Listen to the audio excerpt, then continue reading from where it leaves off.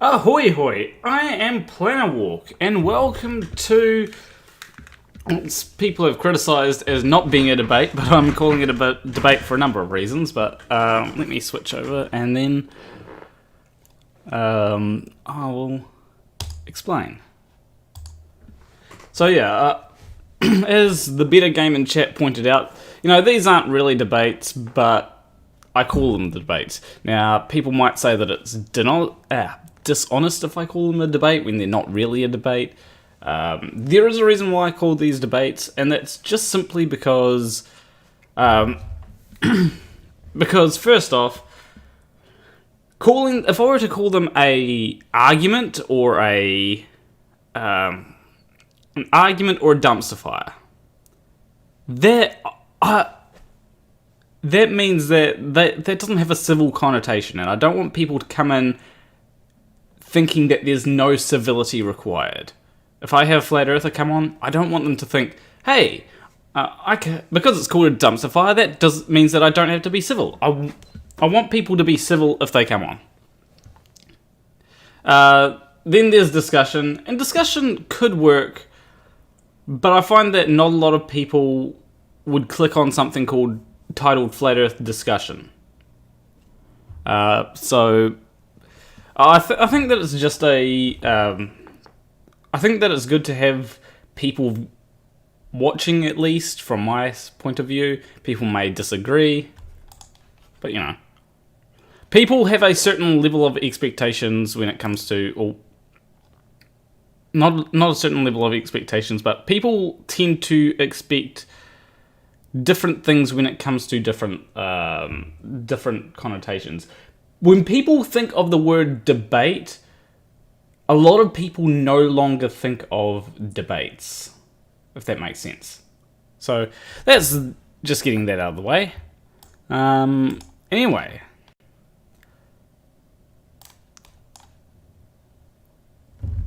How's it going in chat? Hopefully we've got some people that are willing to come on and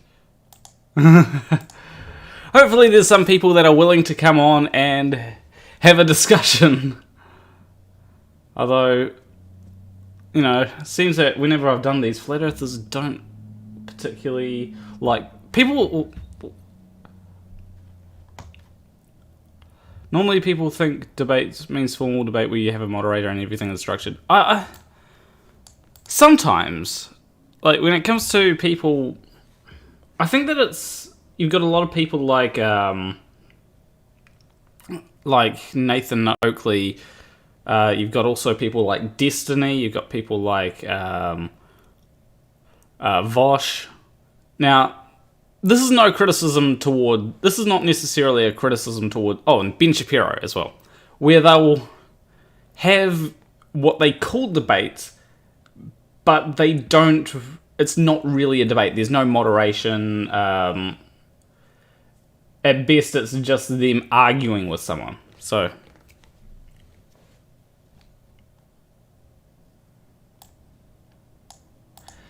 you know. Anyway, that's just my my initial bit out of the way, and yeah, Oakley doesn't do debates, not even discussion. Destiny does do discussions on the streams, but he also participates in structured debates. When it comes to Destiny, he also does discussions which he calls debates, or at least are called debates on... Like, I can go to YouTube right now, and I can easily find...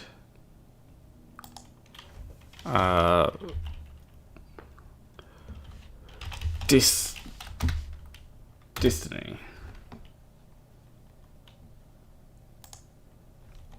We can...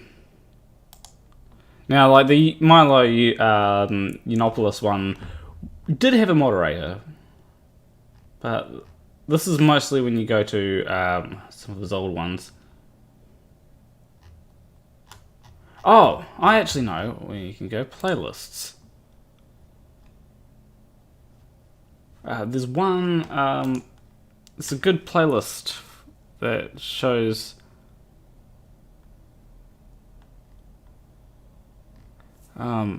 Where it is. Where is it? Oh, there's... I forgot the playlist, whatever it's called. Oh, there we go. Debate debacles. Like, his debate with No Bullshit was not a debate, that was a dumpster fire.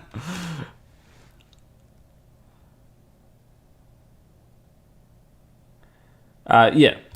And that's why I call it a debate, because when it comes to, like, it's not a structured debate, right? Oh, shit, that wasn't meant to happen. But it's not a, but I'm not just here to simply argue with people, even though that's what it may seem like at times. Oh yeah, No Bullshit is a tard, like, I do agree with that, like, I think that No Bullshit could actually be nominated for Dumbfuck of the Year and actually win.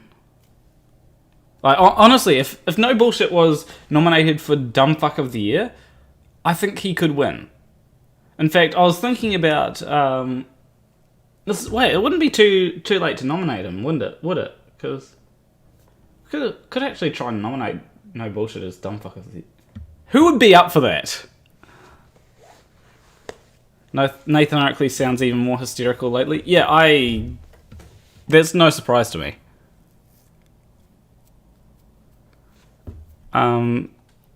Watching Destiny is good if you want to learn to structure your arguments properly.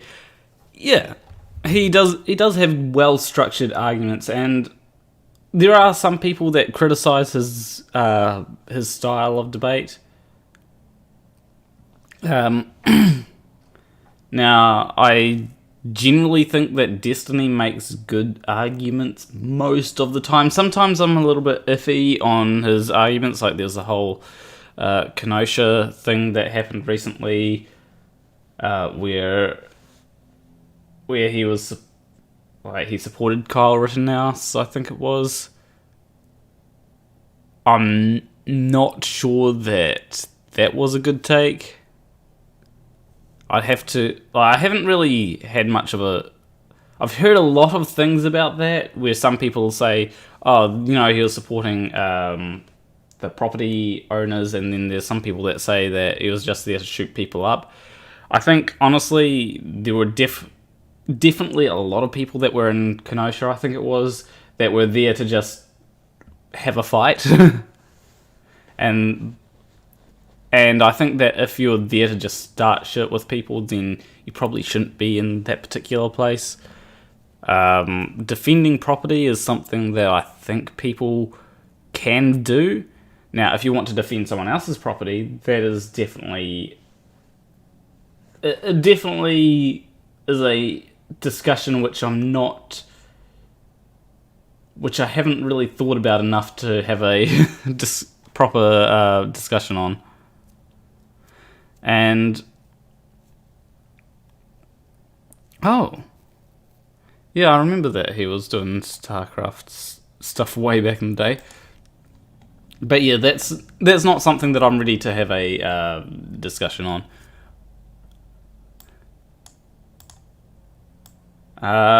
Why is Nathan Oakley going so hard on Simon Dan? Because, and here's the reason why Nathan Oakley is going so hard on Simon Dan. Let's go to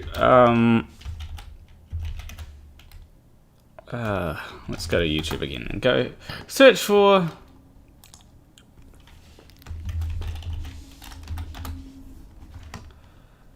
Nathan Oakley. Oh, he's premiering something. Alright, let's go to that literally proves literally shows what I was saying. But You see, when it comes to things, Nathan Oakley thinks that putting Simon Dan in the title will get him more views. In fact, yeah, he's going, wow, he's just been, holy. Now, I understand a little bit about putting things in the title, like, here we go, like, one of his most viewed videos in recent times, 2.5 thousand views, was Simon, 2.8 thousand views, which is above the normal amount of views, right? That's why he was putting Thunderfoot in the title, because he thought that Thunderfoot would get him a lot of views. You know, that's why. Now, I understand that. Now, one of the things that I also know is that things don't last forever. I think that the best way to go about it is just not pay Nathan Oakley any attention, and then he'll stop, or at least will push up the craziness dial. Zero Gold says, "Who's crazier, Nathan Oakley or Vosh?" Oh, Nathan Oakley is definitely crazier. Like, Nathan Oakley is definitely way crazier than Vosh. I think there's no competition there. I think that at the very least, Vosh, you may not agree with some of his things, but when it comes to Vosh, a lot of his, I haven't seen a lot of his crazy stuff. If he has any crazy stuff, if you want to, Discord would probably be the best place to send me crazy stuff of Vosh's. But you know, I just haven't seen any real. Actually, no, that's not true. The other day I was I was watching one of Vosh's live stream, and he ragged on anime. God damn it! So that's definitely crazy. So maybe Vosh, because who hates anime? No, I'm just kidding. No, it's clearly Nathan Oakley. Simon Dan would be better off letting Nathan's business die a long, slow death. That's why I no longer, now I probably shouldn't mention Nathan Oakley by name anymore, because I did, in a recent video, mention Nathan Oakley by name, and, yeah, I mentioned Nathan Oakley by name, but that was mostly because Nathan Oakley is one of the main people pushing the Black Swan image, and a lot of people seem to be reusing Nathan Oakley's arguments there. And Nathan Oakley actually came onto my channel. If someone else brings up Nathan Oakley by name, then, I mean, they've already brought up Nathan Oakley by name, so I don't see any reason to not use Nathan Oakley's name in that case. Then there's also the case of when it comes to I lost my train of thought. Someone else brings up Nathan Oakley. Cheers. I forgot what I was talking about. Something to do with Nathan Oakley. Oh yeah, that's right. Then there's the case of when I last brought up Nathan Oakley by name in a video, it was to tell people, hey, look, this is Nathan Oakley's MO, right? And that's why I brought up Nathan Oakley by name. So Zio Gold said that Vosh thinks Tim Pool is far right. Where's my pen? I must be all the way over there. Oh yeah, it's over there. But Tim Pool, I wouldn't necessarily say that he's far right. I think that he's right in the same sense that Dave Rubin is right. Now, I don't think that Dave Rubin is left. Whether he's right or far right, I'm not sure. Now, I think that it's very much so that a lot of these people that portray themselves as centrists are definitely right. They're definitely right of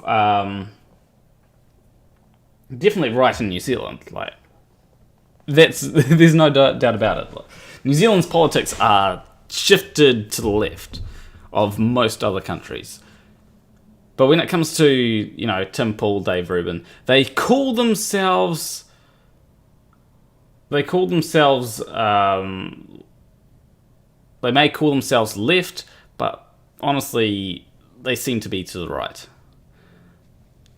Tim Pool is the biggest fencer on the internet. Okay, I don't go out and watch Tim Pool videos, so I wouldn't know much about Tim Pool. But it's just what I've heard that I have to go off. Most of the stuff that I've heard from people is that he tends to criticize.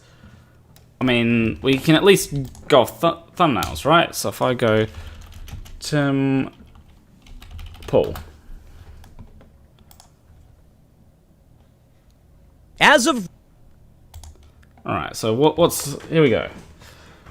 Catching COVID has boosted Trump as new poll has him beating Biden. That's false, isn't... That's just false, isn't it? Media sparks panic as sources report Trump having trouble... Isn't Biden beating... Maybe he's talking about a particular poll. CNN anchor left shocked after New York Times writer warns us. Okay, I don't know. That could be the left or right, honestly. Bunk ballots prove Democrats have corrupted the election. Democrats already begging Biden not to debate Trump again. Like, holy shit! This is right wing. I don't know how else to put that. Like, sometimes there are things that could be left or right, but it seems to be that it's mostly right wing. Especially when it comes to bunk ballots prove Democrats have corrupted the election. Like, this is all the right wing talking points, is it not?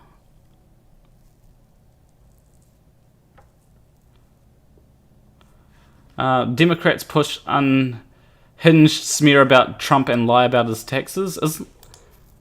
I actually saw a good take on this when it comes to Trump's taxes. Did anyone hear the whole $750 that Trump paid in taxes? Now, one thing that Trump could do is release his taxes, and that would that would be absolutely, because it was New York Times that came out about Trump's taxes. But if Trump were to actually release his taxes, then he would be able to say, "Oh, hey, look, these people saying that I paid $750 in taxes last year. That's fake news because look, I actually paid, I don't know, $100,000 in taxes or whatnot." But he doesn't do that, which actually lends credence. Now, if he does release his taxes, then that would be very interesting, wouldn't it? But he would absolutely... That would actually be one of the...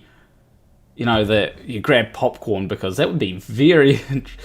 not particularly great when it comes to policy, but interesting and when it comes to the whole dumpster fire that is politics. Yeah, this seems to be pandering to a...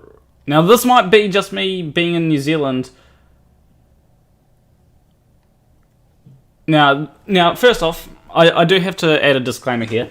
This could be me being in New Zealand and being generally left because of being left of America, because by virtue of the fact that our whole political system has shifted left. But then it could also be the fact that then it could also be the fact that it's what he's put in the thumbnails and not necessarily what's in the video. So the same article proves Trump's paid millions. Just read the article. Okay, I'll have to take a look at it. This is very interesting. This is a stream that started out with me wanting to debate flat earthers, but now I'm talking about different politics things. Yeah, always interesting. Yeah. Oh, Trump taxes.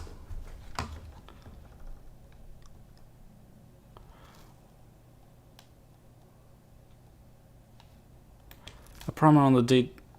What one is it? Was it from New York? That's from something news. Do we have New York Times anywhere?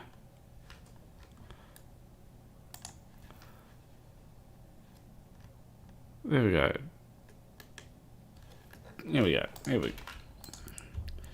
Donald, I think. Oh wait, no, this is a podcast. I don't want to listen to a podcast. God knows that they're going to copyright that. Where is it? Does anyone actually have this? I mean, I can put... Oh, jeez. I can put up this.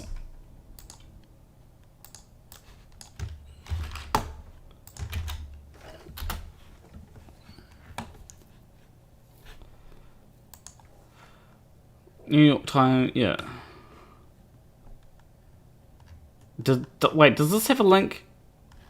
No, it doesn't have a link. God damn it. So it's definitely New York Times. New York Times.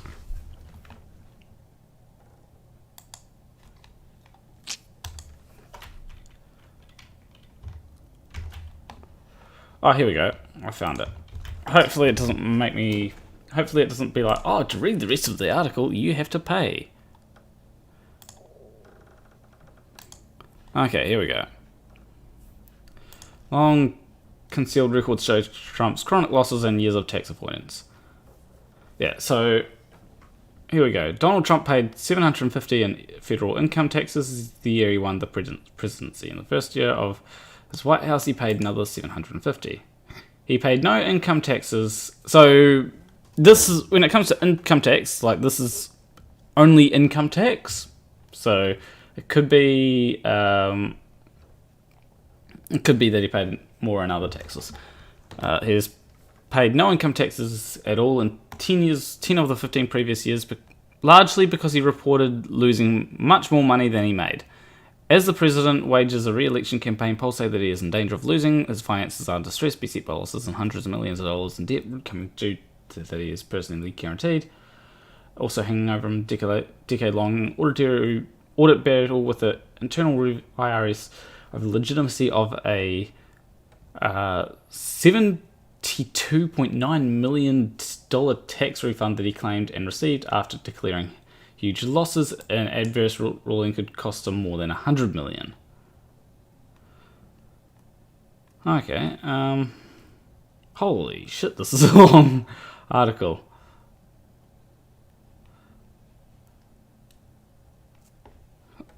Okay, is there any... Do I have to go through this whole thing to...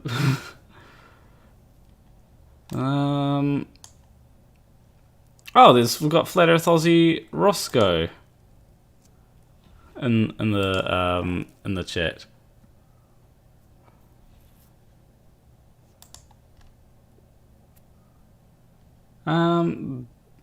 Seems that there's mostly tax audits. Like, is this... Okay. Okay, here we go. So, he reported paying taxes in turn on a number of his overseas ventures. In 2017, the president's $750 contribution to the operations of the US government was dwarfed by the $15,000 he or his companies paid in Panama, the $145,000 in India, and the $156,000 in the Philippines. Mr. Trump's US payment after factoring his losses was roughly equivalent in dollars, not adjusted to relation to another presidential tax bill revealed nearly half a century before, in 1973, that Providence Journal reported that after a charitable deduction for donating his... So he did pay more dollars, but it was mostly in what seems to be overseas ventures, or at least that his companies paid.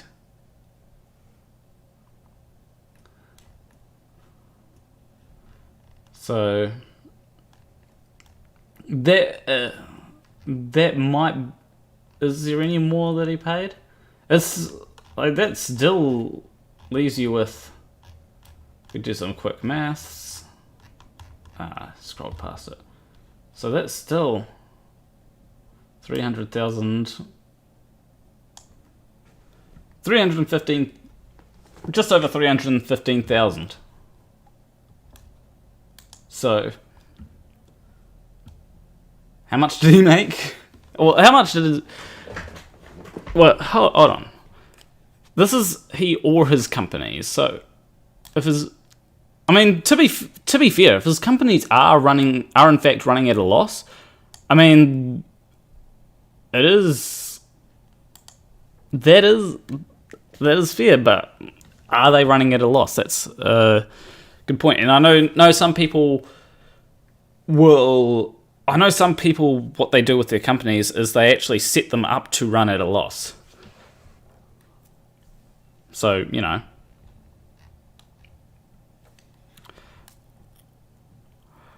Now, Scythe DK says, isn't it fun that Ross is calling me alive for having photos showing the curve of the sea? Photos as you took these off. I know, that is very interesting. I've actually got some photos here which show curvature.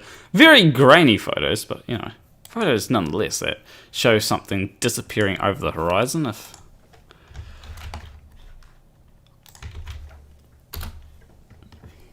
you know, this shows something disappearing over the horizon. At least it looks to, unless you want to argue that it's not.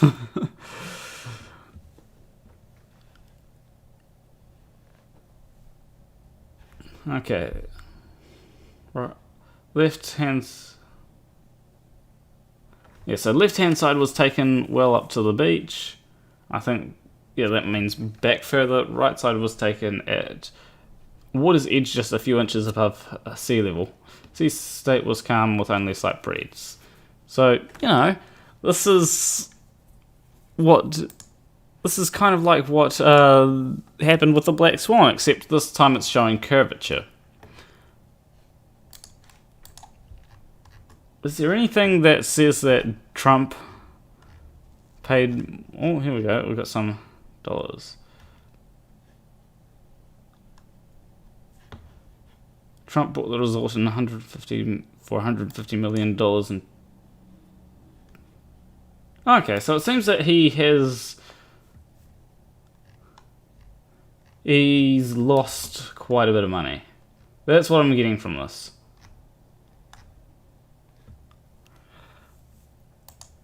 And yeah, so I see what people like Brainy Beaver and Turquoise Laura are saying. When it comes to taxes pay for a lot of different stuff. Like a lot of people say that if you didn't pay taxes, then companies would pay for roads, but then they'd also charge you for paying for using those roads, or they'd provide roads that are particularly advantageous to them, and not roads that are advantageous from a consumer point of view. Taxes pay for roads. So, like, okay, let me first lay out something. Taxes do pay for politicians' salaries, right? But, you know, politicians have to eat too.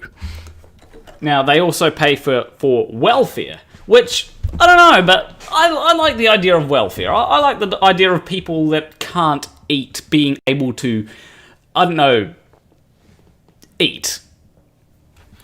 That just seems like a good thing. You know, sure, people will say get a job, but I mean, the unemployment rate is up quite high right now. I think that it's very hard for people to get a job, and for people to have saved in advance for a pandemic, well, you know, and saving is not necessarily a good thing for the economy. Look, saving is bad for the economy. If people save, the economy will crash.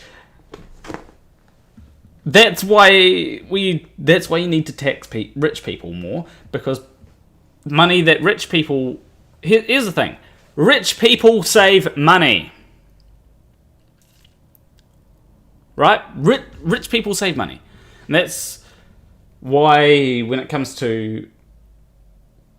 taxes, why it's better to tax rich people at a higher rate, because rich people tend to save more money. Poor people don't save as much money, therefore poor people spend more money as a high percentage of their income.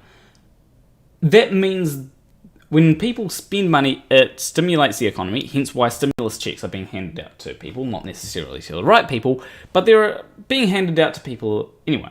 So when poor people spend money, that stimulates the economy, meaning that there's a constant flow of cash, which means that, you know, you got a good economy.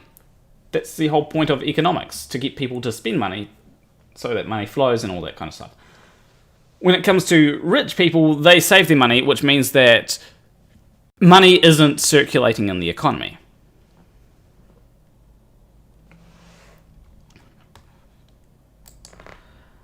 Some people say taxing only the rich would break the law, as everyone should be equal to the law. Well, here's the thing when it comes to taxing the rich. When it comes to taxing the rich, it's always possible to be equal. I mean, when it comes to tax. So let's say that, well, I am in full support of, you know, tax, let's say under $10,000. Any income that you earn under $10,000 isn't taxed. And then having a progressive tax system that after every certain amount, you get a bit more. Now, I think that this kind of tax system is equal, because everybody earning over a certain amount would have to pay a certain amount. Now, when it comes to certain laws, or when it comes to certain things, you know, when it comes to tax, you can change your tax bracket by not making as much money, right? Poor people don't have this luxury. So I don't necessarily think... Well, not all poor people have this luxury. There's certainly some poor people that could probably be richer if they wanted, but rich people tend to have the luxury of being able to go down and... what's it called? Go down in tax brackets.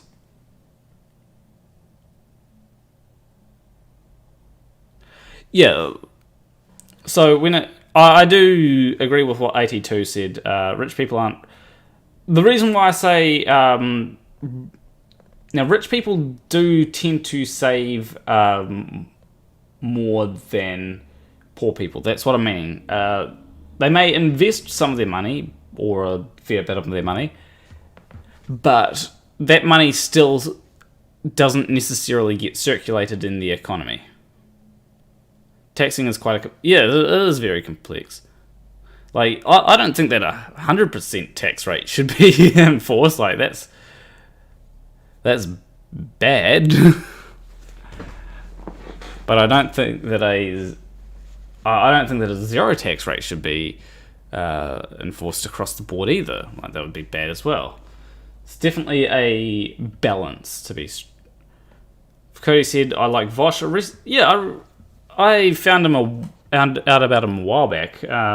Definitely went through some drama when I first discovered him. Like, there were some things that he said about trans people, which I can't remember the exact clip.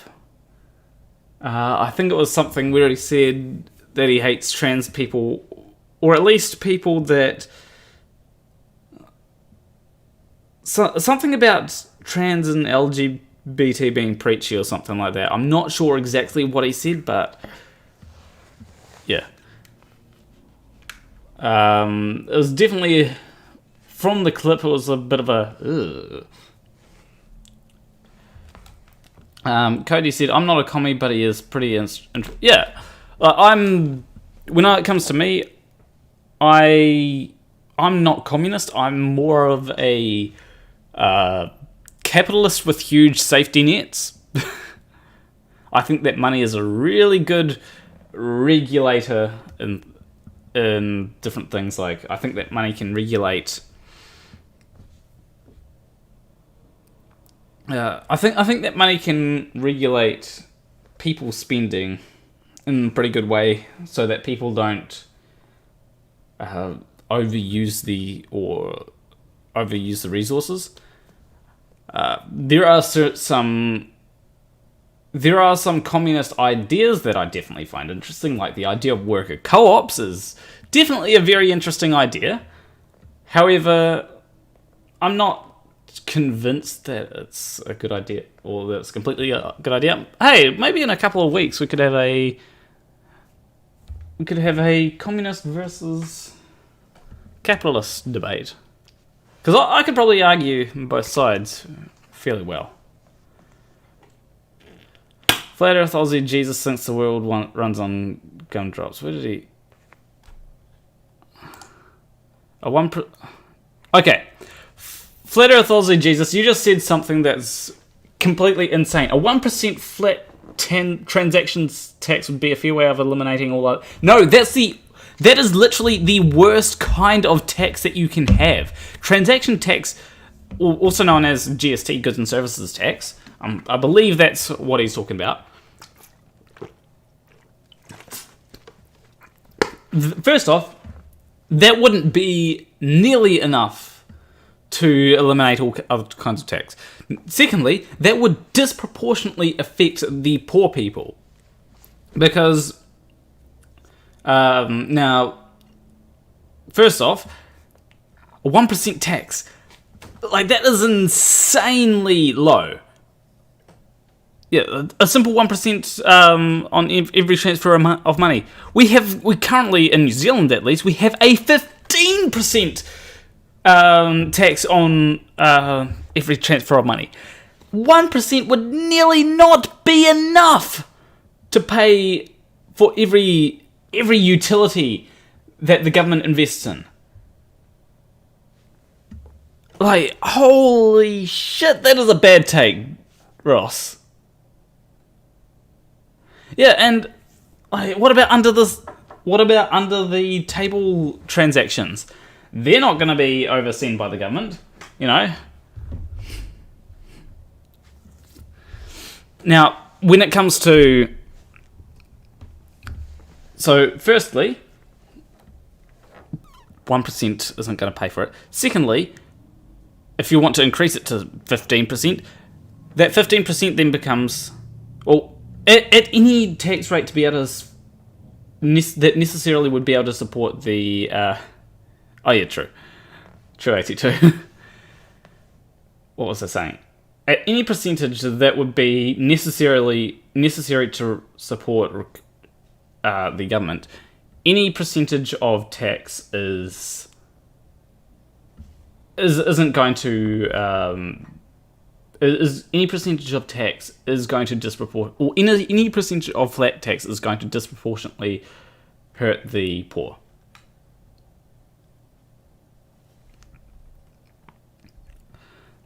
Flat Earth Aussie Jesus is pushing for the Big Brother digital system.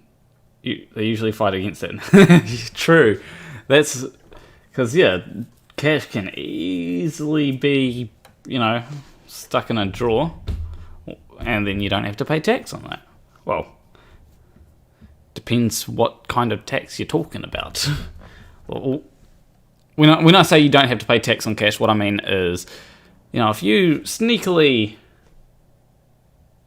put some cash, like, just say you run a business and your business deals 50% FPOS and 50% cash, you can easily just, take a bit of that money and hide it off somewhere, and technically you don't have to pay tax on that, because you just siphoned a bit of money out of your business. That is illegal. I'm not advocating for that, but I think that's what a lot of businesses probably do, or at least a lot of large businesses that can make a few $1,000 go missing without any problem to the shareholders. Taxing all transactions will drive the business to take the Tesla path and gobble up the whole stack from the raw materials through to the final product. Thus, you end up with a set of monopolies. Yeah, like, when it comes to, just taxing all transactions, right? One of the issues with taxing all transactions is that poor people will objectively pay more in tax. Right? Poor people will objectively pay more of their income in tax. That's the a high percentage of their income in tax. That's why income tax is a thing. Rich people don't necessarily have to pay don't necessarily have to buy as many things proportionate to their income in tax. Some of them do. Like, you've got poor people that will spend every dollar they earn on and live just within their means, right? And then you got rich people that are 5 times richer that earn this much and will pay this much, right? Just within their means, which is a stupid idea. Don't get me wrong. The 1% should be voluntary anyway. No, that is a bad idea. Because then, holy shit, this is bad. Having voluntary tax is bad. The reason why it's bad. No, those are all US right-wing talking points. What people living with... No, there are some people that live within their means, right? Which is a bad idea. You shouldn't live just within your means. But then you can always live, like, there, right? If I... let me use this flight chart, right? As a example. If you... Let's say poor people live... just say you have a poor person that gets this amount of money, right? Generally, they'll pay something around here in general expenses, right? Whereas a richer person might get here, right? And then, a rich person might get here. Now, they can comfortably pay this amount in money. Now, generally, you'll find that they'll pay on general expenses. They'll pay something around here because they'll want to live in a fancier place because they're richer. They there's generally other expenses that they'll pay for when they're rich. Now, bad idea if you're living up here to pay that amount in money.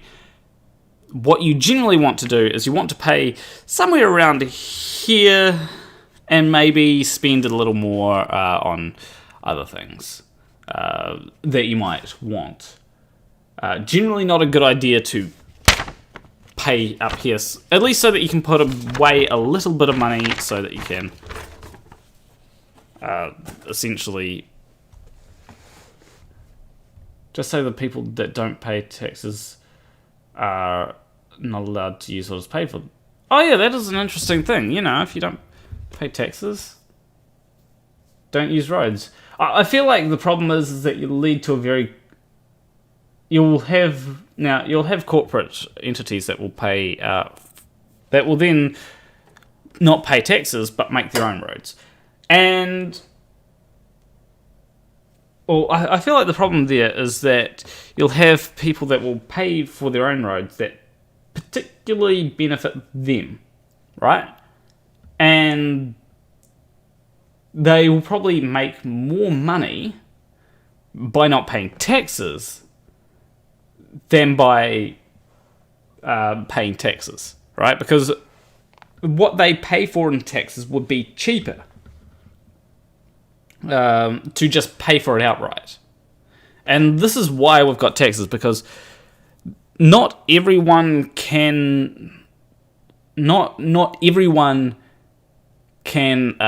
pay for. There's certain things that we don't use. Like, let's take healthcare, for example. Not everyone needs healthcare. Now, most people at some point in their life will need to use some form of healthcare. But not everyone is constantly using healthcare. And that's partially the reason why some people prefer the insurance, or prefer insurance companies rather than paying a little more in taxes, is because they think, well, I'm not always using healthcare. But the problem is that there are people that do use healthcare a lot more than the standard person. So paying a little more in taxes is beneficial to them.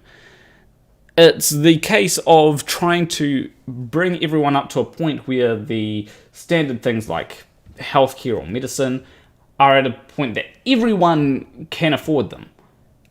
Whereas some people would rather have more money at the end of the day, even if it's unfairly hurting someone that can't quite pay for their medicine. Because, who wouldn't want a bit more money at the end of the day? When it comes to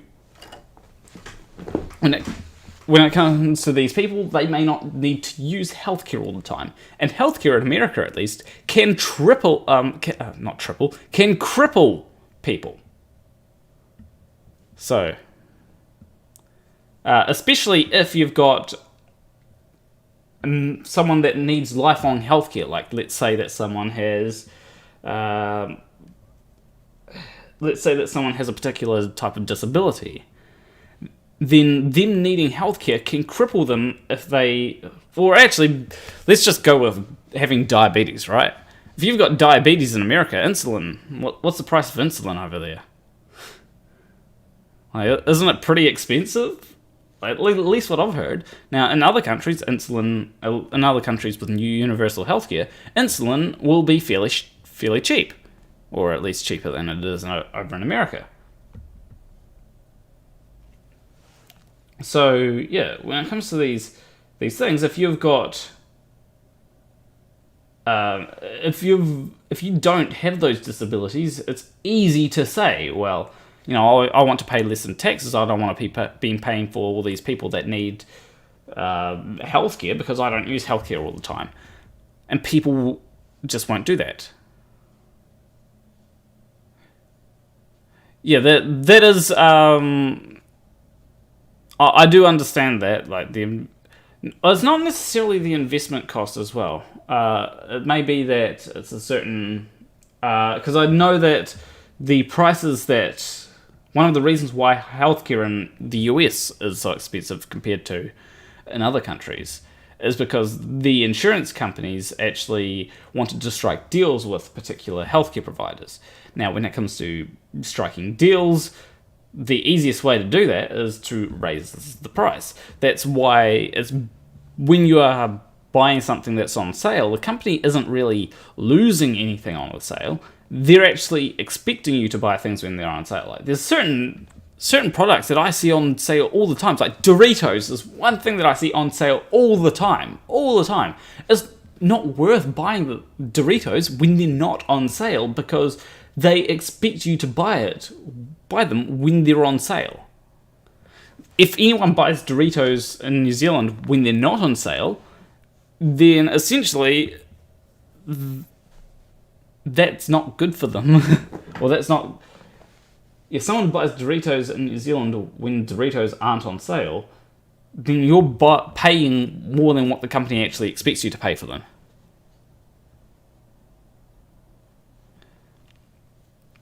Yeah, like... I think that there's probably a way that the US could do it. I just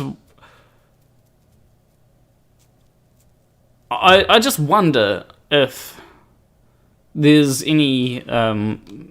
I just wonder if they make any profit off of other countries. But then you'd expect the prices to come down if it's just paying off an investment, wouldn't you? Pharmaceuticals generally spend 2 times more on advertising than R&D. So that means that when it comes to... That means that it's more of the But what if we just eliminate pharmaceuticals advertising? That would drive the price down. I think that's actually what we've done there. Flat Earth Roscoe says that he doesn't go into surgery. Surgery is good for people, generally. One problem is that the healthcare needs differ person to person, and left-wing groups in the United States ignore that, thinking that everyone should be on a one-size-fits-all playmaking. Well, I think that what happened... okay, so healthcare does need to differ from person to person. I think that's obvious. I don't think that any...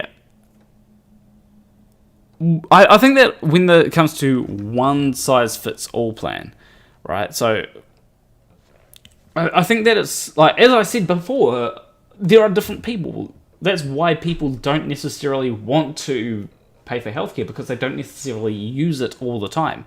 So when it comes to healthcare... When it comes to healthcare in the United States, when it comes to healthcare anyway, I don't think that healthcare can be managed with a one-size-fits-all thing. But that doesn't mean that you can have... That doesn't mean that you can't have universal... And I'm confused about the one-size-fits-all for healthcare. Like, if it's health plan, then how can we not have a single health plan? Because a health plan would be, at the very least, the payments, right? I'm confused what people would mean by one-size-fits-all health care if you're talking about the different things that people go through, But actually, I think I might have worked it out. Are you talking about just put everyone on not copium, opioids? Because that would be a bad idea to put everyone on opioids, and that's one of the reasons why there's such an opium addiction in the United States. The US consumer pays the high drug price to pay for the research. The rest of the countries threaten to steal the drug if they don't get a price break. Wouldn't that be a good idea to... wouldn't that be good reason to, I don't know, nationalize... Is that what it is? Nationalize the the pharmaceutical industry? Maybe. But then I'd have to look at... Hold on, let me see. Price of insulin over time. All right, let's just...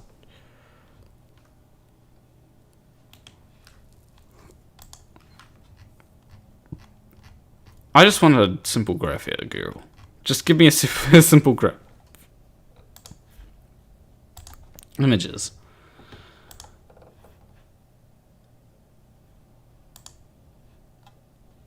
Okay, so it seems that I don't think I can trust... this is a problem with... this looks like a more reliable one. It's from Vox, so...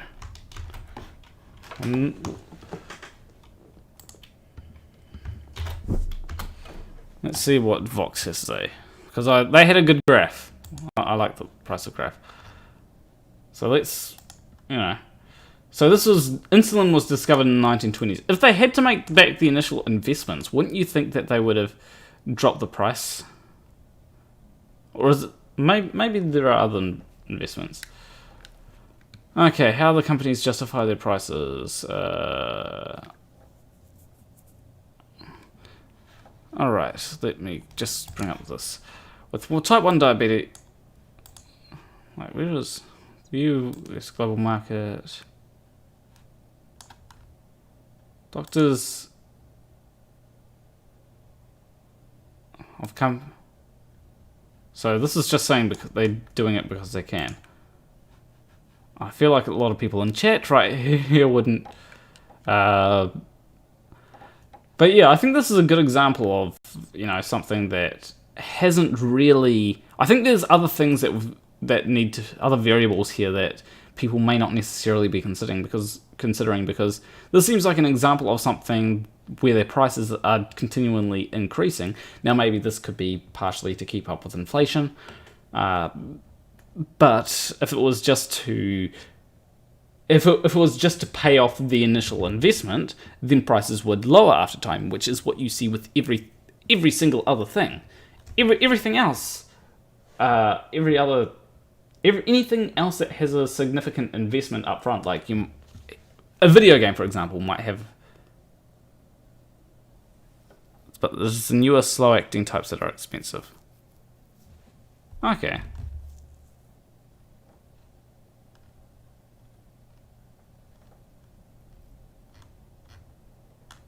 Maybe Vox is too liberal.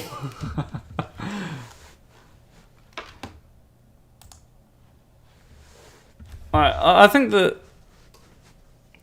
one of the ones that I've actually heard of, right, was when there's this guy that bought like an AIDS patent or something,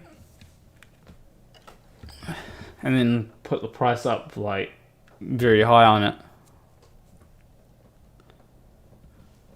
And I know that was definitely an example of someone being like, okay, I'm going to buy the patent for this and then charge an absurd amount. Oh yeah, I know that Vox is sometimes idiotic. That's why I take whatever Vox says with a grain of salt, honestly.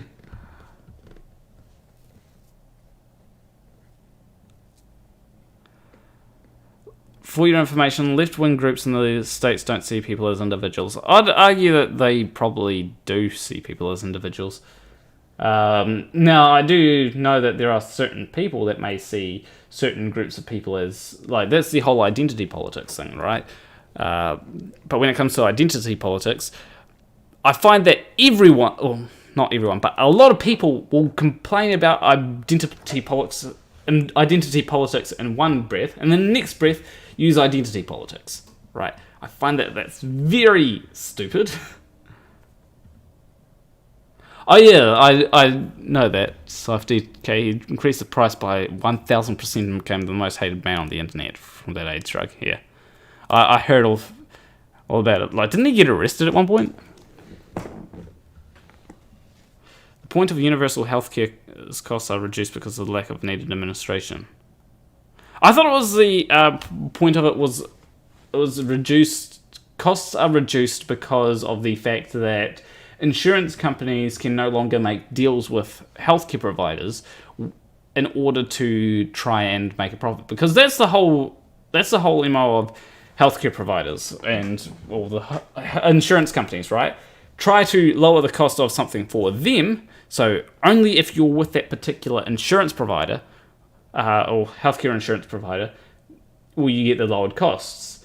And it basically lowers costs for the healthcare provider, the insurance company, right? And so they can go, well, if you go into this hospital, you know, we can cover you because you're going to that particular hospital.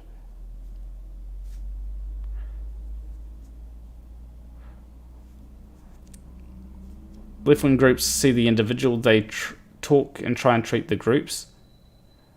Well, I find that... Now, I may be a little bit inundated with politics in America, but I find that usually when they're talking about identity politics, like, there are certain things, like, there's a lot of people that will say... that will talk about it, oh, you're black, you must be poor or something, or white people should have to pay more than black people, or something like that. But when it comes to when it comes to a lot of what I've seen from left-wing people, they try and take on the systematic.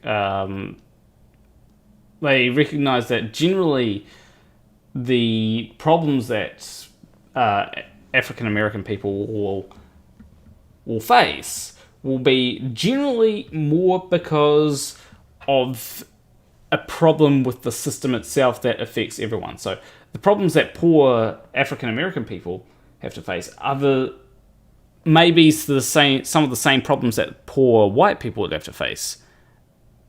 Now, if we try and work out what's causing these, we annihilate both of them. The vocal heads from each side hate it when you point out that an individual doesn't fit. Okay, so yeah, sometimes an individual wouldn't fit, right? But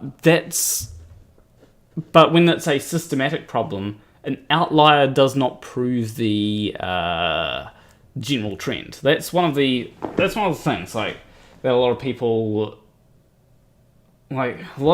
will. So you might point out that African American people tend to be impoverished due to things that were restricted, things that were placed on them earlier decades, right? They tend to have less income and all that kind of stuff.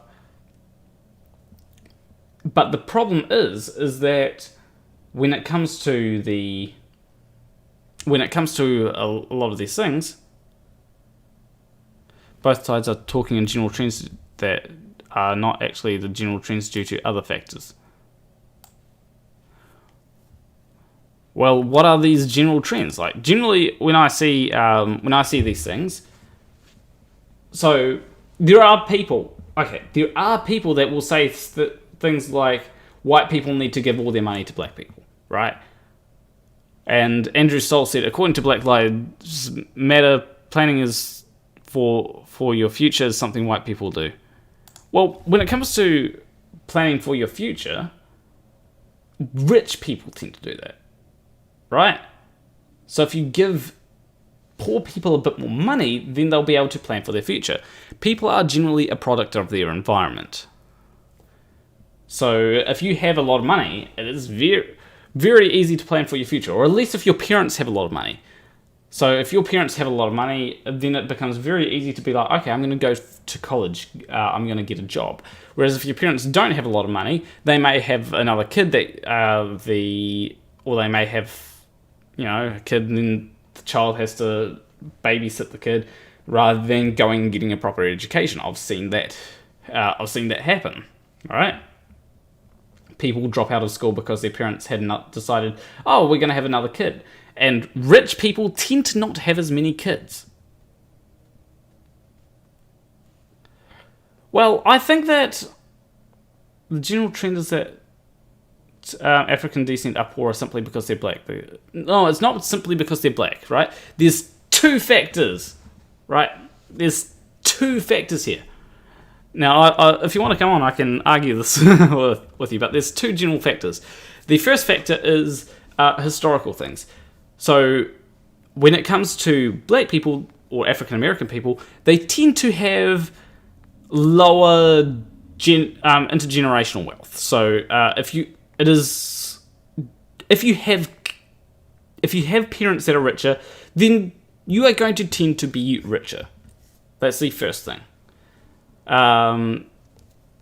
The second factor is these two factors play into each other, don't they? Like, you've got the if your parents are richer, you're probably going to be richer. The second factor is that black people in the United States, how long has it been since Jim Crow, right? I think it's Jim Crow. It hasn't been all that long. So a lot of black people that were impoverished way back are going to be impoverished just a few generations back, are going to be... Throwing money at poor people is not going to fix or change their horrendous fiscal habits. But a lot of the horrendous fiscal habits could be just because they are poor, right? So I don't know what these horrendous fiscal habits are. Is it just living within their means? Is it having kids that...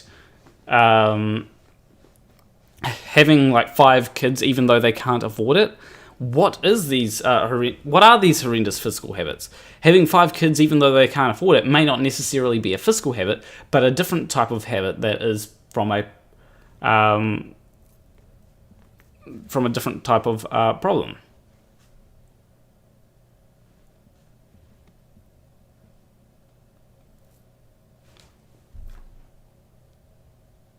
That there's... Now you could say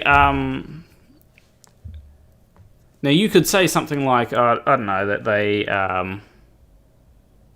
making poor choices that increase their fiscal burden that they can't support, thereby starting a debt cycle.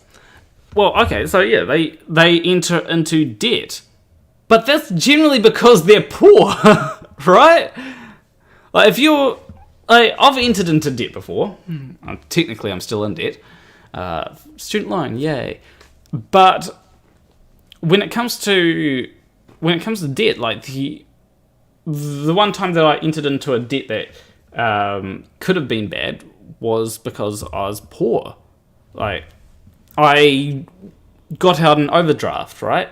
Now that was the best type of debt that I could get because I was actually able to haggle the banks down from $1,000 to $500 overdraft, thereby reducing the cost on me. But, you know, that was better. And as soon as I got out of it, it wasn't too hard to get out of that. I immediately shut that overdraft. Haven't had an overdraft since. Now I've still got a student loan. But, you know, that was... Yeah, like what SMLBST small said, poverty is almost like a positive feedback cycle. Something needs to break it, and it's usually something dramatic. You know, people may get a credit... Now, a credit card is a bad idea. Because generally it's giving you money that you don't actually have. That's why it's better to have a debit card than a credit card. But a credit... A lot of these things that poor people do tend to be because they're poor. If they have now you may have problems that you may have a fairly wealthy family do something that that's stupid or financially irresponsible, like get into an insane amount of debt, and that does happen. But the trend tends to be that poor people do that because they're poor. And when it comes to the when it comes to these rich people that do it, it's generally an outlier on it. Well, to give a couple examples here, Oh. How many people who win the lottery for the jackpot actually end up back in the same or worse financial situation within 10 years? Okay, that is a good point. But a lot of that is likely due to them It's their habits. At that point, it's not a matter of the amount of money they have. It is entirely their habits. Well, I think that it's likely due to a couple of sociological factors there. So I probably shouldn't use that because using that particular terminology will probably come back to bite me. But when it comes to when you have a lot of money, it is like a lot of people will live within their means. Right, will live just within their means. So if you have, and a lot of that would probably be especially true for a lot of poor people. They'll feel like they can usually just live within their means and not have to worry about any repercussions later. So a lot of poor people will, when they win the lottery, they'll then end up, their means will increase way further than they ever need. Way further than they ever need to, right? And then they spend way more than they ever should, and therefore, because the lottery is just a lump sum injections. Well, it depends. So the U.S. lotto system, you have two options. You have the lump sum or the annuities. But even then, you have people making poor choices because of their poor preparedness to actually manage fiscal things. And that's where they start the spiral and don't recognize how to get out of it. And that's where simply throwing money at a problem like that may help some, but the amount that it's actually going to help is going to pale in comparison to the people who are going to initially look as though they have a bump, but then be right back where they were or worse because of their own lacking of knowledge and change of habits to keep them on a positive trajectory. Well, that's when I think it needs to come down to a sort of double.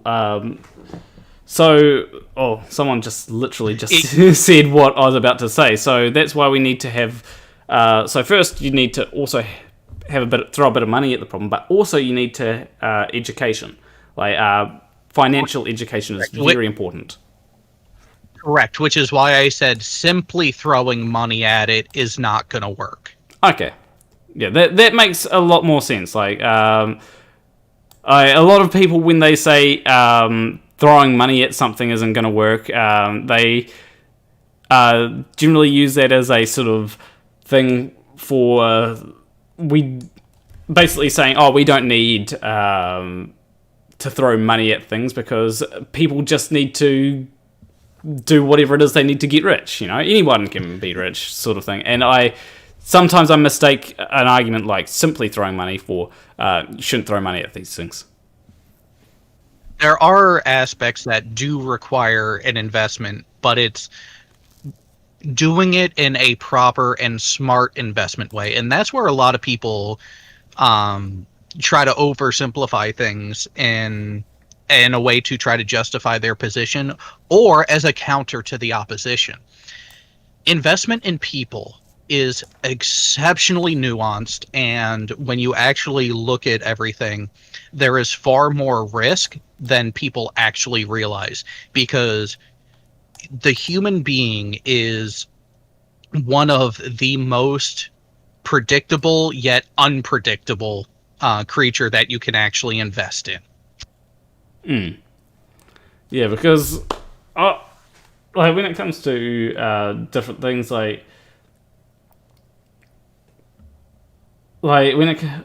can say that there's different investments. Like you could have an investment in a a property or something. But if you invest in a person, it's not necessarily going to be that they make your profit. Depending on how you invest in them and all that kind of stuff, because it might be that you invest in someone, let's say that you invest in someone that's trying to start up a business, their business could fail in it, whereas if you invest in a house, at least in New Zealand, you're going to make a profit. It depends on how you invest in that house.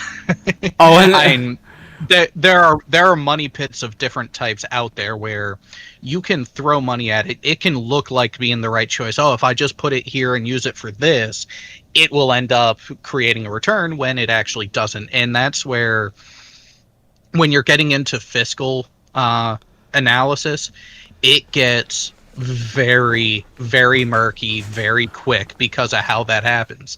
Now, there are some fundamentals that actually are very simple, that actually are beneficial in a certain number of things. Now, I'm not religious, and this person that I'm about to reference is very religious and actually puts it into a lot of their teaching materials, which, if I can stomach it, anyone else can. And that's Dave Ramsey, where he recognized and attacked things that started out in the home, with the habits in the home, that if you can't pay for it in cash, do you really need that item, or is there a cheaper alternative that you actually can afford to hold you over until you can afford that next higher step? That's a fair thing. Like, I actually getting a bit of cash out on the wallet here. Like, I pay for most things in cash, even though it's probably not the most sanitary way of paying for things these days. Now, I think I have exactly $10 here in my wallet, which is essentially all that I use for anything that's in my wallet. Now, I've already done grocery shopping these days. 50 cents for a loaf of bread, that's cheap as. But yeah, there's about 2, 4, 5, 6, 7, 8, 9. Yeah, there's exactly $10 in my wallet. Now, I make sure that I use cash for everything, because here's a tip for anyone out there. You don't necessarily... It's very easy to not check your bank account and keep on spending. Very easy to do that. Hence why I always use cash. Now, there's a couple of other reasons why, but that is one of the primary reasons. And I've actually noticed that since using cash, I've had a little more money in the bank account. Just a little more, not a whole lot more, but, you know. Because, you know, I don't... I can basically, when I go into a store, say, well, I've got $10 in my wallet. I'm not going to use any more than $10. Yeah, and that's the thing, is a lot of people who end up in these negative self-perpetuating spirals aren't keeping track of what they actually have, what can they afford, and also have poor prioritization methods as well, which only further inhibits being in a proper and correct fiscal management standpoint of what they have. Yeah, like I do understand that. I think that sometimes though there are other issues, like when people are in sort of in the cycle of poverty, it's very hard to break out, and I think that needs to be a way. I think that it's when you're in that poverty cycle, it's very hard to go, okay, this is how I'm going to break out, like, and sometimes it can be nearly impossible to break out. Now, I don't think that in America, do you inherit debt? Are debts inherited, or is it just? It depends on the situation. Like, say if one of my parents or both of my parents were to pass away and they had outstanding debt, it would be passed on to the estate, not necessarily each of us surviving kids directly. It would remain with the estate, but it would be one of us kids or someone else who is the executor of the estate and would then be responsible to figure out how to deal with it with the lending company at that point. Okay. Because I think that inheriting debt is a very bad thing to, like, just bad in general. And I think that if that was a thing, it would... I think that... Jeez, I think... Something's distract me. Anyway, but when it comes to inheriting debt, that's just bad, because that does reinforce the cycle of poverty, and quite often it is where you end up in life is very. I think it's highly related onto where your parents, where you start with your parents. So if you have rich parents, you generally tend to do well in life. If you have poor people, then you generally poor parents, then you generally tend to be poorer, do worse off in life. Well, and I do understand that and don't disagree with that, but part of it is not just the fiscal wealth that is passed on or debt being passed on. It's the habits that led the prior generation to get to that state. But at the same time, you do have the uber rich who fail to pass on. So you have their kids and subsequent generations inherit a lot of wealth and then piss it away. Yeah. I think that for a lot of things, though, trying to get everyone up to a certain baseline, because I think that education is probably one of the biggest things that can help people. Like education, honestly, if you want to invest into something, invest into education, because that would be the thing that I think would help a lot of people out in the future. Oh, I completely agree. The investment really should be in education and reinstilling that sense of personal accountability and responsibility in your situation. Because if you actually listen to random everyday people who are in that lower segment, you actually get a lot of polarization from the political side where blame is being deflected just immediately, like a knee-jerk reaction. It's not my fault, it's because of the system. It's not my fault, it's because of this asshole in power. Instead of actually taking stock of where they actually are and what avenues they have available to them, and not ignoring avenues simply because, well, that's too hard. Well, I think that there is a certain kind of level of the system in some areas, like when it comes to. And again, this goes back to once you include the human element, it all goes to shit. Definitely, I think that when it comes to a lot of things like black neighborhoods, for example. You've got a lot of people in black neighborhoods that might end up in a gang because the easiest way to get money is to join up with a gang, because the gangs tend to have a lot more money than the average population in these neighborhoods. And I think that one of the things is that you've got a lot of people, or I think that when it comes to these places, one of the best ways is probably to essentially go into these neighborhoods and try and essentially help with things like education and make opportunities that don't involve people having to go into a gang, essentially. And then you've also got the things with the historical things with redlining and all that kind of stuff. It'd be like saying, looking on the outside of I don't know. It'd be like you and me saying, well, the Nazis shouldn't have, people that went into the Nazis in Nazi Germany shouldn't have been part of the Nazis, right? They should have just, Oh. You were watching my Twitter earlier, weren't you?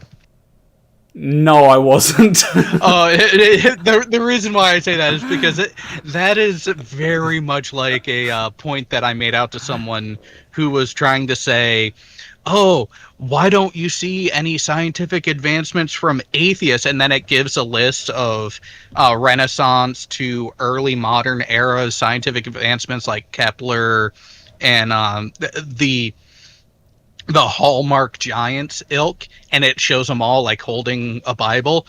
And I made the comparison of, claiming to be a Christian in the 15th to 19th centuries is really comparable to being affiliated with the ruling political party in Germany in 1943. It's all about preservation and not what you actually believe. Yep, exactly. Because when it comes to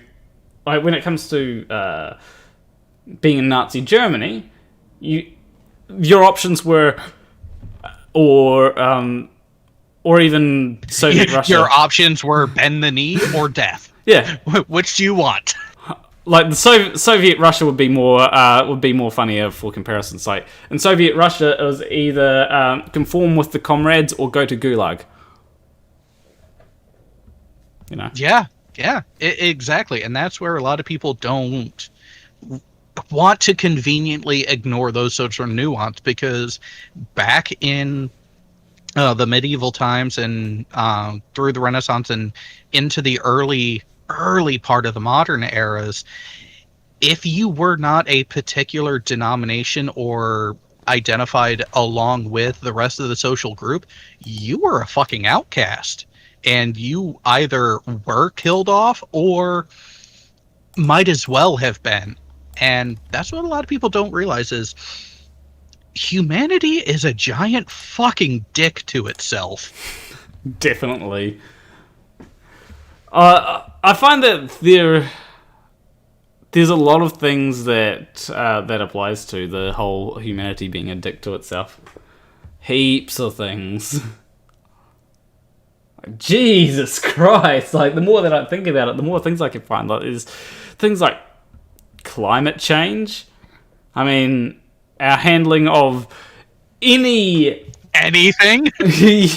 Yeah, like the pandemic that just happened is a big example. Like, could have we prepared?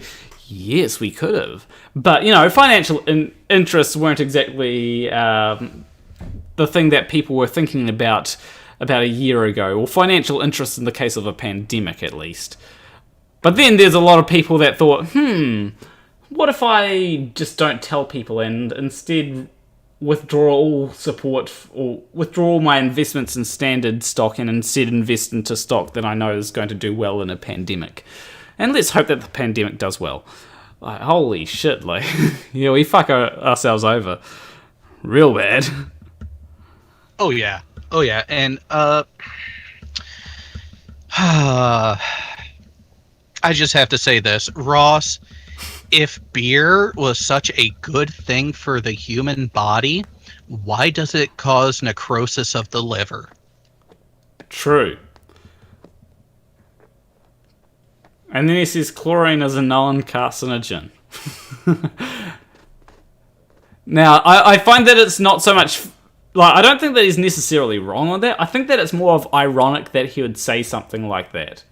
Like saying, chlorine is a non-carcinogen. I mean, isn't there problems with beer that can cause, I don't know, cancer? I'm not sure if beer causes cancer, but I'm sure... alcohol, in excess of alcohol would cause some sort of cancer, wouldn't it? Yeah, a carcinogen is an element or component that has been shown to have a direct link to causing a type of cancerous growth, which is a malformed reproduction of cellular activity. Yeah. But so by that definition, guess what else is a carcinogen? Oxygen.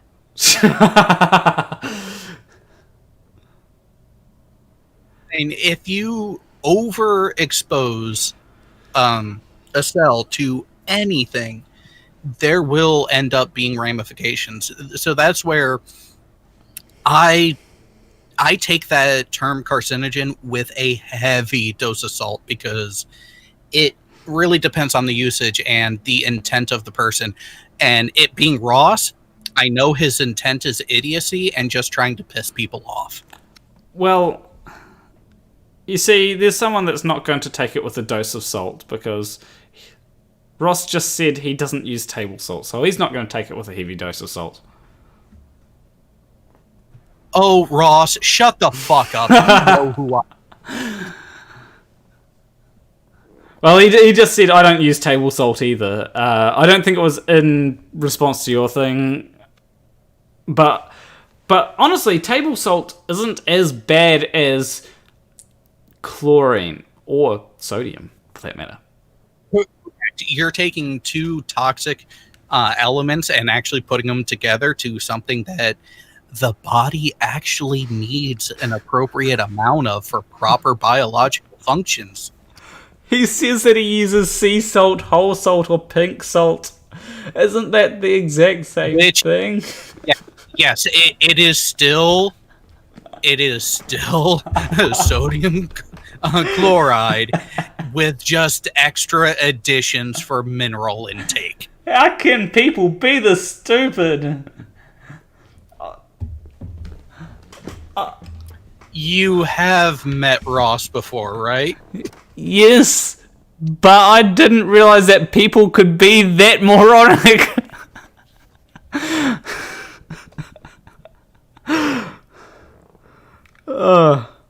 So hold on. I just saw Scythe DK say sea salt is NaCl. Pink salt contains much more iodine than table salt. Is that true?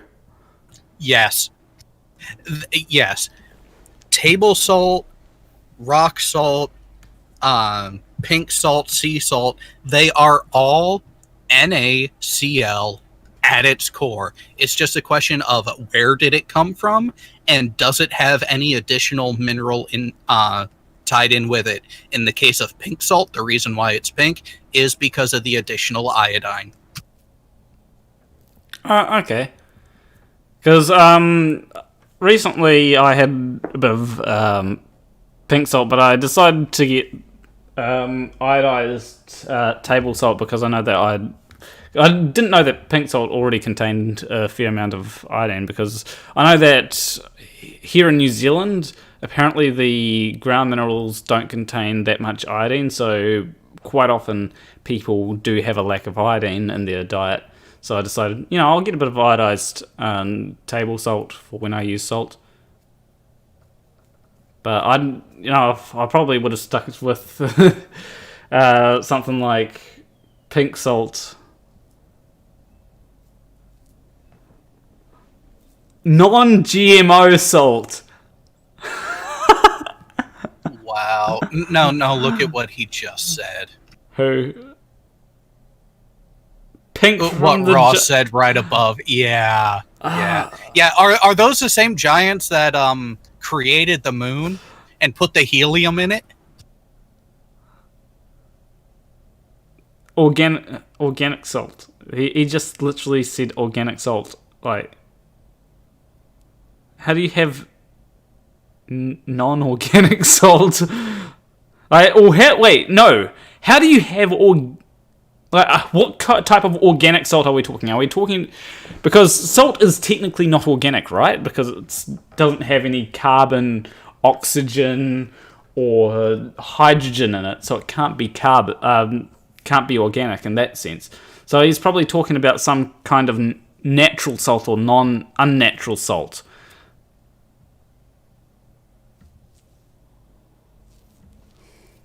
And he's probably thinking, okay, well, if something is natural, then it's organic.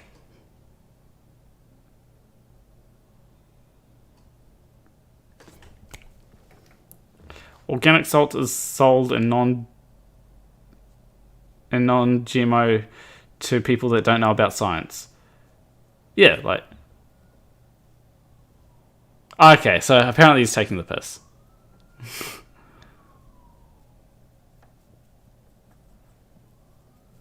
But at least Ross can see... Where did 82 disappear to? At least Ross can sometimes see that... sometimes see some... when things that he's saying might be a little bit stupid. Sometimes I say things that could be stupid, like when I said... what salt isn't organic? That was something that I said that was stupid. But then I immediately realized, wait, no, organic means that it has hydrocarbons or... although I didn't initially think of hydrocarbons, I initially thought of carbon, hydrogen, and oxygen. But still, saying that pink salt is different to table salt... it is technically a little bit different, but it's not all that different, right?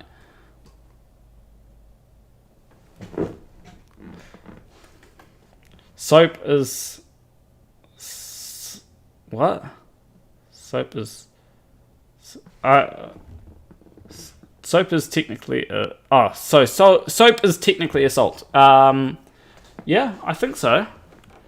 Because, well, actually, when it comes to science, or when it comes to, so why isn't Ross debating? Because he didn't decide to come on to the stream thing. But when it comes to soap is actually a base. So when bases react with acids, I think. Is it acids? No, when bases react with metals, it becomes a salt. Did you know bar salts is 50%? Wouldn't surprise me. Yeah, when bases and acids react with metals, I believe that creates a salt. Because I know.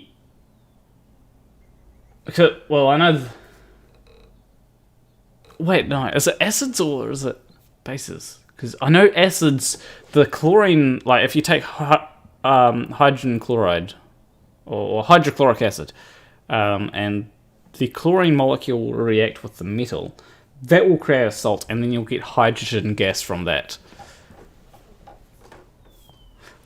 By the way, hydrogen or hydrochloric acid is my go-to thing when it comes to chemistry, because that's the main acid that I know about. And it's very simple, you know. Like if you were to have sodium react with hydrochloric acid, you'd literally get table salt.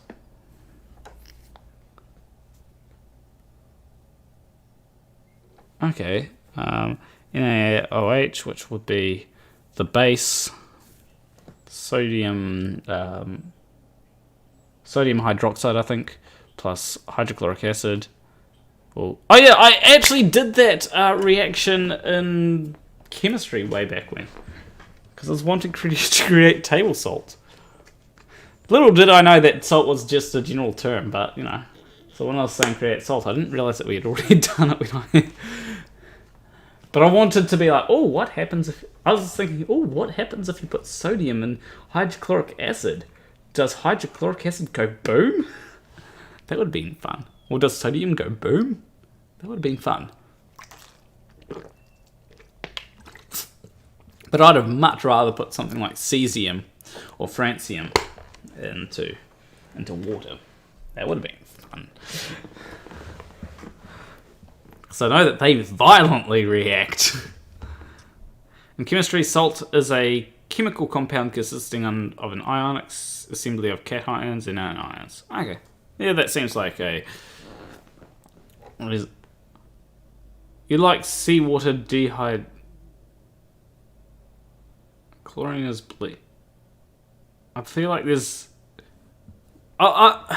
Okay, when it comes to what Flat Earth Ozzy Roscoe said, he likes seawater dehydrated. What do you mean by seawater dehydrated? Salt with whale sperm. Okay, fair enough. Okay, so Multi-Tom is in the chat. He's a Flat Earther, but he won't debate me. Why? Why not? Because he thinks he's better, but he's just begging for attention by making a comment like that. Ah! Oh yes, those people that are all like, you know, I'm not going to... Oh yeah, trying to play hard to get. We know you're a little bitch, Tom. You don't have to display it like that. I remember that one time when he came on, or not came on, but he came into the chat and was basically like, said something like, I'll only debate you if you give me 50% of your super chats. It's like, no. Wait, you mean he actually showed his true intention to you? Wow. Yeah, it seems to be something that some flat earthers say, oh, I'll only debate you. Like, I can't remember all of their excuses, but you've got people that say, I'll only debate you if you give me half of your super chats, or I'll only debate you if you turn off super chats. which because they don't want globe earthers profiting from their stupidity. Sorry, but they do know that you can turn off super chats independently of monetization, and you can always turn monetization back on after. Yeah. Like if I go to You know what? I think Ross might agree with me with this one. We need to ban all dihydrogen monoxide because everyone who comes in contact with it dies. oh yeah, there's actually something that I've found that Ross might actually. Oh, you can always come onto this. Like all you have to do is go into the debate lobby, Ross. And in my Discord, there's a link in literally a link in the description of. Just in time. What the? I don't know. Okay, I'm glad someone out there got it. Dihydrogen monoxide. Look at True Rex Gaming. Yeah. But there is the hydrogen hydroxide that is definitely something that we need to ban. I support banning hydrogen hydroxide hands down. Oh yeah, that actually is some dangerous shit. So give me a few seconds. It's going to be way back in my memes. Probably like a year back in my memes.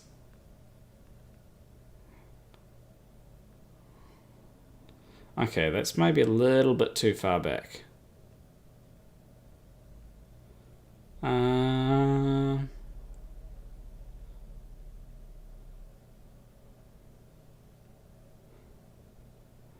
We're now in 2018. God damn, what kind of meme archive do you have on that thing? Well, I've got to be very careful. Oh, wait, no, I don't. Don't worry. I was about to say I have to be very careful where I click as well. So rather than pointing out why he would intelligently disagree with my statement there, he's going to disagree on principles, which just goes to show he has fuck all of a clue of what I said. Okay, so I found a meme that looks like I'm in the right area.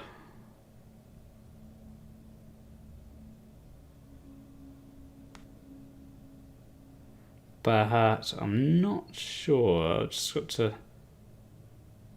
Like, there's a meme about setting the record straight, and it said different things about formaldehyde and all that good stuff.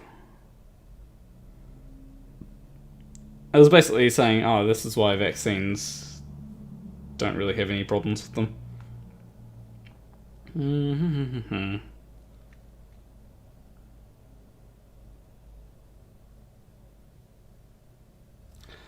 No, I think I've got to go a bit further back than that. Oh, we're back at... I just saw one of the most cute questions in the chat from 36. Okay, all jokes aside, no kidding around. Do you actually know what dihydrogen monoxide is? Is he asking Flat Earth Aussie Roscoe? Yes, he is. I think Flat Earth Aussie Roscoe is... I think he does have enough... I think he's probably heard it enough that he knows what it is by now. If he was actually an honest interlocutor and paying attention, he should, yes.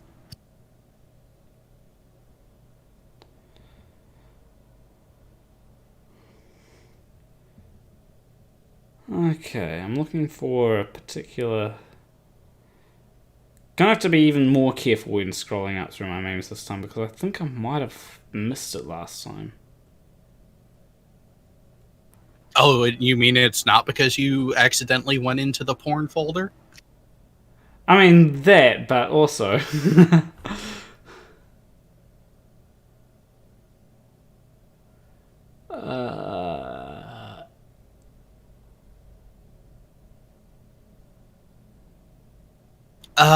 Yes, the functional alcoholic at his finest. I was getting a beer so I can enter the debate. So you gotta be intoxicated to be a part of a discussion. No wonder why you're such an asshole.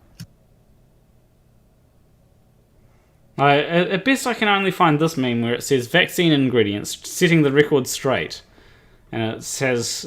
I know it should be around this area because that's around about the time when I...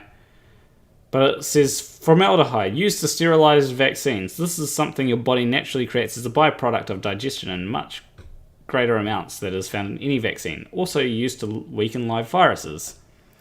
Thimerosal, or mercury. Thimerosal, an ethyl mercury that is, unlike its highly toxic cousin methyl mercury, is filtered from your system within 24 hours. Used as a preservative in adult vaccines only. And I believe it's actually only in the flu vaccine at this point. Then aluminium. And yes, the meme says aluminium, not aluminum.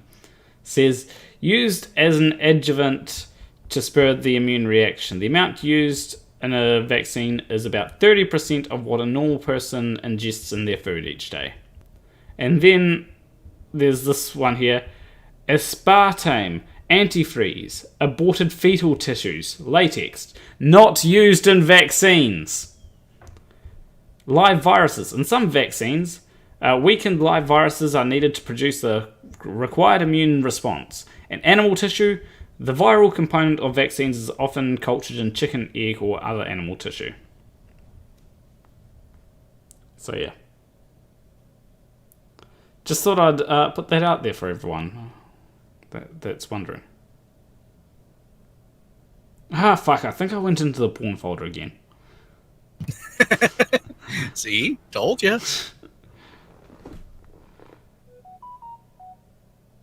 I'm fairly sure it's... You might have better luck searching for a keyword from it on Google at this point. Maybe.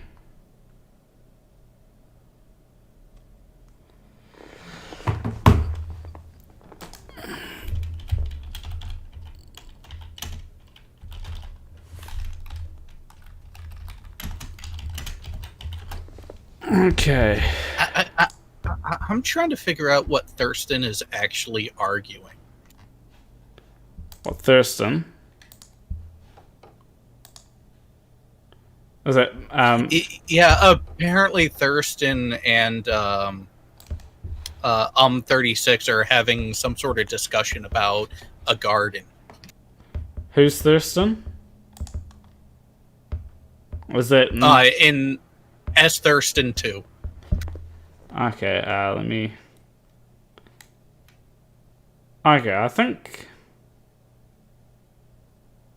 Okay, he's just having a bit of fun. Makes more sense now. Yeah. I still can't find it. I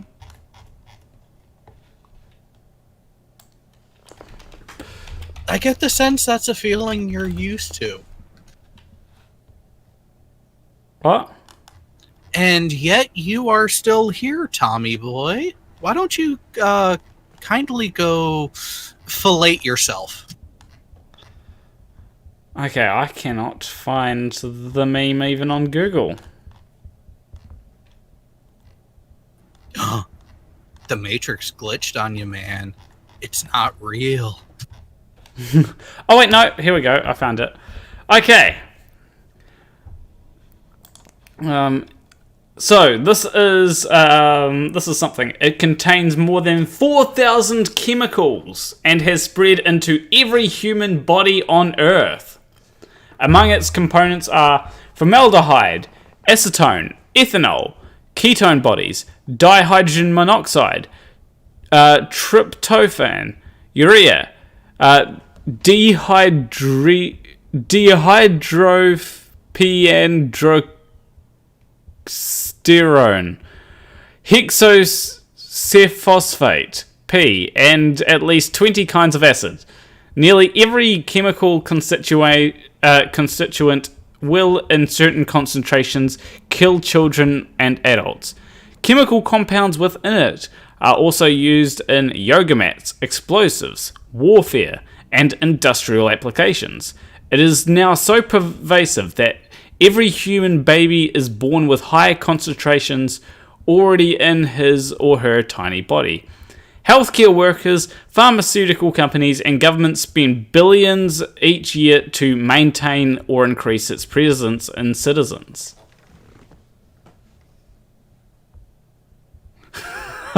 Okay, those ingredients sound familiar. What is it? It's blood. I thought so. Mandel just said 100 chemists were just killed by Flannel's pronunciation. Yeah, And it could be worse. We could try to get him to talk about his deck. True. You never want me to talk about my deck.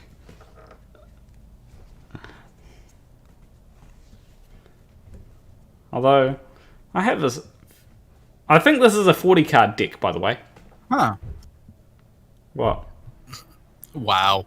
Scythe DK has some screenshots that he would enjoy sharing, but is it possible to do that through the Discord chat? Yeah, it is possible. There you go, Scythe. Come on in. Multi Tom Tom says that he's famous. Okay, let's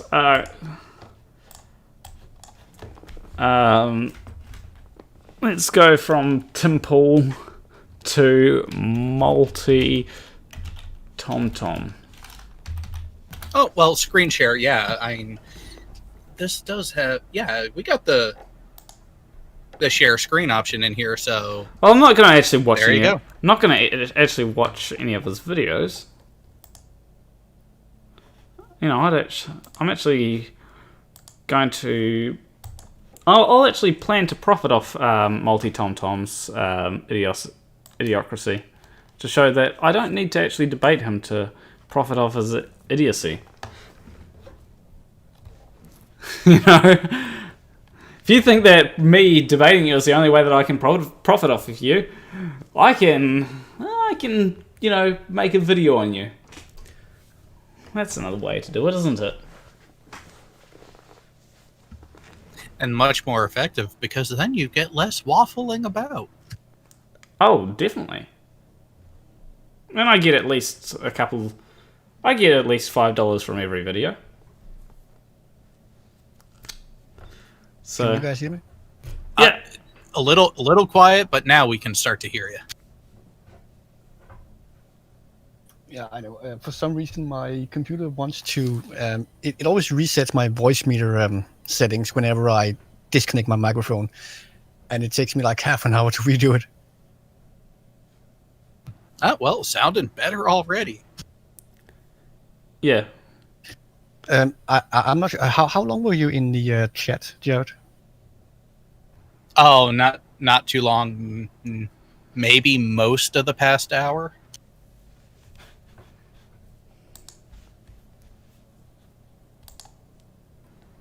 Huh. Funny, Ross. It looks like you're lying, because I see you said in the chat that you must be blocked somehow, and yet I'm looking at the ban list for this server right now, and there's no one on the ban list. Did I... Hold on, let me check the ban list for a second. Server settings. Because there's one person that I did ban a while back, but I don't know if I ever unbanned him. Bans. Oh, no bans. Because I did ban P. Mars a long time ago, but...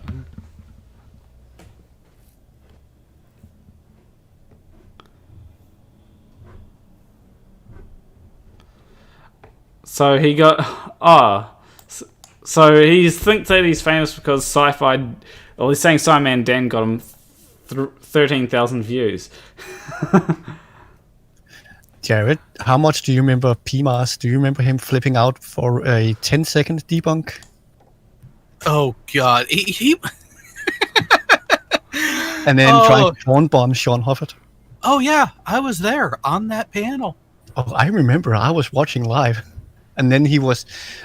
In case you don't know, Planner, that was a long time ago on Sean Hoffert and Red Rhetoric channel. They actually invited him on. He said that there was Masonic symbols on somebody's grave from, I think it was from a guy from NASA, wasn't it? Oh no, it was. In any case, Sean Googled it within 10 seconds and showed the gravestone, no symbols on it. If And I then remember correctly, it was Robotham. He was saying that had Masonic symbols. Robotham. And then a few days later, he went on with Red Rhetoric, and that debate is still up somewhere. And he was restreaming it.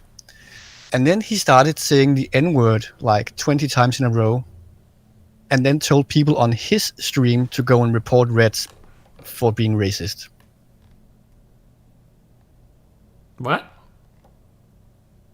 Yeah, PMARS wanted to try to rapid fire repeat the N-word that rhymes with nagger on Red stream, and then tell his people who were watching his own stream of it to go report Red's channel for racism because of what PMARS himself was saying. And that's not a joke. P. Mars is a fucking idiot. I've had the unfortunate opportunity to talk with him a couple of times, and or to at least know who he is, and now what I find exceptionally funny right now is, oh, now Ross realized he clicked the wrong one.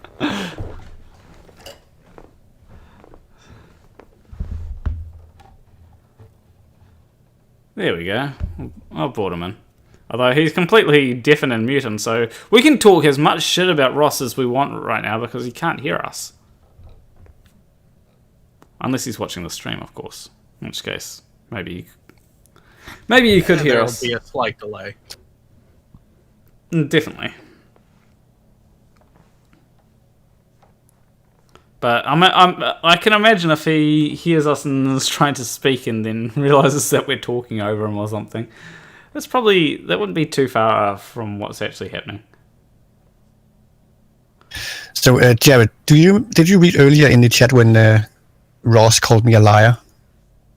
No, I missed that part. Okay, because I'm just screen sharing a little window. These photos in this window I took from the beach this summer, about 2 meters above the sea level, and I have to go back and forth between windows because I'm on the web browser thing, and I'm using push to talk, but you can't see it in these little screen thumbnails, but that horizon is curved. Let me bring it over to here, and I'm just going to bring it up so that everyone can see it. Give me a few seconds. Let me go to OBS and turn on the display capture. There we go.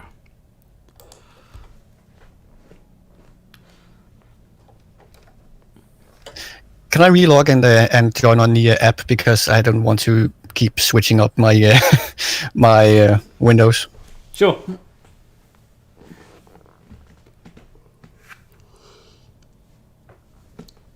Be right back. Why am I yawning even though I got a decent amount of sleep last night? What's that? Well, I think Mandevil was trying to channel his inner father of Austin Powers. I can't stand people who have no respect for other cultures and the Dutch.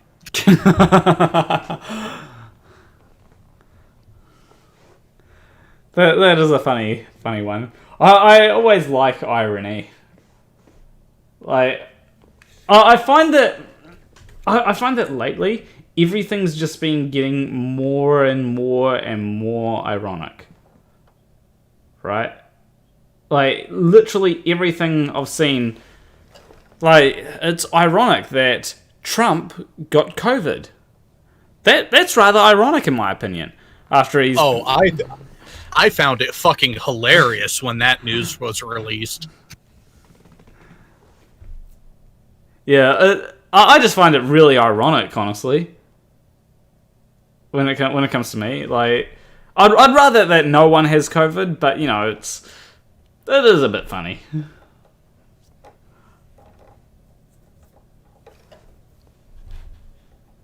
Especially seeing it, like, irony is generally pretty funny. Let me just drag everyone in.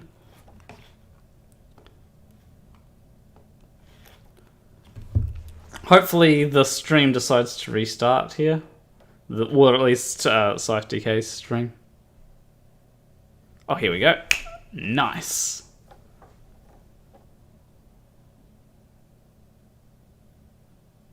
Wait, can everyone hear me in the 82? You can hear me, right? Yeah, I can hear you in here. Okay, it was just really quiet. I'm waiting to see this presentation from Scythe if he can get his stuff to work.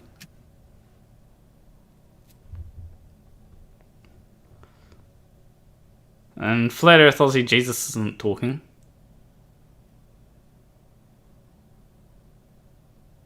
Maybe I shouldn't provoke him into talking, though. You know, I wasn't going to say it, but a lot of us were thinking it. True.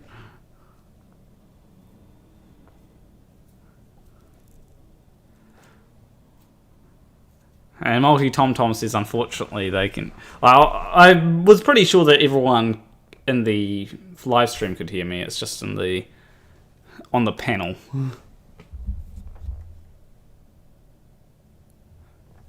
You know, I could have some fun with Tom right now, because he was spamming at one point in the chat. Alright, let's bring SciFDK back in.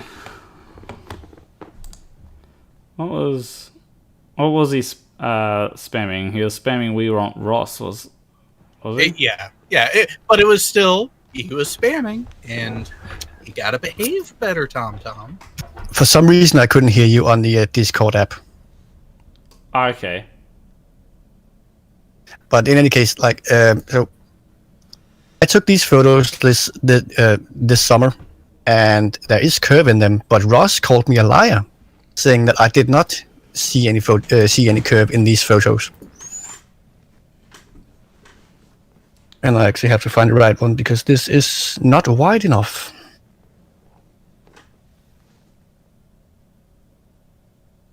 I'm not sure if you guys can see it yet. I'm just starting to see it. Yeah.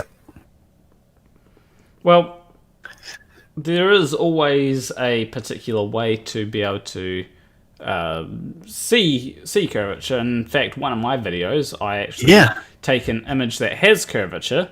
I stretch it up and down, and you can see that there's a clear curvature, and it also has something to show that there is also no fish eye causing the curvature, which is the it has basically something that's completely straight going along to show that there's no. There's no. This is with a fish eye. Actually, you can see in. Let me change the window. It's with a 28mm lens, and fish eye is usually around below 14mm. But Ross did say that I was a liar and that this photo doesn't show curve. So should we test that? Yeah, mate, you are a liar. Am I? Because this horizon is curved. Okay, can I see that? Yeah, if you can see the screen share thing. I'm on the Discord now, and I'm on. Seeing you show curvature, but every globe over admit that we're too small to see. Well, see. We can see it. So here's the thing. If you can see the picture, just let me know when you can see the photo. Nothing's actually showing on the screen. I'll switch over to the YouTube. Look. Okay. Yep. There we go. Yep, you can see it. Yep. YouTube screen. You might need to make it bigger. But this is a raw picture from my this is a raw photo from my Nikon. Yeah, and you Taken at the beach. And my point is, it might look flat when you look at it like this. Yeah. But if you actually place a line here at the horizon, and you go all the way to the other side, let's just change the opacity a little bit. Not seeing anything. It's curved.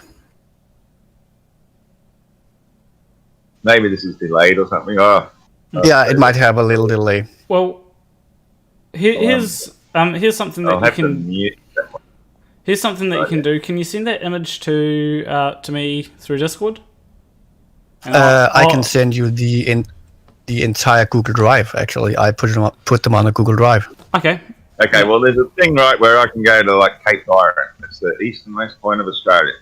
And it's a point that juts right out. And you can pan the camera more than 180 degrees of the horizon. You technically you don't need that. From one end to the next. So yeah, but that's not how you do it.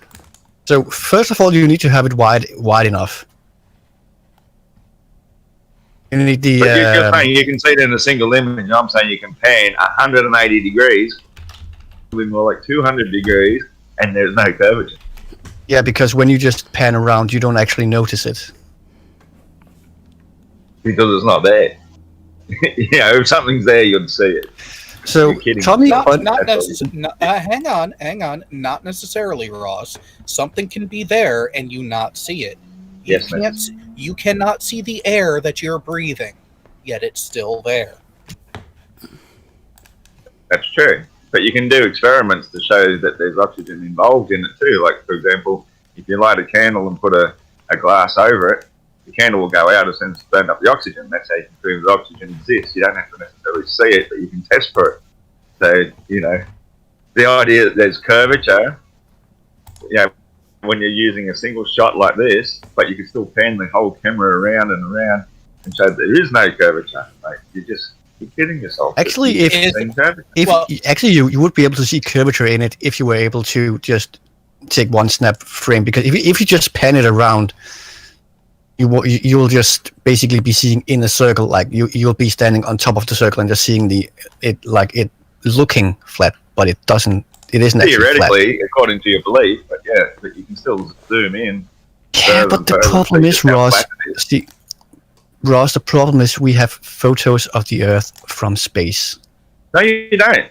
You have paintings. You've got CGI. You do not have a single photo from space because there's no such thing as space. Ross, we've never been to space. We'll never go to space. There's no such thing as space. I have a question for you. Ross. When was CGI invented?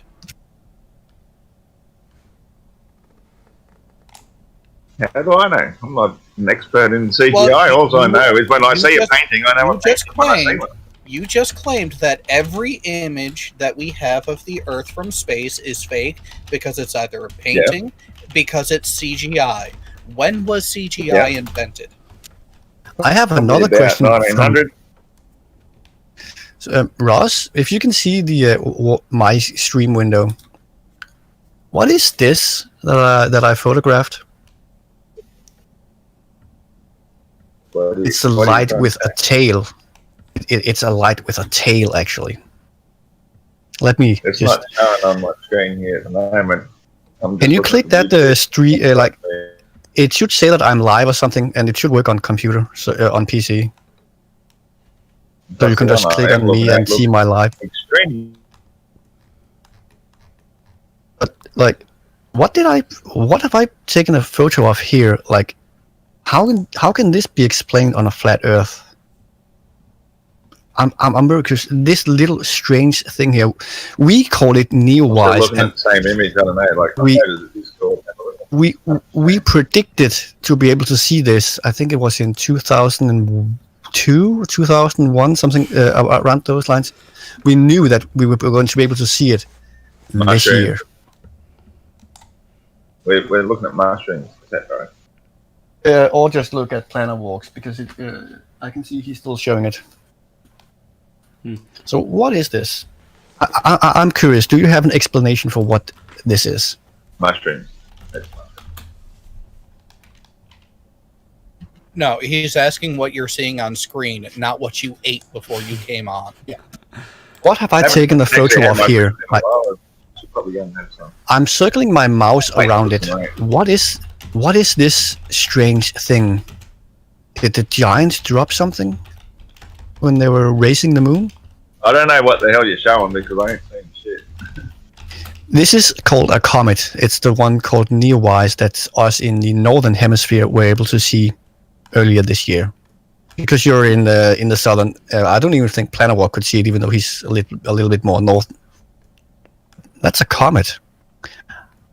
Mate, I'm still seeing a picture of the ocean. I'm seeing a picture of the ocean. That's it. Like, what are you talking about? No, actually, that's the. Do you see like some lights? Does it look like it's been taken at like dusk or something? If it looks like it's been taken at dusk, look a little bit higher into the sky in the photo. This must be seriously delayed. If you're trying to actually, I can see it on the stream.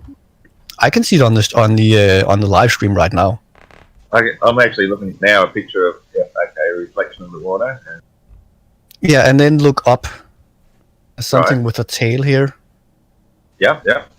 Like what you'd expect Earth would be given off if it was actually. No. This no. Well, you think Earth is screaming through space, don't you? Why isn't Earth? A comet is not a piece of the Earth, dude. Come on. I agree. But well, what's your point? What are you trying to ask me? Okay, how are comets explained on a flat Earth? How are they explained? Well, they're just pieces of something that we see. We don't exactly know what they are, but they're definitely not behaving like you'd expect an object moving through space at the speed Earth, you say, is moving through space. They're doing their own individual thing. Here's the thing. Neowise was discovered around 2001, and they were able to calculate its orbit and when and the time period it would be visible from Earth, just like a Apophis in a few years. Is this at sunset or at sunrise? Actually, it's in the middle of the night.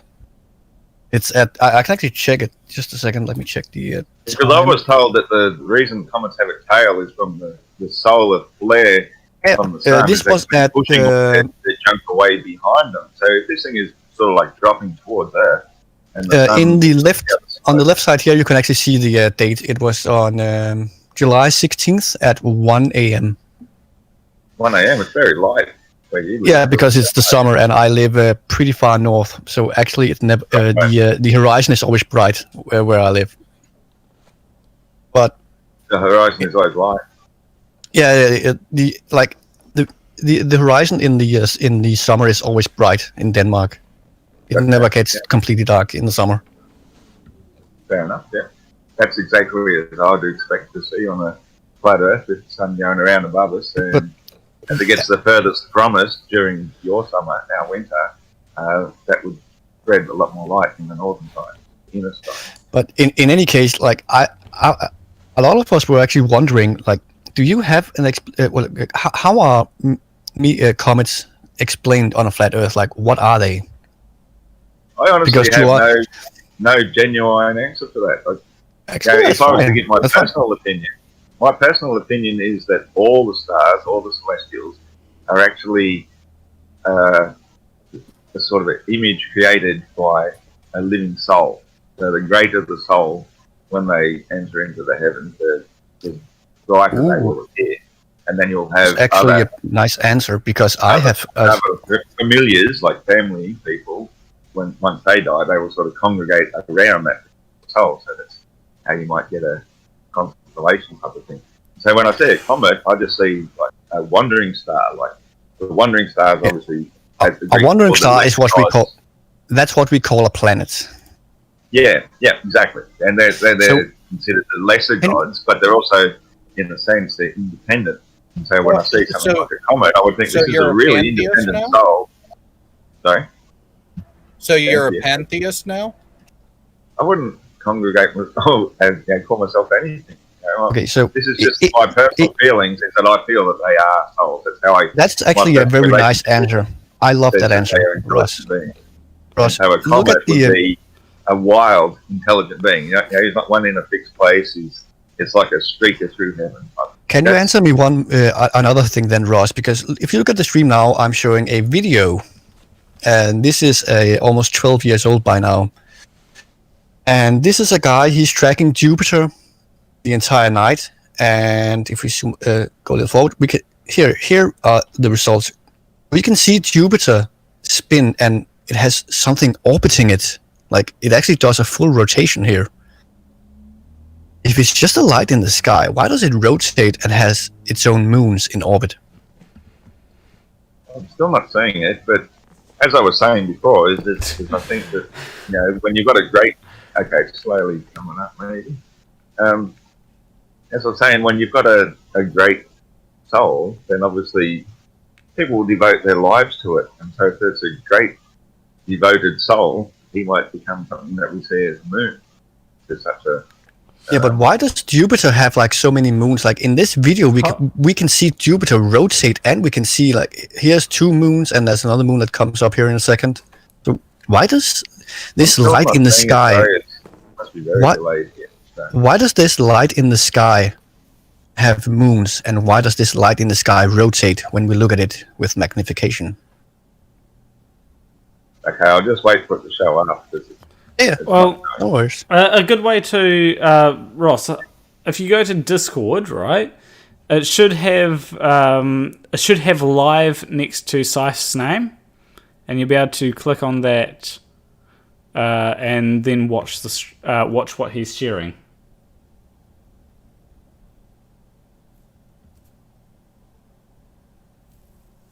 Okay, it's loading up now. And for in the chat, that is a time lapse. It's from Thunderfoot. It's called the Cosmic Ballet. It's from 2009. I was actually thinking, this seems like something that Thunderfoot would have made. Yeah, he's still using it in some of his videos. And apparently Thunderfoot cherry-picked this day because he would get a full view of Jupiter for at least 8 hours for one night, because it has a rotational period of 8 hours. Okay. Or you could go to places. I think there's certain places where it's where you can see it. Well, where there's not a lot of atmospheric haze and all that, where you'd be able to get a really good view. But I don't. If you go up into the mountains, like where the very large telescope array is, you can basically see stars all day because there's so little atmosphere to look through. Yeah. Has it loaded up for you, Ross? It's been pretty ordinary. What I saw then was pretty ordinary. It was like a little bit of a Jupiter in the bottom right hand. Yeah, but now here's the question: why can we observe Jupiter rotating with moons orbiting around it if it's just a light in the sky? That's the question. Well, because as far as my explanation goes, is that they are heavenly bodies. They are literally souls up in the ether above the earth, above the firmament. Planets. We have a firmament between us and them, and whatever they're in, they're quite capable of doing their own independent thing, and they're basically, say, if some of these people or moons thought Jupiter was their god, then that's how they're going to devote themselves in the afterlife to being worshipped around it. Hang on, are you saying planets are real? Actually, one of the first flat earthers I've heard saying planets are real. I think they appear to us real as lights, but whatever dimension that they're in above the ether that we don't really know about, because we can't go there in a physical form. So why did you call them? Why did you call them the lesser gods earlier? No, I said that's how they've been treated as, by like the ancient Greeks, for example, and we still call them by those names. Like Jupiter, that's the name of one of the gods. Mars is the name of the god. Venus is the goddess. They're all still known as gods of some sort. From which mythology? Well, from all of them. They go by different names with depending on your culture, but basically ancient Greek. The names Basically, you listed are from which mythology? I know. Greek. Wrong. No. They're And from if I'm Rome. wrong, so be it. Well, They're from correct Rome. me if I'm wrong. Huh? And where is Rome? Is that not in Greece? No, Rome is in Italy. Oh, well, so, good. You can educate me on something. Italy, Greece, I'm not real familiar with those areas. I live in Australia, and I've spent most of my life here in Australia. And Roman and Greek, me, I actually, more or less but the same thing. Ross, here's the $1 million question. These planets, as you say, they are real. Why are they spherical and we are flat? Well, okay, that's a really good question, because say you look at a truck in the far distance, it will appear as a spherical light. And then as it gets closer and closer, you'll see it's got two headlights and it's got a whole body of light. So just because I think you something's mean far away and looks spherical, that's just the nature of light. Doesn't mean it's a sphere.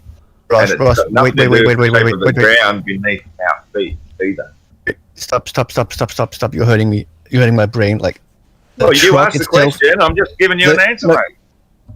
Have you ever looked at a truck at a distance? Jared.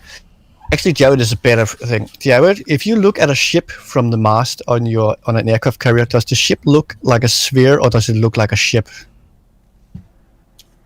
Depending on the optics you're using, it's never looks like a sphere. The only time you get a spherical look from an object is if you are looking at a light on the object. Thank you. Because if you look at a truck in distance, the truck won't look spherical. The truck will look like a truck if you can even see it. You will see the lights before you see the truck. At night time when you're looking at the lights blend into a sphere until they get closer. Yeah, that's true. And make them out. Yeah, that's true because the lights are so close together. Yeah, and so why wouldn't any other light be even further away? Hang on, that optical thing has a name. Do you know what the name for that optical phenomenon is? It's actually been used a lot in flat Earth debates. Or what? No, I don't know the name. The Rayleigh criterion, because they're so close together. But when they get closer to you, you'll be able to resolve both of them as separate light source. Cool, that's got a name. And your point is? No point, I was just wondering if you knew the name of it. So there's a name for the phenomenon of why things look spherical. They're good. No. No. When they appear as one, its name is why they look like one light. It's only why they look like one light. It was. I have a question for you. Anyway, you thought you were going to produce some pictures to show curvature, and all you've done it now is rattle on about. I have actually sent the folder to Planner Walk if you want to. Let's see some curvature of actual Earth. But I'm curious. Okay. Yeah? Otherwise, I'm saying you are a liar because you are lying when you say you can see curvature from the surface of the Earth. Even Why the are these? will say. Why are these wind farms? Wind turbines. Okay, why are they sinking? Called convergence. It's very straightforward. It's very observable to see how convergence works. Everything converges towards the center point. Yep. You need to be able to produce a mathematical equation so we can actually predict it. It's even easier than that. It's even easier than that. Ross, I have a question for you. If everything converges to the center point and it's based on the direction you're looking, why do we not get this sort of result when you're looking up in the sky? Because the center point is below you, and the ground is what's below you, and the sky is what's above you. So if you're looking up at the sky, so it's you can see through all of the sky. So it's not. See through the ground. So it's not a function of your vision. It's a function of your vision of Then what's why below does it not you do it when you're looking up in the sky? because the sky is above you. So Wow. it's a function of the So hard Earth, to not your understand. vision. So The it's a ground function. is So below it's a you. function. So it's a function of the surface of the Earth, not a function of your vision. It's a function of both. The ground is beneath you. You can't see through it. And so it will have a cutoff point, which is called the horizon, the convergence point. It's where it obscures anything beyond that unless it is higher than that. So those things are higher And than the Ross, surface of the water. So you can see those bits by able to zoom in on them because the air is see-through. Far out. This is like talking to a child. Here I have two pictures side by side, Ross. Okay. Farms are 27 kilometers away from me. This is at 50 millimeter. This is at a 135 millimeters. That's almost 3 times the amount of zoom, and they are all the exact same height above the horizon. Like so. How come? Well, the same You amount produce- is still obscured, isn't it? The same amount of those. Yep. Those Yeah, big towers because are still because zooming in does because like everybody knows that zooming in doesn't make stuff magically appear back That's behind right. the It's curve. not an X-ray vision. It's just magnifying what you can see. So the problem that us globeheads, quote unquote globeheads, have with flat earthers is that when you guys say when we say a lot of things that can make predictions like heliocentric model, we can produce the math. You can make those predictions yourself. How come you can't produce us the math that would say, okay, at this distance, this amount will be obstructed. At this distance, other amount will be obstructed. Like, how come you can't produce that math to us that isn't The able math to doesn't occur? change. Like if you're looking 27 kilometers across the water, like you're saying, those towers should be tilting backwards, but they're not. They're obviously still completely upright, Hang on. measurably upright. Wait, what's the distance? And To the wind farms Yes. you said 27 kilometers. at 27.1 kilometers, I think it was. Okay, so if we were to start with a globe of the stated size of the Earth, what would the expected rearward deviation be at that distance, Ross? I don't know. How much tilting away would you expect to see at 27 kilometers? I would have no idea. You're the A one quarter of a because degree. I can see. Yeah, but when you say a degree, A quarter right, of you a are degree. You are absolutely obfuscating the truth of what a degree No, means. I'm not. No, I'm On a not. globe Earth, On a globe Earth 1 at degree 27 equals kilometers. 69 miles. So if you're talking about a quarter of 69 miles, you know, what, okay, 70, Observer, 135 up again. So observer, we're talking about hang on. 17 miles. That's how much a quarter of a degree would be tilting. And you can see zero amount of tilt. Not 17 miles of tilt. Or Ross, can you visually determine 1/4 of a degree? And to answer, observer. 1/4 degree was 17 miles wide. Yes, I would be able to see it. No, the 17 Now miles who's doesn't. lying? What's that? Now I was who's just- lying? Ross is. No, if something is 17 miles of tilt, then that quarter of a degree would be visible. No. If You you're trying to don't obscure measure it by saying tilt. the degree is You tiny, do not measure tilt in a length. Tilt is a degree. Tilt is a deflection. You can see 1 degree. but an amount of degree is a length, and that length is about Wrong. 17 miles. No. It is. No. Well, what is it then? A degree is an like angle. a protractor. A The degree. bigger the protractor gets, the bigger that degree looks, the bigger it would be. So And- if you're trying to obscure hang it on. by saying it's only a tiny amount, only 1 degree or a quarter of a degree, Quarter of a degree. that's where you're lying, and you're lying Quarter- to yourself A lying to quarter of everybody. You a don't quarter of a understand degree scale. tilt, Ross. A quarter of a degree tilt away from you. Yeah, and that quarter of a degree being 17 miles. No. What? 17 miles? Hang on, because I actually have all of the info saved. These wind farms are like 110 meters tall, so why would they be tilting 17 miles? Like, you're not making any sense. Hang on a sec. I'll open up my calculator. So I've got 69 miles. We'll divide that That's by 100 4. and 17.25 miles. Let's do real units. It's 111 kilometers for 1 degree, and this is 27 kilometers. Okay, That's 111 divided by actually, 4 is 27.75 kilometers. So you got 27 and 3/4 kilometers of tilt in a quarter of No. a You degree. do not measure tilt in kilometers, you dumb fuck. Why not? How else would you do it? Degrees. Yeah, Radians. but a degree in reality is that many kilometers. Ross, you're not making any sense because these wind turbines are 100. They are around 100 meters in height.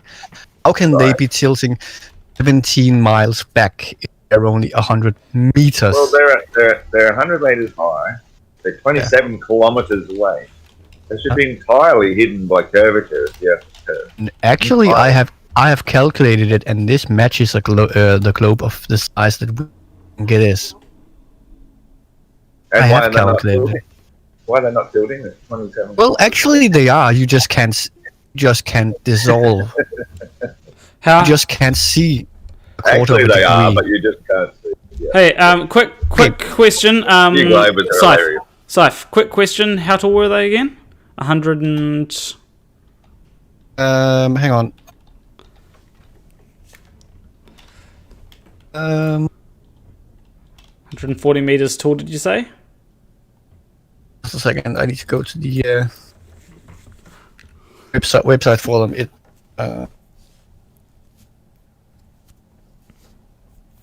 I can tell you. Do you want the height with the blades or just without the blades?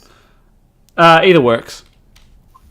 Oh, we'll go with the Okay, blades. so the hop height, height of the what do you call it? Out of the solid parts, it is 65 meters, and the rotor diameter is 93. To the tip of the rotor blade would be, let's see, that's half of 93. Plus for 65. Okay, so in total that would be about 130. 111 meters. Oh, 111 meters. Okay, so now if we put into the calculator, how And the Ross, yeah. how much further away should the top of the blade be compared to the bottom of the blade? How much further away should the top of the turbines be compared to the bottom of the turbines? Or me, I'm guessing your question is. It's directed towards Ross. I mean, like, from my vantage point, how further away should the top of the rotor blade be compared to the bottom of it?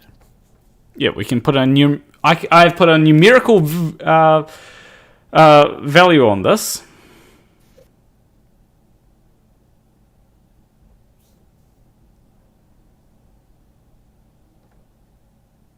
He's saying anything.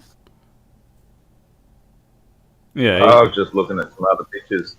Ross. Show you how convergence works. I put a link in the thing. Why are you diverting away from this point now, Ross? Ross, What are you afraid of? I'm asking you. Because if you don't understand convergence and how convergence works, then the question becomes meaningless. I'm asking you a question. Obviously, the water appearing to ramp up is going to obscure a certain amount of the things further beyond the convergence point, which is Ross, generally dictated by your viewing height. I Ross, thought water was flat. I'm going to ask The you. water is flat, but vision is 3D, and in 3D vision, creates the concept of convergence. Does vision through the human eye work exactly the same as through a camera?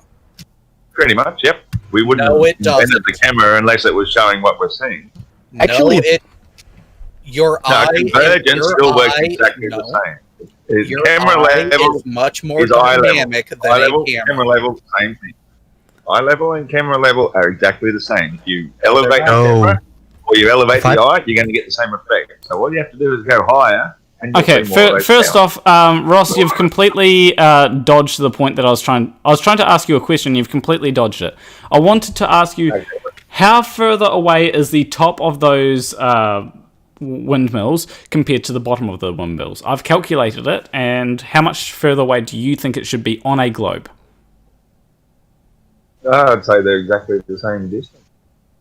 Personally, because the windmills are perpendicular to the flat surface. No, I'm asking on a globe, how much further away should the top of the windmills be compared to the bottom of the windmills? 27 kilometres.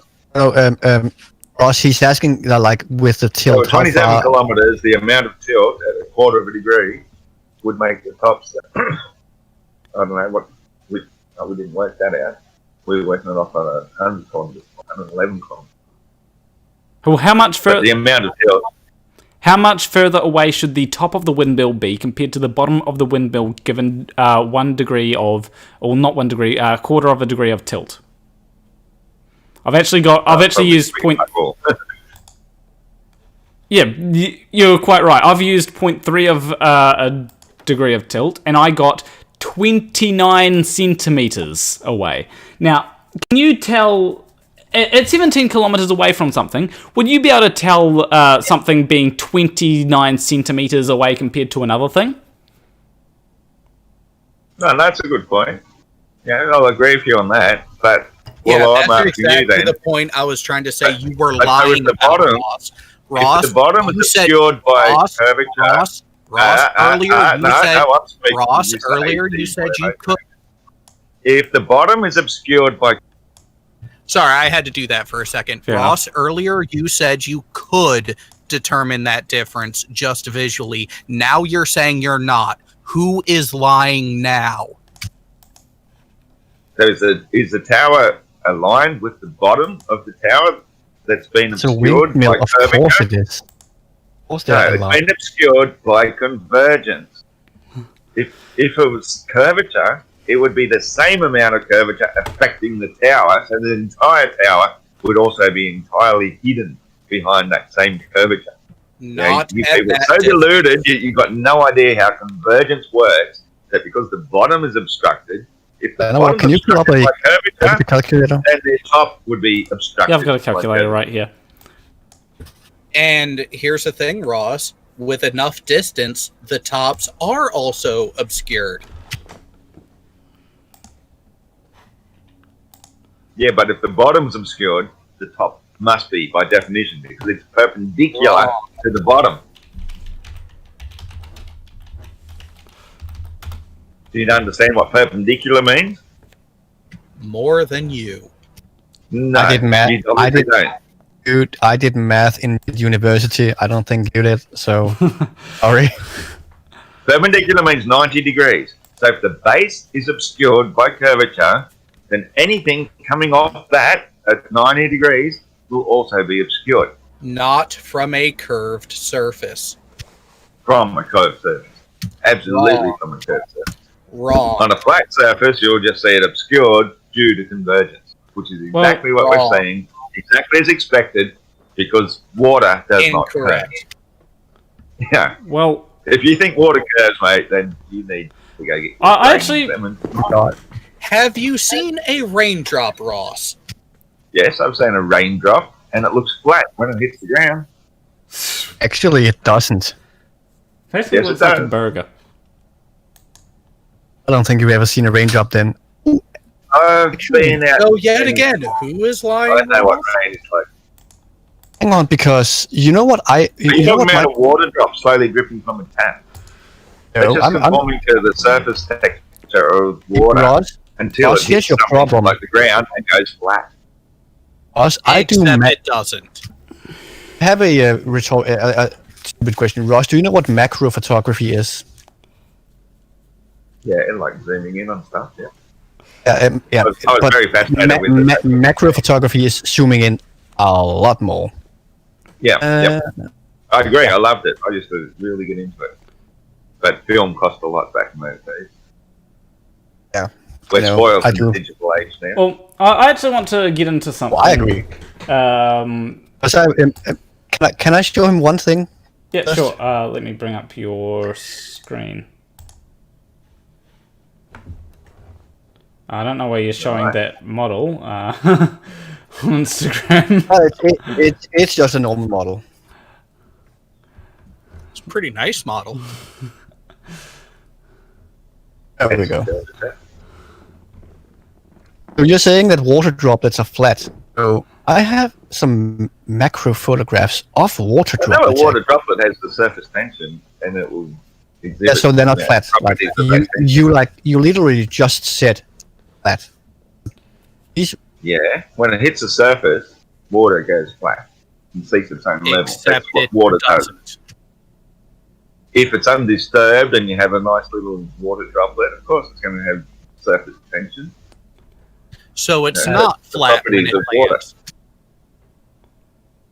Just add a few more drops a little to bit it, more and fun. you'll see it flat.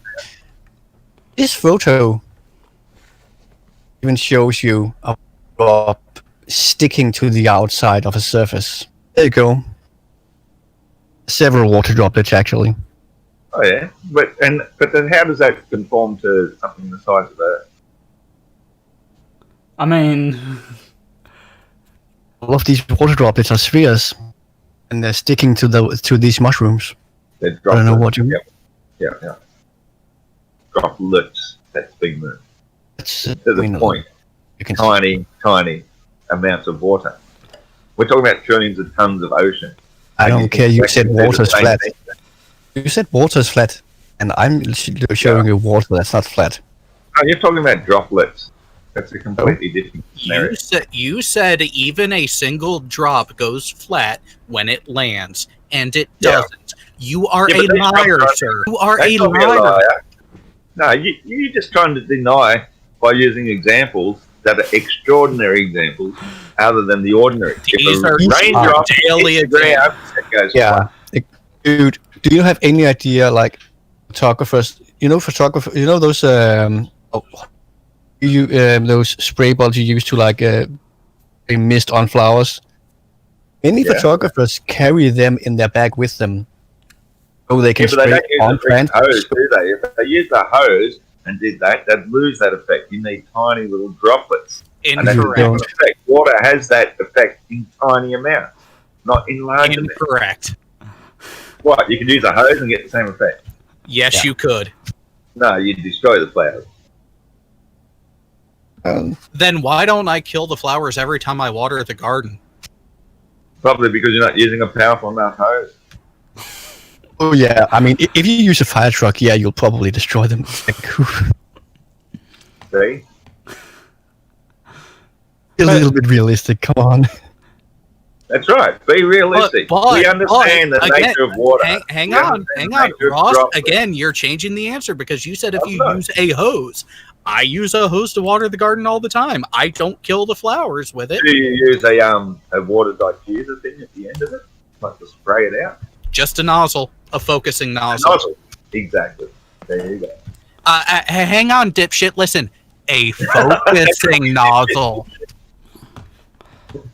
all right. I'm going We to. were just told if you use a fire hose, you would destroy the flowers. So, it's all about quantity and the way you diffuse. No, it's about the pressure and the velocity. Yeah, and pressure and velocity. Yes. And do you see pressure and velocity of a water droplet like on those little mushrooms? No, you don't. And yet again, you were changing it. You initially said that when a water droplet falls and lands, it goes flat. Then you were shown that it doesn't, and now you're changing your story. Are you saying Who's that was the a water liar, droplet Ross? that fell and hit a flat surface? No. He was showing dewdrops on fucking mushrooms, mate. That's a completely And what different do you- scenario. What do you think from rain does? What do In you think reality, rain what hits does the ground, over time? Do you think rain stays in a large drop the entire time, or does it actually break apart and actually end up as smaller droplets here and there as it's going from item to item to item? And when it evaporates. So we're talking about the nature of water now. So, Which I lived on for a number of years, and you have fuck all information about. I think you actually lived on mushrooms and water. Do you know what hydrostatic equilibrium means for us? Hydrostatic equilibrium. When it applies to oceans, absolutely. No. It's a term used in astronomy. It's when a certain object reaches a certain mass, its own gravitation will be pulling so much on it that it will reach a state of hydrostatic equilibrium, forming a sphere. That's why Jupiter is a sphere that's rotating. Look, You were shown you earlier. can convince yourself of these things all day long. Water seeks and finds its level. It comes to Earth and it will flow once it's in sufficient quantity. Due to gravity. Otherwise, it will remain in droplets. It will flow due to density and buoyancy. Due to gravity. Due to the fact that it's more dense. Due to air. gravity. Gravity is just your made-up additional thing that you need to have to make your spherical spinning space ball possible. We don't need gravity. Density and buoyancy explains everything. And water What obeys is density? and shows the laws. What of is density? The amount of mass in a particular volume. Oh, so how does that give you a vector? By being different from another mass in a different volume. Like in air, for example, anything of mass will drop. If it's lighter than air, it will rise. But why towards the ground and not the other direction? Look at what I'm that's the sharing way it now, is. because this actually kind of debunks what Ross is saying. Well, this is just another Hollywood production here. No, it's Really? not. It is, absolutely. No, it's Can you not. see how the water is Hollywood sticking had to... nothing to do with it. It's got everything to Just do with like- it. The water molecules go in all different directions then. Some of them are Exactly, that's floating away, some are going up. Look at his hands. It's almost like inertia is a thing. Look at how it sticks to his hands. Well, I'm just changing it. Look at how it's sticking to the outside of his hands when he's... Yeah, it's amazing what they can do with technology. This is no proof that he's in space. If he was in space, and space is a vacuum, then water instantly vaporizes, it boils instantly. Not inside of a craft. So he's pressurized inside of a car. Yep. So like a submarine. Like a submarine, it can have pressure from sea level, and then outside of it can have pressures that are like that. So you're saying that They can- somebody could perform this exact same CGI trick in the submarine? No, I'm saying that like we can keep out the vacuum space, like we can keep Why out does the it why do enormous things pressure. keep coming in and out of vision there? Like that's just proving how much CGI. Because they are floating away, and this is like a 3-minute clip. This is a 3-minute clip of several hour-long live stream. Well, you've just proven how much of a hoax that you're trying to show us here. How so? Well, watch. You watch if you keep it going again. Yeah, You watch this microphone just go straight through his hand. or what? What went through here? Look at the watch band. That's just crazy. Like this whole thing is supposed to be moving at 10 times the speed of a speeding bullet, and that automatically makes things weightless. When you're sitting in a train, can you feel yourself going 100 kilometers per hour or even more? Yes, yes I can. Makes walking a little Really? bit difficult. Wait, hold on. I've got a question. Ross, can you feel the difference between? Can you feel the difference in speed when you are on a plane compared to when you are in a car? Well, the difference is in a plane I can get up and walk, whereas in the car you can't. You're sort of stuck to your seat. Yeah, but Than in a train. That's not really a good comparison. But when I'm in a plane, absolutely, I can feel that we're moving, and walking becomes a little bit more The difficult. reason you can feel yourself moving is the engine and the friction between the wheel and ground. Because of you. What the body feels, what the body senses, is not velocity, but acceleration. Yeah. The only but the thing is, when you're in a plane, you're in an enclosed capsule. It's a little bit different. If you were sitting out in the wing, you would definitely. He's in a closed capsule, though. Yeah, exactly. He's in an enclosed capsule, flying around the Earth. Yeah, Come but on. I've never been able to do that with water in a plane. What's the difference? Like, do I have to you're go 10 not- times the speed of a because speeding you're not- bullet? for Are you water to saying do that? Are you saying that you've been in an aeroplane at 200 miles altitude, traveling at several kilometers per second? Have you been in a plane that high? Really? No, of course not. But do you really think that if I was in a plane that high, that water would start behaving differently like that? Is that what you're trying to say? Yes. You can also see it in the Vomit Comet. So In the in the vomit comet, people are still falling at free fall speed. Just exactly is he? how you'd expect normal physics to behave. At free fall And speed. an orbit that is not zero jump gravity at all. an orbit is free fall around a body. What? He is still An orbit's going experiencing. like 17,500 miles per hour around the Earth, which is screaming through space at 66,600 miles per hour. How does that?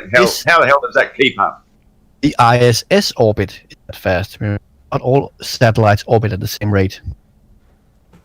It's only the zero. ISS orbit. Zero. Well, There's absolutely no way any free-falling body could keep up with another body searing through space at 67,000 miles an hour. So if you think any of these Why things, not? the moon, any satellites, any of this bullshit that you think is happening Why must not? keep up with the Earth going Why 67,000 miles per hour because they have to accelerate Why to get not? in front of us. okay, I've got I to. have a better question. Acceleration, free-fall speed to get back around in front of us.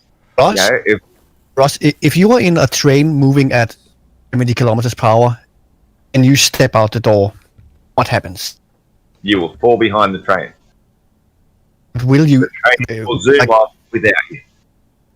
And you will be moving. Will you stop instantly, or will you still be moving at somewhat More the or same less. rate before it More or begins? less. Yeah, so No, inertia you is a thing, right?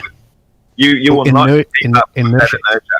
You will lose that inertia the instant you leave the train. You Then don't you would keep die. going forward. Well, hold on. If that happened, no, stop. If that happened, you would die instantly because if you were decelerating from 70 kilometers per hour to zero instantly, E-forces would kill you. There's a good chance you would die, yeah. Because you're going to hit the ground. No, pretty hard. no. Before hitting the ground. Like No, if you because you're only if hitting you air. Air you isn't in- that solid. if you instantly lose your inertia when you step out of that train, if you instantly lose that inertia, like just when you step out, you'll be dead the second you step out. Not even when you hit the ground, like when you step Air out. isn't solid. If you're hitting a brick wall, yes, you're right. But air is quite forgiving. You will take Jared, a little bit of inertia with you. I will grant you that. Jared, But how you're many G-forces do you experience when you go from 70 kilometers per hour to zero in, let's say, in 1 second? At deceleration, like how many G-forces? Deceleration. Like Yeah, I'm Well, trying to I'm do the saying you're conversion going to in feel my the air head, is pretty much straight away. You're going to stop moving forward. You'll be left behind. You'll hit the ground really hard, possibly kill you. But yeah, I wouldn't recommend anybody try that experiment at 70 kilometers. Let's calculate it, shall we? I want to say 13. slightly under 100. Do you know what's fatal? Oh, fatal is 12. Oh, 12 G-forces is deadly. Okay, and let's say 0.1 seconds. 19. That's almost 20 G-forces. Yeah. 20 Gs you'll experience if Yeah, you're dead twice over. Yeah. Yeah, well, that's why I strongly recommend you don't do that. Oh, and because it's You can bring up instantly. these thought experiments as you like. Oh, no. but Yeah, it's got but nothing to this do shows that we have with inertia. motion Jared, of the Earth. We're talking about motion of the Earth here. And you guys when we're talking instantly, it's actually 7,000 less. So miles an hour. So how could anything Good. in free fall possibly keep up with that? Because inertia is a thing. With what? Inertia is a thing. Inertia kills you. How do you wrap back around to the front of the ball? A sudden How do you wrap back around? a sudden change in inertia kills you. Okay. So like going from 70 kilometers per hour to 0 in. 500 miles per hour. How do you get back in front of the Earth if the Earth is going 67,000 miles an hour? Because of Because- reference frames. Hang you on. need to accelerate. No, Ross. Yes, Ross, you do. Ross, you don't understand how the conservation of momentum works, do you? I understand perfectly how the conservation of momentum works. You don't understand how you can catch back up with something that's sped off at you at 67,000 miles an hour Why would we need to catch up to it? to get back around on the other side. Because that's what Earth is doing in its orbital speed around the sun. If you want to get back around in front of the Earth, you have to accelerate much faster than And that any- 67,000 and miles per hour. But you're only anybody- going 17,000 miles an And hour. anybody leaving the Earth retains the inertia it had when it was at Earth's surface, which is Okay. the same orbital velocity of the In Earth which itself. case- In which case, then, it would be leaving the Earth at that speed, not sticking with it and accelerating to get back around in front of it. But it would be You traveling at the moron. same speed as the Earth in the same direction as the Earth.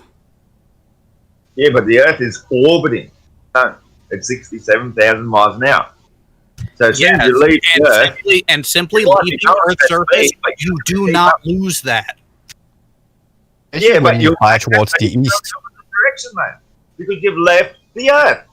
You're not clinging with it. You're not going forwards with it. You're going behind it. You go behind something, you jump out of that speeding train, you're not going to keep that 100-kilometre speeding train so you can just fly back around in front of it and jump back in the door again, are you? On the other There's side. also another. No. There's also. Behind. You've also got the forces that are acting on the. So, firstly, you've got the force of gravity that will be acting. The force of gravity between the Earth and the spacecraft. I love that you went to For Kids for this. Yeah, And then you've also that's got. how basic we need to go. And then you've also got the force of gravity between the Earth and the Sun, which would also act between the spacecraft and the Sun. Basically meaning that whatever path that the Earth is following, the spacecraft will also follow, with the added benefit that it is travelling around the Earth in orbit. So wouldn't the spacecraft get sucked towards the sun? If the sun's gravity is so strong? No, because it's travelling in orbit around the Sun with the Earth. I have a question for Ross. How much? So, Ross, the Earth's orbit, is that around the sun? Apparently so. That's what they tell us. No. It's around the barycenter. Or common barycenter, actually. Well, we do know that the sun is. And do we know why we know that? Half a million miles an hour through space. Do you know how we know that it's around the barycenter? Did the sun wobble? It also moves. Doesn't move that much, but it does move.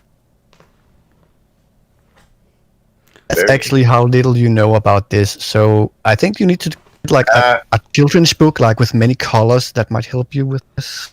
I think you're the one that's got the problem understanding how a barycenter works. Ross, sorry about this, but I teach. It's not perpetual. Motion requires a force, and your force, your fictitious force that you're invoking here constantly, is gravity. Hold up. And Ross, any example we can see of gravity pulls something towards the center and makes it stick. Ross, Ross, If it doesn't, you've made an... it allows it to fly free and keep going. You can't have both. Ross, I've got a thing to ask you. Is it motion that requires a force, or is it acceleration that requires a force? Acceleration would require a force. Yep. And so if something... Motion itself generally just wants to come to rest. So if something has no forces acting upon it and it is travelling at a constant... if something is travelling at a velocity and has no forces acting upon it, will it stop? Will it slow down?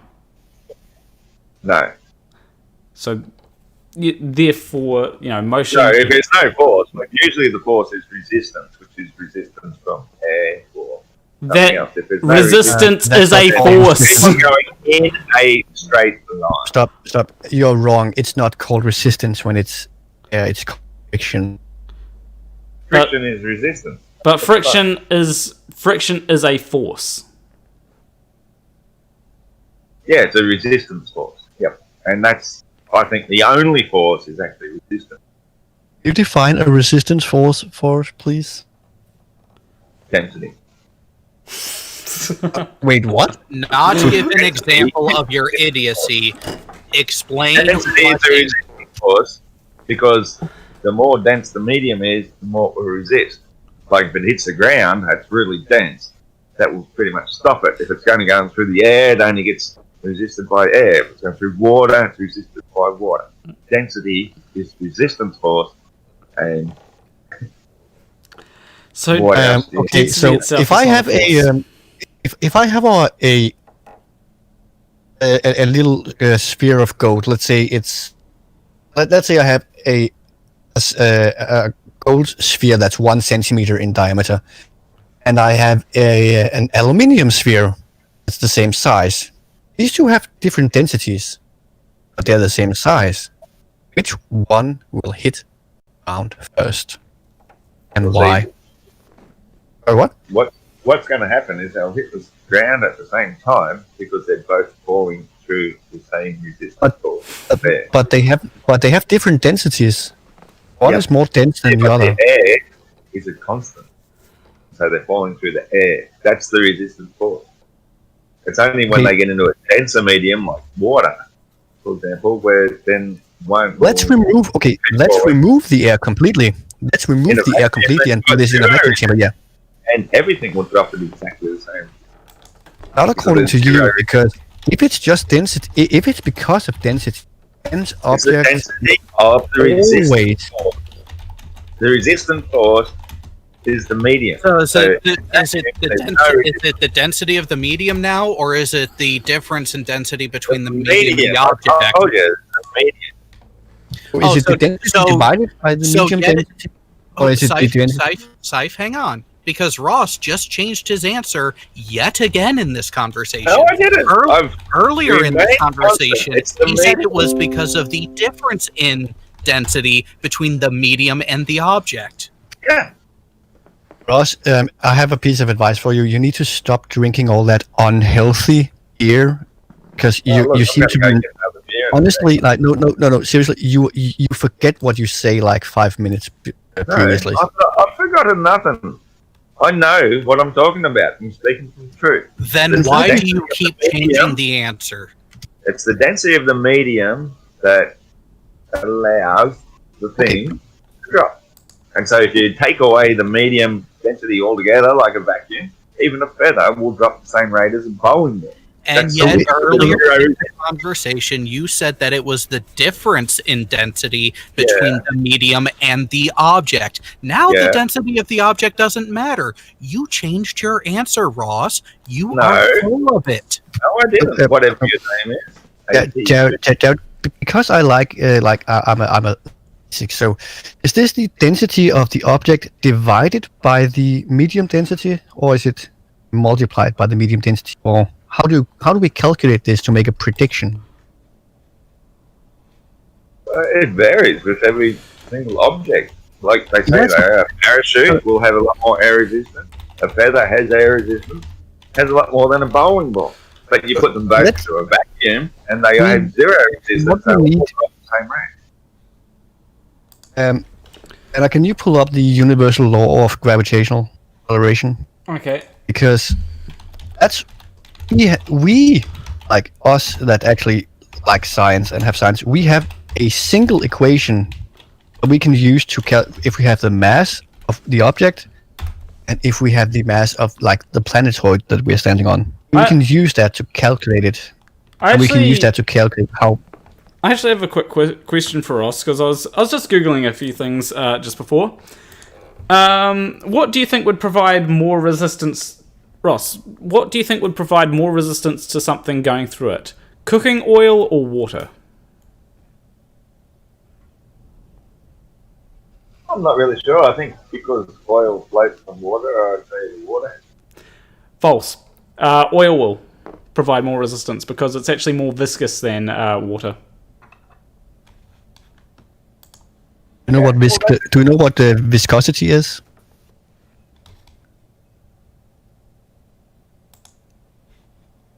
Ross, do you know what the viscosity is? Me. I know what viscosity means. Yeah. Explain it. The density and resistance. No, that's wrong. That's not what viscosity means. Okay, well, you explain it to me then. Educate. It's basically how thick a liquid is. Thick. Okay. Thick. Basically. Basically. Nothing to do with how viscous it is. It's just thick. Well, viscous. Wow. Viscous is described by how thick it is. So, for example, Right. a liquid that. What? Is that with 2 C's? Thick?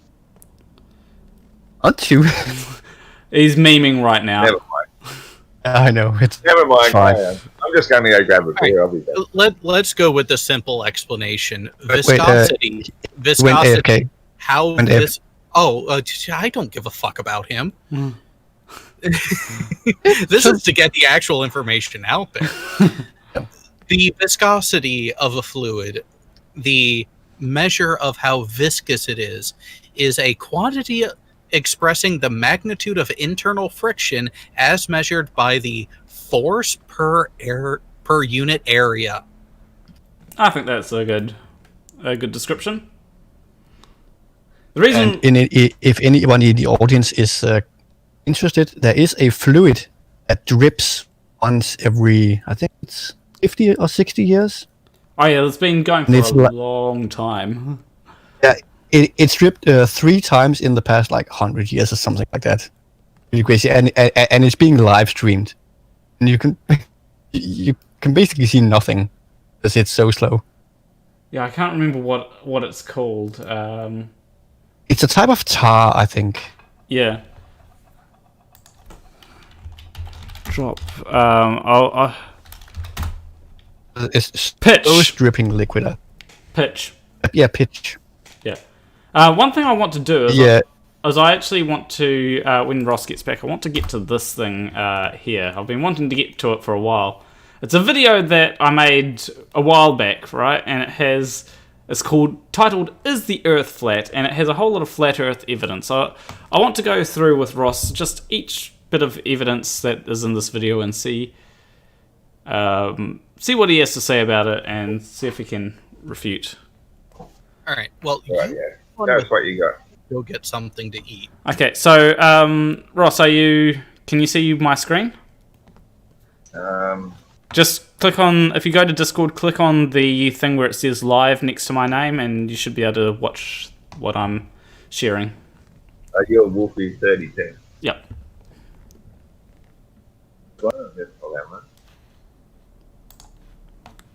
Okay. Okay. Yeah, we don't see the flat Earth as being in outer space. Yeah, I know.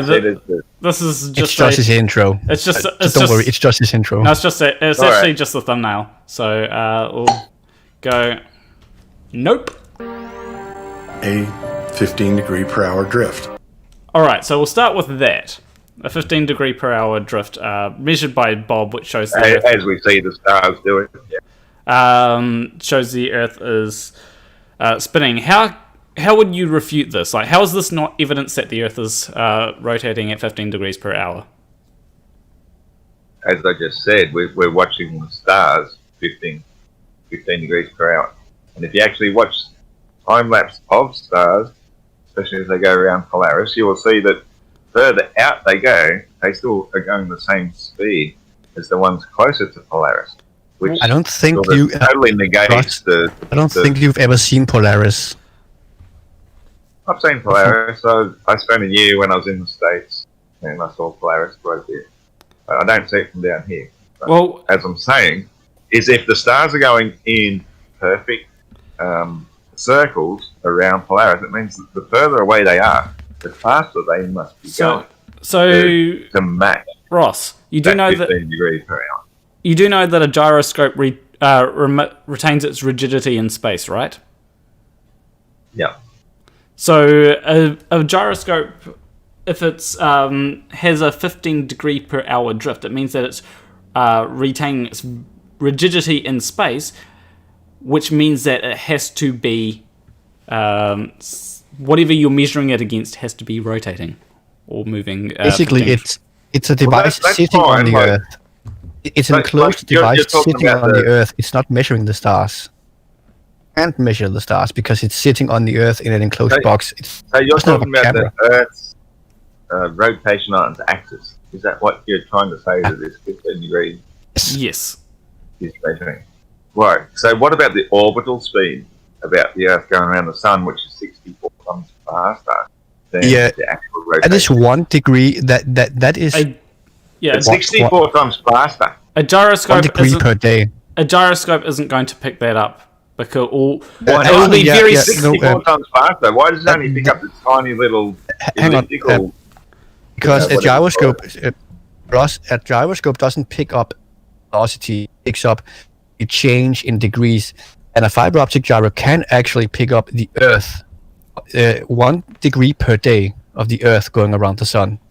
It actually can pick that up, and it's not a gyroscope doesn't measure miles per hour; it's degrees per unit time. Doesn't measure speed. Like So it can pick up the 15 degrees of the And the orbital 1 motion degree- of the stars, and the 1 Oh. degree. So it picks up the rotation of the Earth, which is 15 degrees per hour, and 1 degree per day around the Sun. Oh, that's the first I've ever heard somebody try to tell me that. I've never heard it pick up this 1 degree per day around the Sun. well, it'll be slightly less. It'll be a fair bit less than 1 degree. It'll probably Slightly be. less, yeah. Yeah, because Well, then, yeah, Wait, isn't no, exactly. yeah, just only slightly less. It's Yeah, a sidereal day. yeah, because I sometimes forget there's 360 Wait. degrees in a circle, but you know. But yeah, No, a sidereal day is not located around the Earth. I think it's like the rotation. It's the one Earth rotation is 23 hours and 56 minutes or something like that. That's a sidereal day. Yeah, that's the observation of the stars. That's why it takes a sidereal year for the stars to return back to their initial position. But a normal day is 24-hour exact measurement we measure of the sun.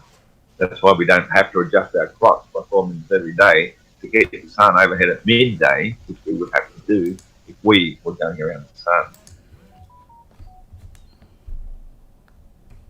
so I think you know how we calculate time. Crickets. So I've got a question. I've still got you still haven't really answered the question, and that is why isn't that 15 degree per hour drift of the ring laser gyroscope evidence that the Earth is spinning? It's evidence that the stars move. How so? Because it's not gyroscopes retain rigidity in space. And by space, I don't mean like outer space. I mean like just space as in generals, you know. And space exists wherever Yeah, things but a ring are. laser gyro is a computerized device which is programmed to behave according to expectations. We're not talking about a No, it's mechanical not. gyro, which will stay flat and level the time. You're No. talking about a ring laser mechanical or electrical device programmed to behave.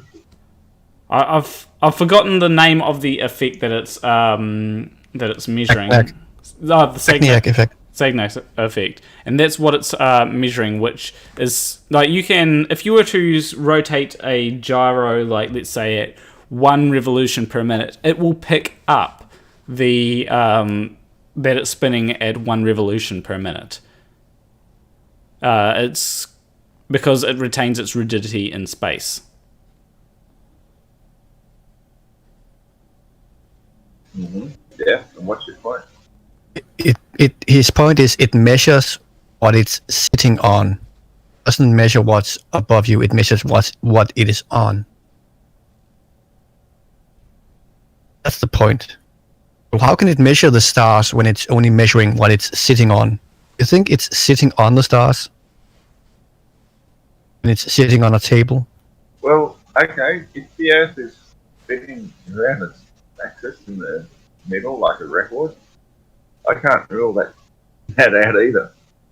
I don't think it's true, but if that's what you're saying you're measuring, then that's what's true. Okay, well, that's better than many other flat earthers, I will admit. So we'll go on to the next thing. Even though I do take a bit of issue with that. Saying you don't know is perfectly fine. Yeah. It's better than a lot of other flat earthers, though, I'll admit that. Let's move on to the next bit, because this has quite a few... I'm a magician. I only care about the truth. I don't care which way it leads. If you can prove that the Earth is a ball again, I will go back to believing what I used to believe, that you live on a ball. Yeah. My best evidence that I've seen says that it's a fucking stationary Earth, spinning like a record. That works.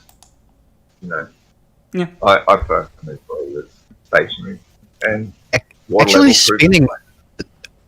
There's one thing that I don't understand is why flat earthers don't want us to spin, because the reason the Earth isn't a perfect sphere, but it's a little bit squashed, like flattened, that's because of the spin.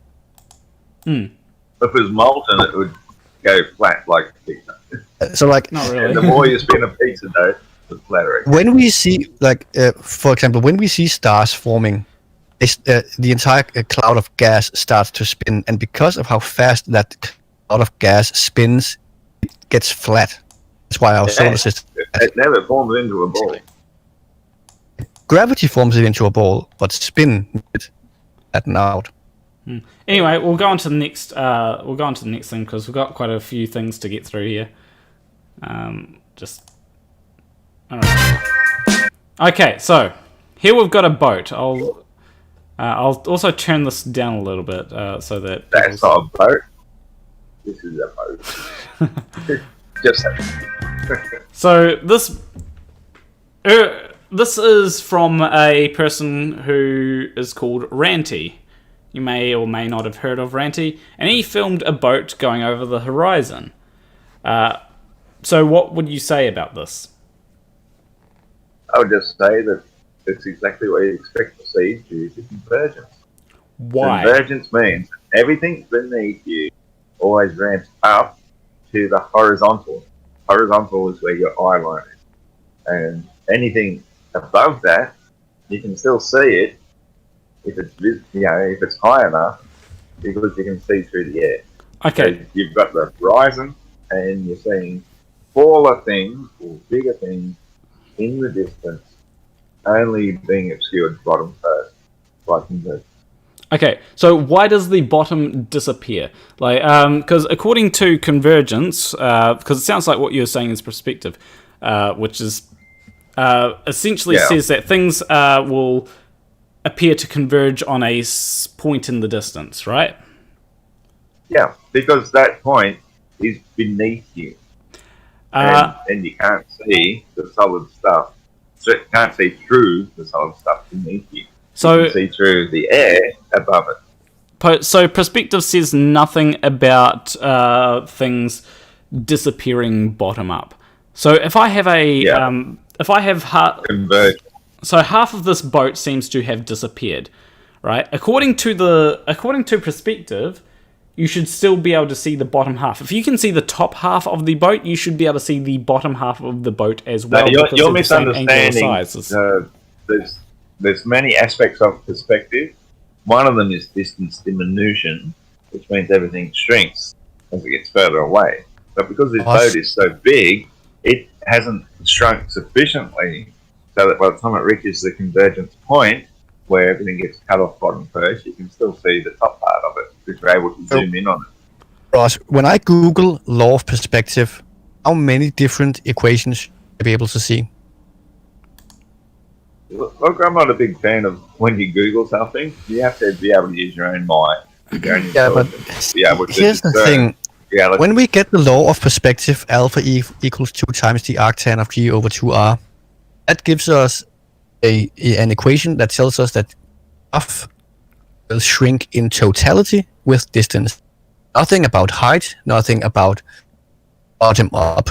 So if you want to say that there are these but like you've got an whatever ability laws, here you need you in. need to be able, like I told you earlier, you need to be able to provide us with some type of math so we can go out and test this, like so we can make calculations and make predictions and then go out in the real world and test them. Showing. This is the test. You're showing exactly your ability to zoom in on something which to the normal naked human eye would have disappeared entirely. But because you can zoom ad in hoc on tests don't work. Well, ad hoc tests are not this that isn't my good. test, mate. This is your test, or this is Plainer's test. This is showing how your ability to zoom in on something ordinarily Ross, still visible. Ross, I'll explain the test, what it was. It was basically, this test was done by Ranty Flat Earth to try and show that things don't disappear bottom up. It sounds like this convergence thing that you're coming up with, or at least disappearing bottom up because of convergence explanation, is an ad hoc explanation that was made after the fact that things disappear bottom up to try and explain it, even though it doesn't. Look, I don't hold much faith in anything Ranty says. He's been a sellout. He's a bit of a shill as far as I'm concerned. But that aside, just because one person said something doesn't mean it's what we all believe in. You know, I am a realist, and I'm telling you that what you're seeing here is convergence. He might have had his own different ideas. You know, he's pretty clueless when it comes to a lot of things. But what we're looking at here is a real example of convergence and the ability of using modern optics to zoom in on something, showing how the bottom part of it is hidden behind that. And I just want to explain something. What I mean by ad hoc is there's 2 types of tests you can do. But when we do like observational science, we don't do the test first and make the calculations. That's called an ad hoc experiment. Like when you try and when you like do an experiment like this and then try to make some math fit it. That's an ad hoc explanation. But what scientists do is that we try and come up with like some math that we think works, and we make some calculations to try and predict something. Like let's say predicting a solar eclipse. And then we can see in the future that the eclipse happened at that time using this math. Like when we use a heliocentric model. That's how we do it. Examples of things that happened in the past and keeping records of it, and then it's easy to make a prediction because you know it's going to happen at this particular time and place. And when it comes to it's not anything to do with the globe. Well, when it comes to things like this here, we can go, we know that we can take, if the Earth is a sphere with a radius of, I think it's 6,371 kilometers, then the things should be disappearing bottom up over the horizon at this rate, right? Now but how do you derive that figure? You derive that figure by using optical vision of what you see, where you start to see things disappear. No. So you've back engineered that figure. There's no way in the world you have an example of how you can tell me that. Ross, I have one name for you to search. Ross, Aristophanes. He did it before telescopes and optics were invented. He could calculate the Earth. That's as simple as doing an observation of 2 different shadows from a spotlight across your desk. And you can line up a row of batteries across your desk and take a measurement of every single one of those shadows and the angles of them, and then you can tell me just exactly how spherical. You said that we needed optics. You said we needed optics to be able to do the math. We don't. We can get the radius of the Earth without optics. Yeah, but you can use it either way. Like, people have actually. If you want to believe that my desk is a ball, you'll believe that my desk is a ball. But if I can do it and show that my desk is actually flat, and all those angles of the shadows are different factors lined up across it, and not actually going around a curve, then you're still going to end up with the same result. Oh, people have it like in this video. Actually, later on, there's actually this thing where it shows all the shadows being mapped onto a flat Earth and the shadows being mapped onto a ball. Guess which one? The shadows all point in a consistent direction, or consistent with the shape of whatever shape of the Earth it is. Once again, that's just then an optics of light. And if you don't understand how the optics of light work, with the sun being a hot spot above a firmament, then you'll always come to whatever. Ross, last time I heard you, I know that you saw that clip from Slice Barcane. You said it was something about the noble gases illuminating something. Yeah, that's what causes daylight. Like I'm sitting in a room at the moment, which is completely illuminated with daylight. And I cannot see. Can you just fast forward to that Slice Barcane, because I really want to hear. I don't think you understand what you meant about it. Okay, yeah, we'll go here. So I may have to rewind 5 seconds or something. Oh wait, no, we're good. All right, so here we go. So initially, all these lines are on a flat Earth, right? And they're all pointing. None of them point at a consistent place, right? Like you'd expect. Then when that white line in essentially is the equator. Where they're intersecting is basically what I would say is where the firmament is, and so that firmament is like a frozen layer of ice, for a better word, hydrogen. Hang on, that is where the hot spot of the sun is. So it doesn't matter where you are on the Earth, you're going to be seeing it in a different place. That doesn't make any sense, because that would mean that the firmament has like 20 different heights. Yeah, another same spot. It means that the firmament is a fixed height and the sun is a fixed height, but where you see the hot spot of the sun is going to vary depending on your location on Earth. This is not where they see it. This is the angle to the sun. So when it comes to all these lines that the further north you go, like you have a line that intersects with another line quite low, but the further towards the equator that you go, the higher the lines intersect. So, I mean... Yeah, well, you can see the X point in the middle. That's the intersection point, and that's the firmament right there. But all the lines intersect with... Right about there. All the lines... That's the equator. Just down.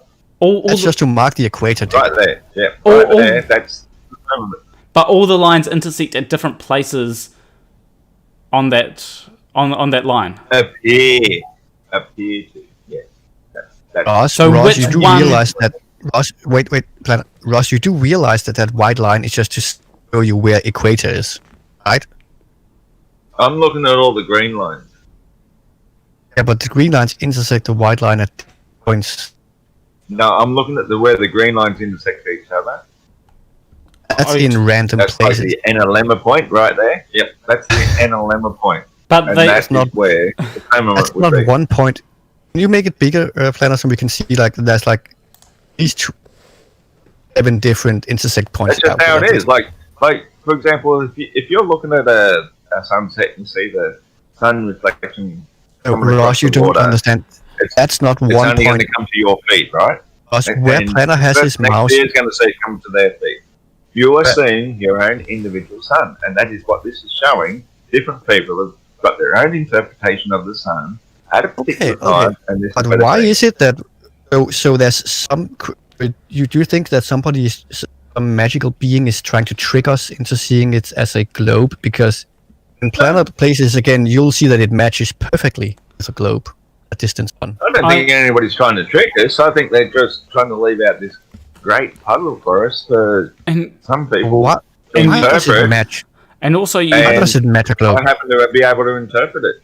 And also, you do realize that when it comes to this, this was done on the equinox, where the sun appears to be directly over the equator. If you're on the equator, yeah. So why would the convergence point be north of the equator? Because they're not at the equator. But why would the You're going to convention? see it locally to where you are. Actually, I think it's funny, Planet. If you look at those two in the southern hemisphere, they intersect in like random points up near the equator. Like it's completely random, and for some reason it matches perfectly with a globe and a distant sun. Like But match. But for you guys, you're trying to say the equinox is where the sun is the exact same. I don't know. It's almost as though you're saying the Earth isn't even tilting at that moment, and yet here's the evidence to show that. The equinox is just How when wrong you are. the equinox is just like when you stand on the equator, you will see the sun directly At above midday, you there at like should be 90 no degrees. shadow. Yeah, At midday, there should basically. be zero That's shadow. when this was done. And yet this evidence here shows that you've got shadows coming from either side. No. That's on the The equator. You should sun rays only are not get no parallel shadow. whatsoever. Only on the equator you get no sun shadow is on the local. equinox. It's only on the equator that it's directly above your head at the equinox. Only on the equator. Exactly, at midday. And that works precisely for a flat Earth as well. I mean, So you But it can't doesn't. use this to claim proof of growth. But it Works doesn't. exactly the same. This for flat Earth. shows that viewing angles, like the angle above the horizon for the sun, shows the sun in very different positions. yeah, it seems to be random positions. And when we put it on a globe, all of these lines intersect to one point. Do you want me to All of these play lines the- don't intersect. Yeah, I think that's a good idea because Which would be the firmament.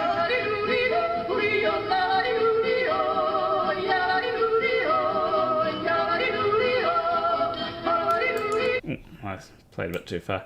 But if I go, yeah, here we go. You see that they're all now parallel on a globe. basically parallel, it's not perfectly parallel. Whatever. Yeah.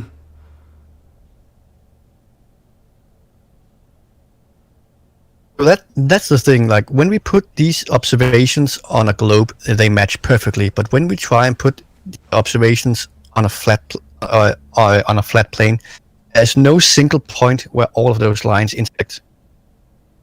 But when we put it on a globe with a distant sun, you get a single point where all of them intersect. Well, the interesting thing about that is every single one of those lines was taken at a different time. Yeah, if they No, all they happened weren't. at the exact same time. Oh, yes, they were. No, they were all taken at local midday, which is Oh, different no, they were taking when at. you factor in time zone. Oh, they were taking at. As far as I remember, because I've seen the original Slice by Ken video, they were taking at the exact same time, all of them. Not the same local time. They were taking at the same time. Because they're all at the Well, same longitude. So you have no idea what you're talking about. That's cool. That's fine. I do I'll have just to know send what it to I'm you. talking about. Seems like you don't know what we're talking about, Ross. No, well, either they were taken at the exact same time, or they were taken at the local time. Which one is it?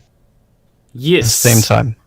Well, no, Yes. yes. Like, when I say yes, they were taken at Typical the. Kiwi answer. They were taken at the exact same local time and the exact same time.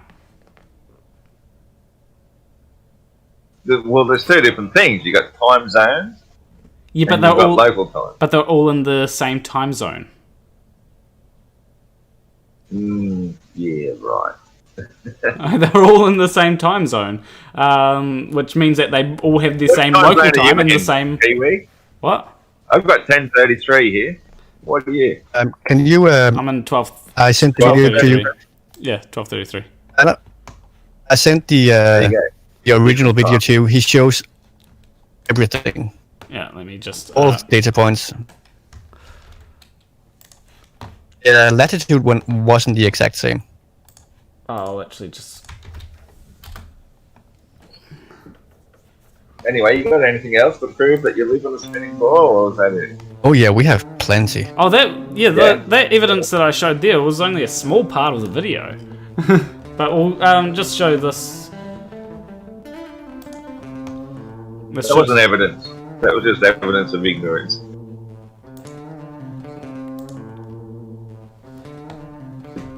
Okay, so I just got Peter G's just said in the chat that they were taken at solar noon Solar at each of these locations. Okay, so it was Ross, if we have a flat plane, what is the maximum amount the internal angles of a triangle can be? Are you talking about a 2-dimensional triangle or Yeah. 3-dimensional? If you have a triangle, put it on top of a flat plane. What's the maximum amount that the internal angles can equal? Or is there a maximum amount? You're making that sense, mate. We know there's 180 degrees in the triangle. Did you know that if you put a triangle on a globe, you can get more than 180 degrees of all of the internal angles?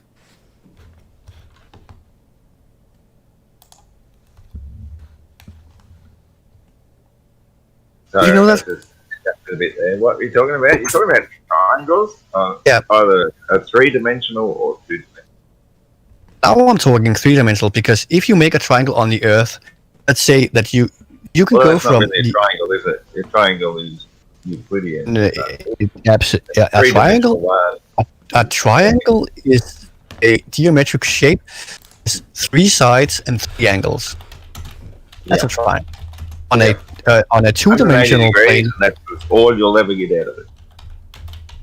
that's wrong, because MCToon has there's some nice measurements that measures the American, what's it called, the American arc of the parallel, and they measured with triangles that all of those triangles had more than 180 degrees.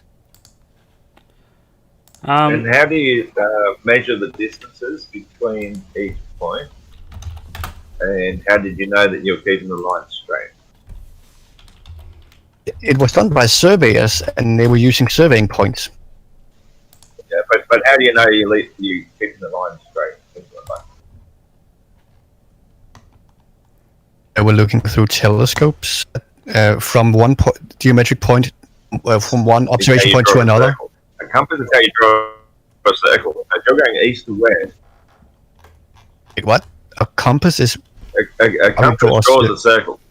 Yeah, you put the needle in the center, that's like the North Pole, and then the arm swinging around, going east or west, is going to draw a circle. So if you're using a compass to try and draw a straight line, then of course the angle. That's not how they. That's not how they did it. Well, that's why I'm asking. How did they do it? well, here's an interesting thing that I'm just going to look for the particular. Oh, here we go.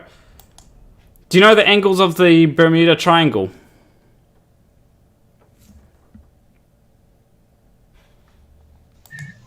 No, I don't. The interior angles of the Bermuda Triangle are 56 degrees, 62.9 degrees, and 62.7 degrees. Which adds up to a total of 181.6 degrees. Yes, I did just play it so that I didn't have to do the maths myself, so... It's not really a triangle then. But it is a Yes, triangle. it is. Again, Ross, a triangle is a geometric.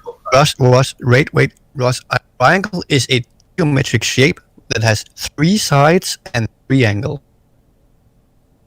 Now, in non-Euclidean geometry, it doesn't have to be perfectly straight. The sides can bend. Yeah, that's what I have a feeling, is that all your sides are being bent. Yeah, because this triangle is on a sphere.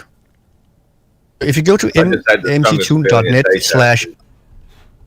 if you go to mctoon.net/r, you can see all of these measurements of Earth.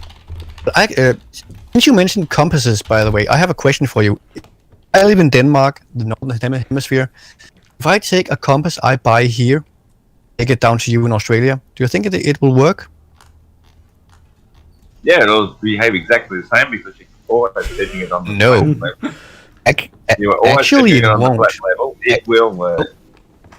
No, it won't, because northern hemisphere compasses and southern hemisphere compasses are actually not the same. There's a slight slant in the needle because it's not measuring a flat plane. Oh, Blive's tail, mate. Oh, Blive.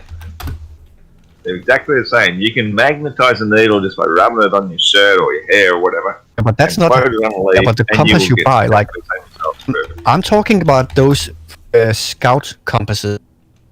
There's two versions of those, like, you know, those flat compasses. There's two versions. There's northern and southern hemisphere versions. There's, if you get a northern hemisphere version and take it down to the southern hemisphere, the needle will just bonk up against like the bottom or the top of it. Let's Ross. Let's watch this. It's a video by Greater Sapien. A simple device that works by a very simple mechanism. A magnetized needle aligns itself with the magnetic field of the Earth and points north from everywhere on the planet. The motion of this simple device is direct evidence against the notion of a flat Earth and positive evidence that the Earth is indeed a globe. Let's look at how a magnet would move if the Earth was flat. Now, there's no flat Earth model that is agreed upon to tell us where the magnetic North Pole is precisely, and they don't believe in a South Pole. So given what we know about magnetism, let's look at a few scenarios with this unipole magnetic north.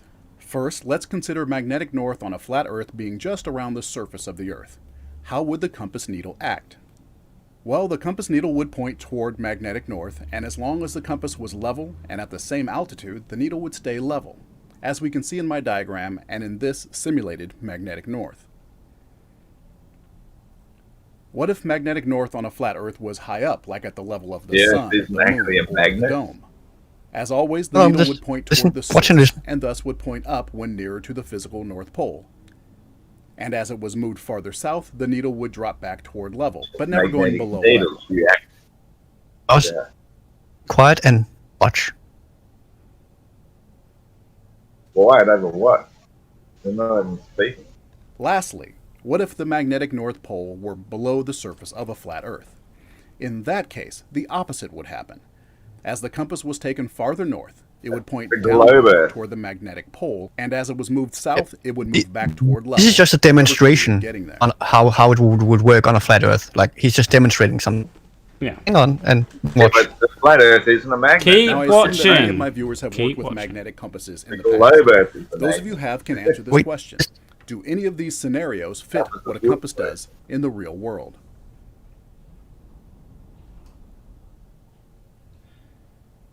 What about on a globe? Given the accepted understanding of the Earth and its magnetic pole, what would we expect to see from a compass? Well, given how the globe has two magnetic poles, the lines of the magnetic field go straight down at the North Pole and straight up at the South Pole, like this, forming this pattern. So the needle will point in line with the lines of magnetism, pointing up in the south and down Oh, in the how north. convenient. Like They this. match level. So it's leveling out compared to the magnetic field. Yeah, but they match level, which is water level. No. Right. Now I'll put that question out there again. Which of these four scenarios reflects what happens in the real world? The globe one, of course. Don't believe me? Ask anyone who's taken a standard northern region compass below the equator. Number one. Yes, I said Yeah, that's northern what you region mean. compass. This is a Zone 1 compass. It was made to be used in the upper northern hemisphere, like in the United States. Manufacturers make compasses for 5 zones across the globe, balancing the don't. magnetic needle to compensate Yes, for they the do. Yes, they We do. can latitude. use You can't the access new exact trade same regions if your compass magnetic doesn't work with the needle, equator. as I said, yeah, Free market grab a needle, understands grab it the up, world make it is a globe. magnetic, float it on a leaf, you're going to get the exact same result. No, because the needles are Because water is balanced. always wet. The needles are balanced differently. It's to do with weight to offset the Nah. to offset the magnetism. Nah. The That's just crazy. it's not like I think if I go further on in the video. Manufacturers have also developed this compass with a needle that is independent from the magnet, a global needle that doesn't tilt. It just points, Independent from and thus can be used anywhere. They say necessity is the mother of invention, and the world being a globe made this invention a necessity. Now, globe deniers And you also may have claim those, that it has not spherical properly compasses. reflected Guys, so brave. position Which on the one? magnetic North Pole. Well, given that globe deniers don't have a model of how it actually works, I can't be blamed for that. The claim I've made here has been tested He's also got another video in which he demonstrates two the guy that different. ripped off 20 grand Every year. bloody blue believers and didn't end up going to Antarctica. Well, that was actually the company that was setting up this flight. Yeah, but he didn't give you the money back. He took 20 grand off you blue believers and just ran. Well, What does I mean, that have to do? What does that have to do with how a compass works? yeah, like That's Well, completely it proves his irrelevant. credibility, doesn't it? He's just a sham. He's a scam artist. He sold 20 grand off people, and he ran. I mean, I'm pretty sure Wolfie has demonstrated the exact same thing. You know, like regardless of whether you think. Oh, well, his if you're pretty sure of it, then that must be true. Hey everybody, this is just a short little Wait, addendum what? to my compass video. There are some people that didn't believe that. Okay, so here's where he shows that the compasses are different. As you can just see, a- this compass is Just a little calibrated addition. for the I'm sub- on a compass by website, and there's different types. There's one here called Global Compass that says there are 3 different balancing zones: magnetic equator, magnetic north, and magnetic south. Well, it seems like other there's words, you're different basically compasses for where you are. How is it destroying the globe when you need a different compass from I can't use my compass when I go down if I go down to Australia? Because all compasses Yeah, are magnetic, and all There it magnetic is. Jared might know a lot more than me and Planner combined about compasses. Okay, hang on. Before we even get to that, Ross, you're a fucking liar. Because Greater Sapien did not steal from anyone. When that trip got canceled and pulled out from under him, he immediately offered to return the money to everyone who donated. And the people who donated said no. Of course. You are a liar, sir. They didn't want to admit they were fooled, were they, by Sam and Scarlet? Fuck. Greater Sapien admitted that he was fooled by the company that was setting up the trip. Very public about it. Very public about it. He was very public about it and offered to return it. He offered to return it to the people who donated to him, and they said no, put it to the channel. No, he kept the money. I mean, You lied, Ross. Liar. He's a fucking liar. No, Ross, you And you're are a the liar supporter of here. liars. Ross, you are the fucking liar here, and I am sick and tired of it. You want to talk about people's intentions, and yet you don't watch a damn thing that they put out. You're getting angry, Go. Mr. MCToon, because you're on the losing team. You're a No, fucking I'm not. loser. You're a born No. loser. I'm the loser, Anyway, yet somebody I'm the come one here with a and tell fucking you job the and a truth, family. you get angry. I'm the You're loser, upset. yet I'm the one with the job and a family. I'm the loser, yet I'm the one with the job and a family. Listen Do you to really want to play these games, Ross? What game? You had to lie about a brain tumor to get fucking attention. Who's the loser? I never lied about a brain tumor. You said you had a brain tumor, then a few weeks later you said you didn't. You did it for the fucking attention. Who's the liar? I said all along that you people You are a fucking You liar, are a Ross. scammer. Get the because fuck I have over it. I have the brain that. How many more picks up times do you want to lie, feelings Ross? from everywhere. How many more times do you want to lie, Ross? How many more times do you want to lie? I admit it straight away that you people are the tumor. Get over yourself. You want to stay in my head? You're the tumor. so So which is it? Did I'm you here have to a be the tumor or cure. not? I'm the cure. The truth is what sets us free. Then why are you lying about Greater Sapien? Why are you lying about the compasses? Why are you lying about every goddamn thing that these people are putting before you? Obvious liar. He took 20 grand off people and never returned it never gave it back. He to offered to charity or return somewhere. it, and people did not want it. Yeah, but he still had the opportunity to. That is not stealing, dipshit. Okay, Like if I donate, Ross, let me ask him something. Ross, if I give you, let's say you need like money for to pay back a loan. Let's just say that as a hypothetical. Let's say then that I send you $100 towards that, and you found out, oh wait, I don't need that anyway.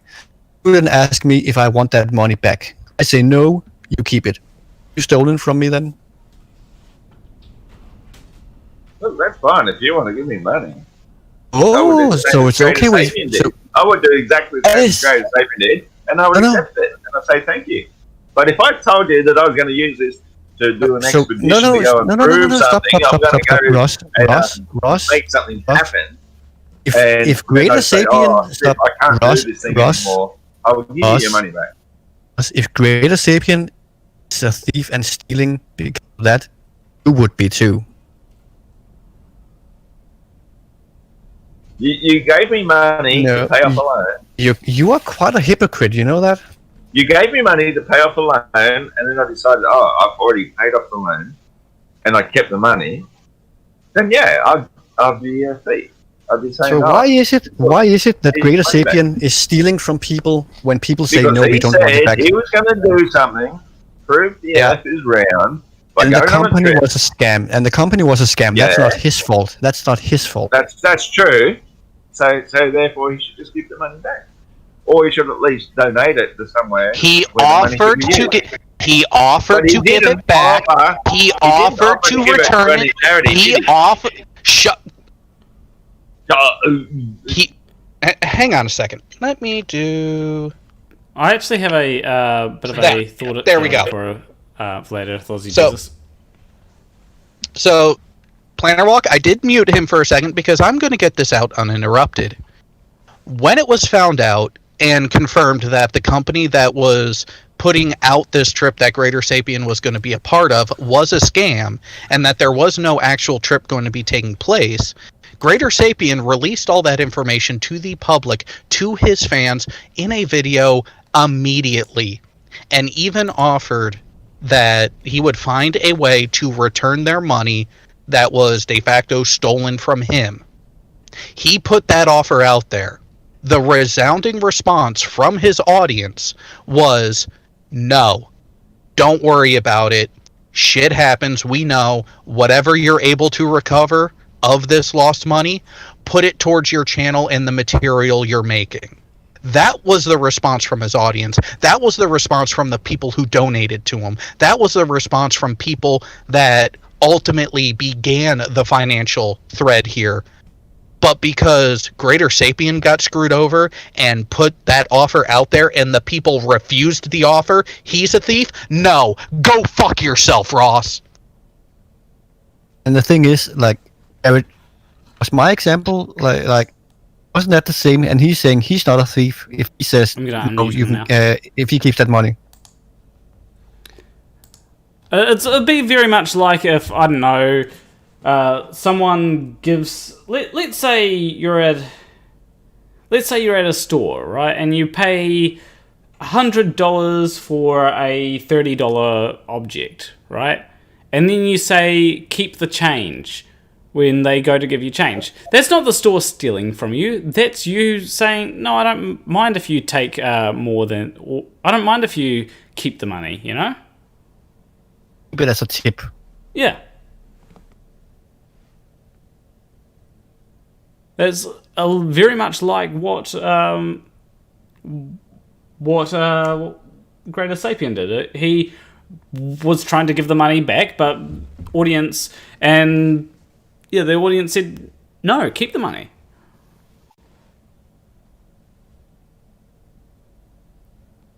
Like we said, and like you agreed, like it's not his fault that the company was a scam. So it's not his fault, and people still said like keep money. Like when people donate to Nathan Oakley and people like that, they want to. Sometimes people want to give other people money.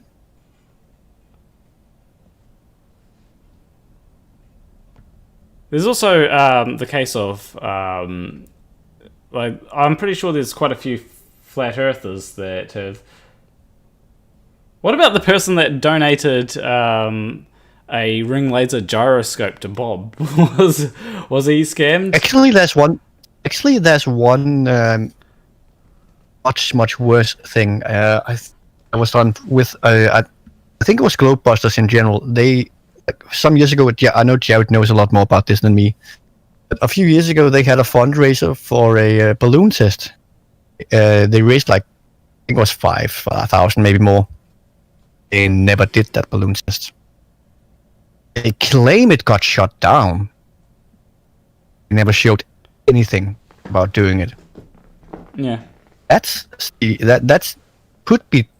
I mean, I don't know if they sent it up, but they. Hi again, Jared. Yeah, there were a few flurfs who set up balloon tests and never did them. Bob and Jaron were one, and who was the other? I remember the Bob and Jaron one because they were reminded about it like for months, and people got deleted from their channel because they kept asking about it. Yeah, there was another channel. I want to say it was Rich. Fucking. Oh God, what's his actual YouTube name? Ross, we can't hear you. I can see you're trying to talk, but reason we can't hear you. Yeah, because I've unmuted him. Yeah. You're saying in chat that you're a loser, Jared. Why? Because I have a job and a family? Well, he can go eat a dick. I mean, that is a way to make money. With, Mr. Red I can hear you. I also have a job. I have a family. My kids are growing up. My youngest one's doing a and yet they want nothing to do with you, Ross. My Yeah, two I've eldest heard- are doing double Ross, you do realize that chemical people in this engineering Ross, yeah. you do realize and people I have see my talked. family regularly. Yeah, keep lying to yourself, Ross. That's going to do I you just had a wonders. visit with my sister. Keep lying to yourself. It'll do you wonders. Keep lying to yourself, Ross. It'll do you wonders. Distant from each other does not mean we Yeah, but don't want to see each other. Yeah, I but get haven't along people well with all my family. talked to his kids and said that they've basically disowned that his kids have disowned him? My kids haven't disowned me at all. They're beautiful kids. I love Keep them. lying to I love yourself, them. Ross. Delusion is great. Look, you can live in whatever world you want to live in. Well, It doesn't affect me. I know reality. You live in a world of delusion. So if you think that my kids Ross. feel that way, that's fine. Ross, Anna, buddy. can I ask you something? It Why are means you? nothing. Anna, why are you using Facebook and? What? It's for Planet Walk. Why he's using Facebook in 2020? I see he has a Facebook tab open. This tab is not. I'm not actually logged in here. It's me looking. Okay, so you're not using Facebook. Okay, that's good. Ken I actually prefer to use Facebook apart from family too, if I can. But I haven't used Facebook in like can't handle 3 me. years now. So it doesn't mean that they've disconnected themselves from me. They tolerate. But Ross, when it comes to things like, I think that you are quite deluded in the fact that when it comes to me showing you evidence that the Earth is a globe, right? Right. Then Okay. you will claim. Have you ever done that? Yes, right now I have evidence up on my screen because it's You're showing a boat disappearing picture over of the horizon. But convergence and how vision works. Let me ask you a question. Is this evidence? I'm just give me a second. Let's see if you have one. I don't think you do. You know the Earth is flat and stationary. Let me ask you this comes up first. Ross, I have worked satellite photos. No, I know that stuff in space. Is this image here? I'll open a new tab. Is this image evidence of a flat Earth? This image here. The black swan, as they call it. Yeah, the black swan. Is that evidence of a flat Earth? Of course, because the horizon should only be 3 miles away. Then So why? everything should be obscure at that point. Then why is this how can this happen? Like, if this here is evidence of a flat Earth, then this can't be evidence of a flat Earth. How far distant is that ship? I mean, I'm not sure exactly how distant it is, but Well, then you can't use it as evidence. okay, then what about this image here? I'm just gonna go view image and so this image here, is this evidence? View image. All right. So these together, bro. These two images here, you've got one that where the horizon is behind the platforms, and then you've got one where the horizon is in front of the platforms. In both cases, the platforms are the same distance away. Now, only one of them can be evidence for a flat Earth. Which one is it? Well, which one are you claiming is evidence of a globe Earth? This one where They're the horizon is... Images at a different day. I would claim both of them because we can see as the first one shows us how atmospheric conditions Do we know what make tide it see it was? further. What's the tide at the time? What's the... Yeah, the ocean has tides. The tide isn't going to play a difference. The tide isn't Planner, going to make planner. one of the... Wait, Planner. Go back to the other one again. Why would the tides make that crane on the left go crooked? Well, I think that has anything to do with the tides. That's going to obscure more of it, isn't it? No. Yeah, that's the tidal thing. That's what tides do. It's not going to Tides don't make Make half the of... water level different. It's And can you circle around the left crane here on this picture so we can see it? So this crane here. Yeah, this crane. Yeah, and then the other picture, the same crane.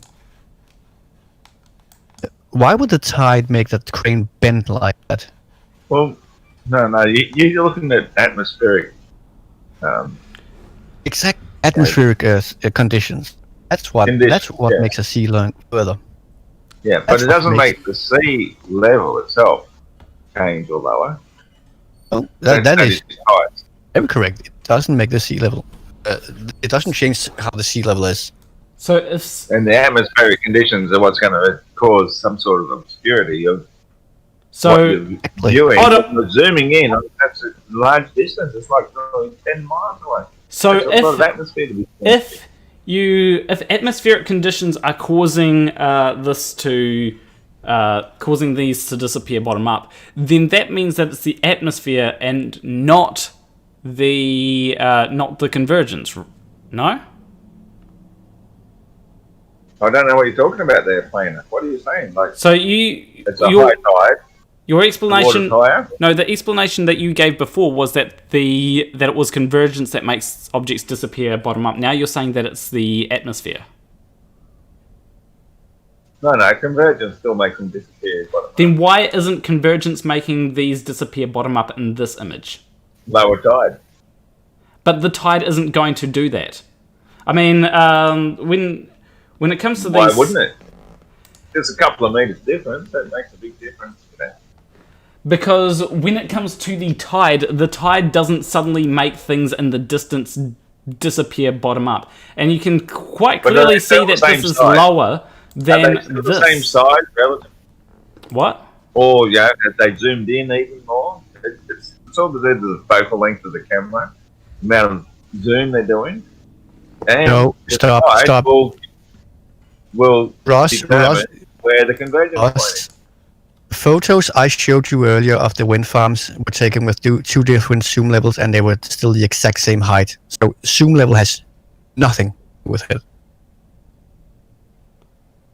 Zooming in doesn't reveal more of the bottom at all. Yeah, but the tide will always vary. You've got 2 tides in a day. That's one of the actual biggest globe killers. So do you is think- the fact we have 2 tides in a day? Do you think the tides will make that oil platform? Not a single one. Why would Every these... one of you. Yeah, the left oil platform here. Gravity of the moon. Ross, Like, the I oil, got one moon. Ross, Like gravity. these 2 oil platforms are virtually identical. That one on the left that Planner Walk is showing right now is basically sinking, if that's what tides. You're not really disproving anything here. Yeah, because the way convergence works is an aspect of our eyes, our perspective. You can only see so far, and everything beneath you is going to appear to converge upwards.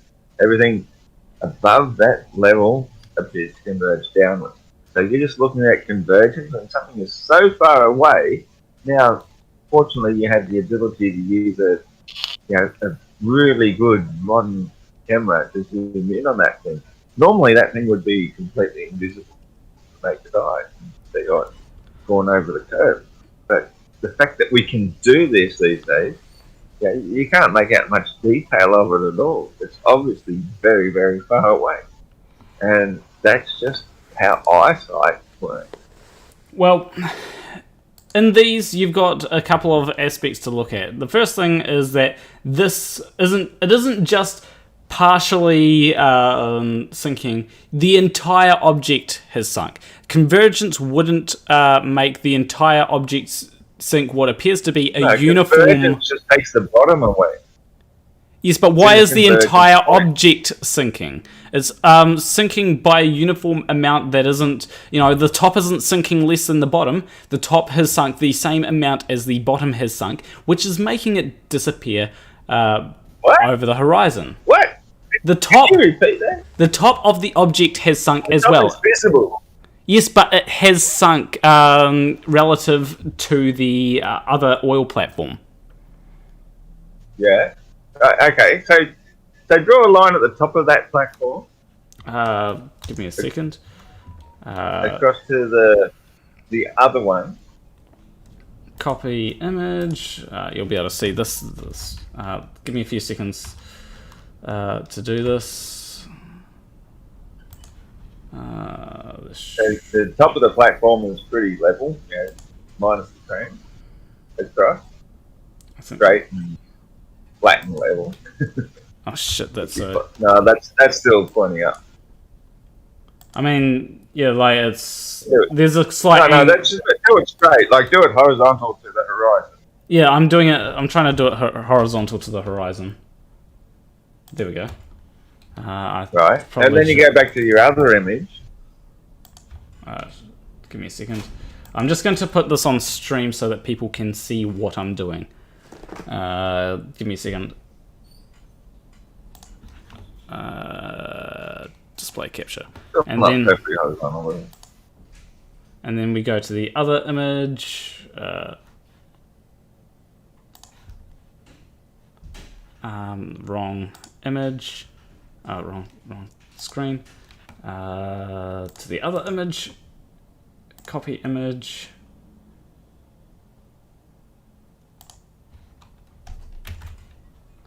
Alright, here we go. And then when I do this... Okay, so they're clearly viewed from different viewing heights. No, it's the same viewing height. How do you know? Because the person that... Did you take the picture? The person that took the image did it from the same viewing height on different days.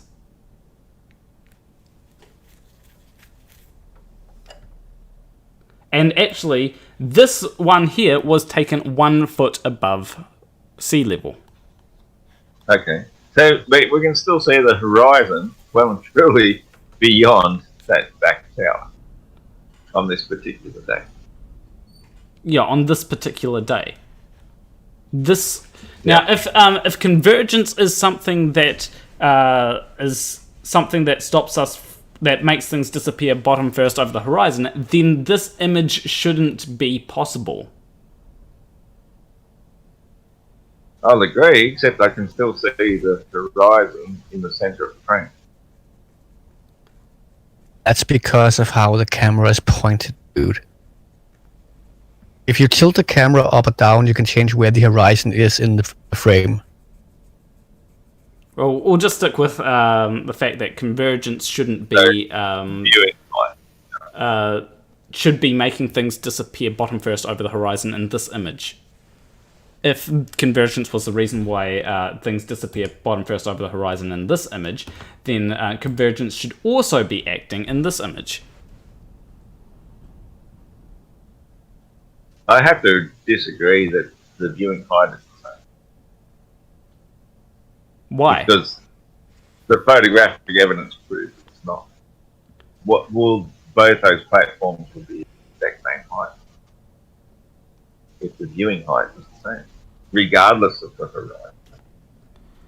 What? So you think that there's somehow? Did they change its curvature or something? Well, I know the exact reason why things are different in each of the images. It's due to atmospheric refraction. Like this is been there's actually a few things that I can go through with you if you actually want to know how atmospheric refraction is acting in these images. Go for it. Okay. I have I can actually show it. I think I can show it a little bit better. Okay. Because the way that I was going to explain it is there's actually a let me go to If you can click my name, Ross, so you can see it. Let me. Oh, we got this. I was actually just. Are you watching me now, Ross? Whilst I've got this, I'm just going to quickly go over to meta bank refraction, and then I'll check the. Why is this not loading? Your screen's not loading, Scythe, for me.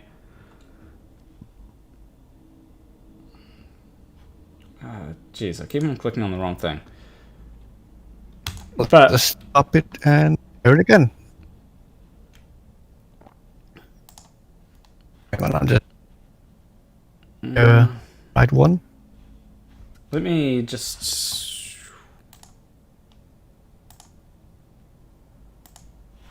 Let me see if I can somehow.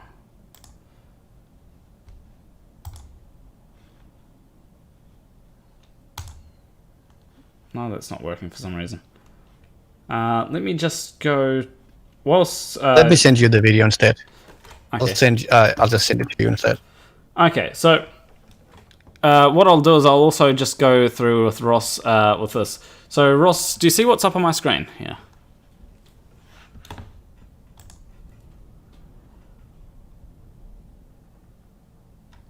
Ross, you there?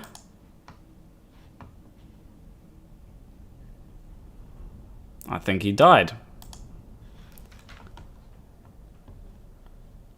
But for people that are wondering, this is refraction of. This is how. This shows how things should look on a globe when you. Or how the platforms should look on a globe when it comes to a fairly clear day. Right. When accounting for refraction. Now you can also click this and you can get a couple of other things like let's do My stream has cricket noise. what's that?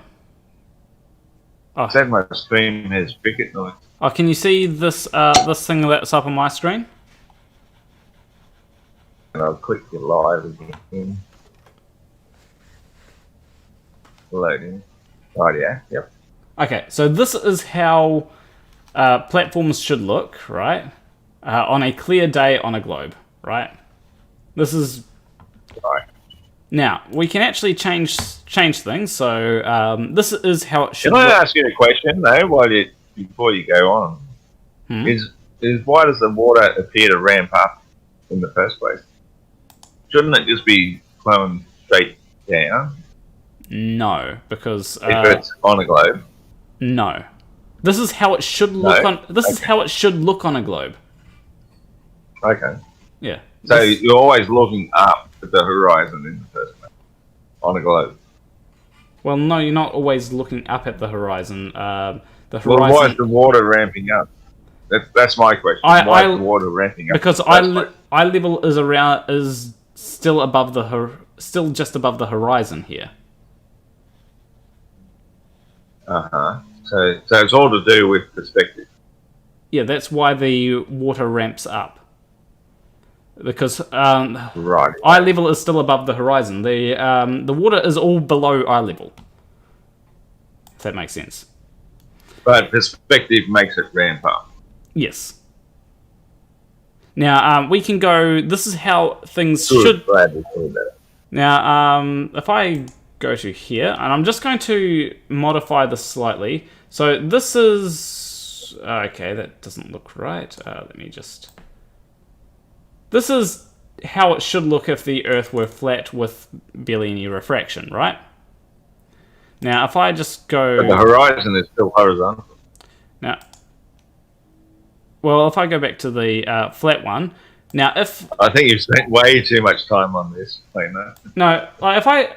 So, here we go. If this is how the Earth... You get your girlfriend or something. This is how it should look on a flat Earth with no refraction, right?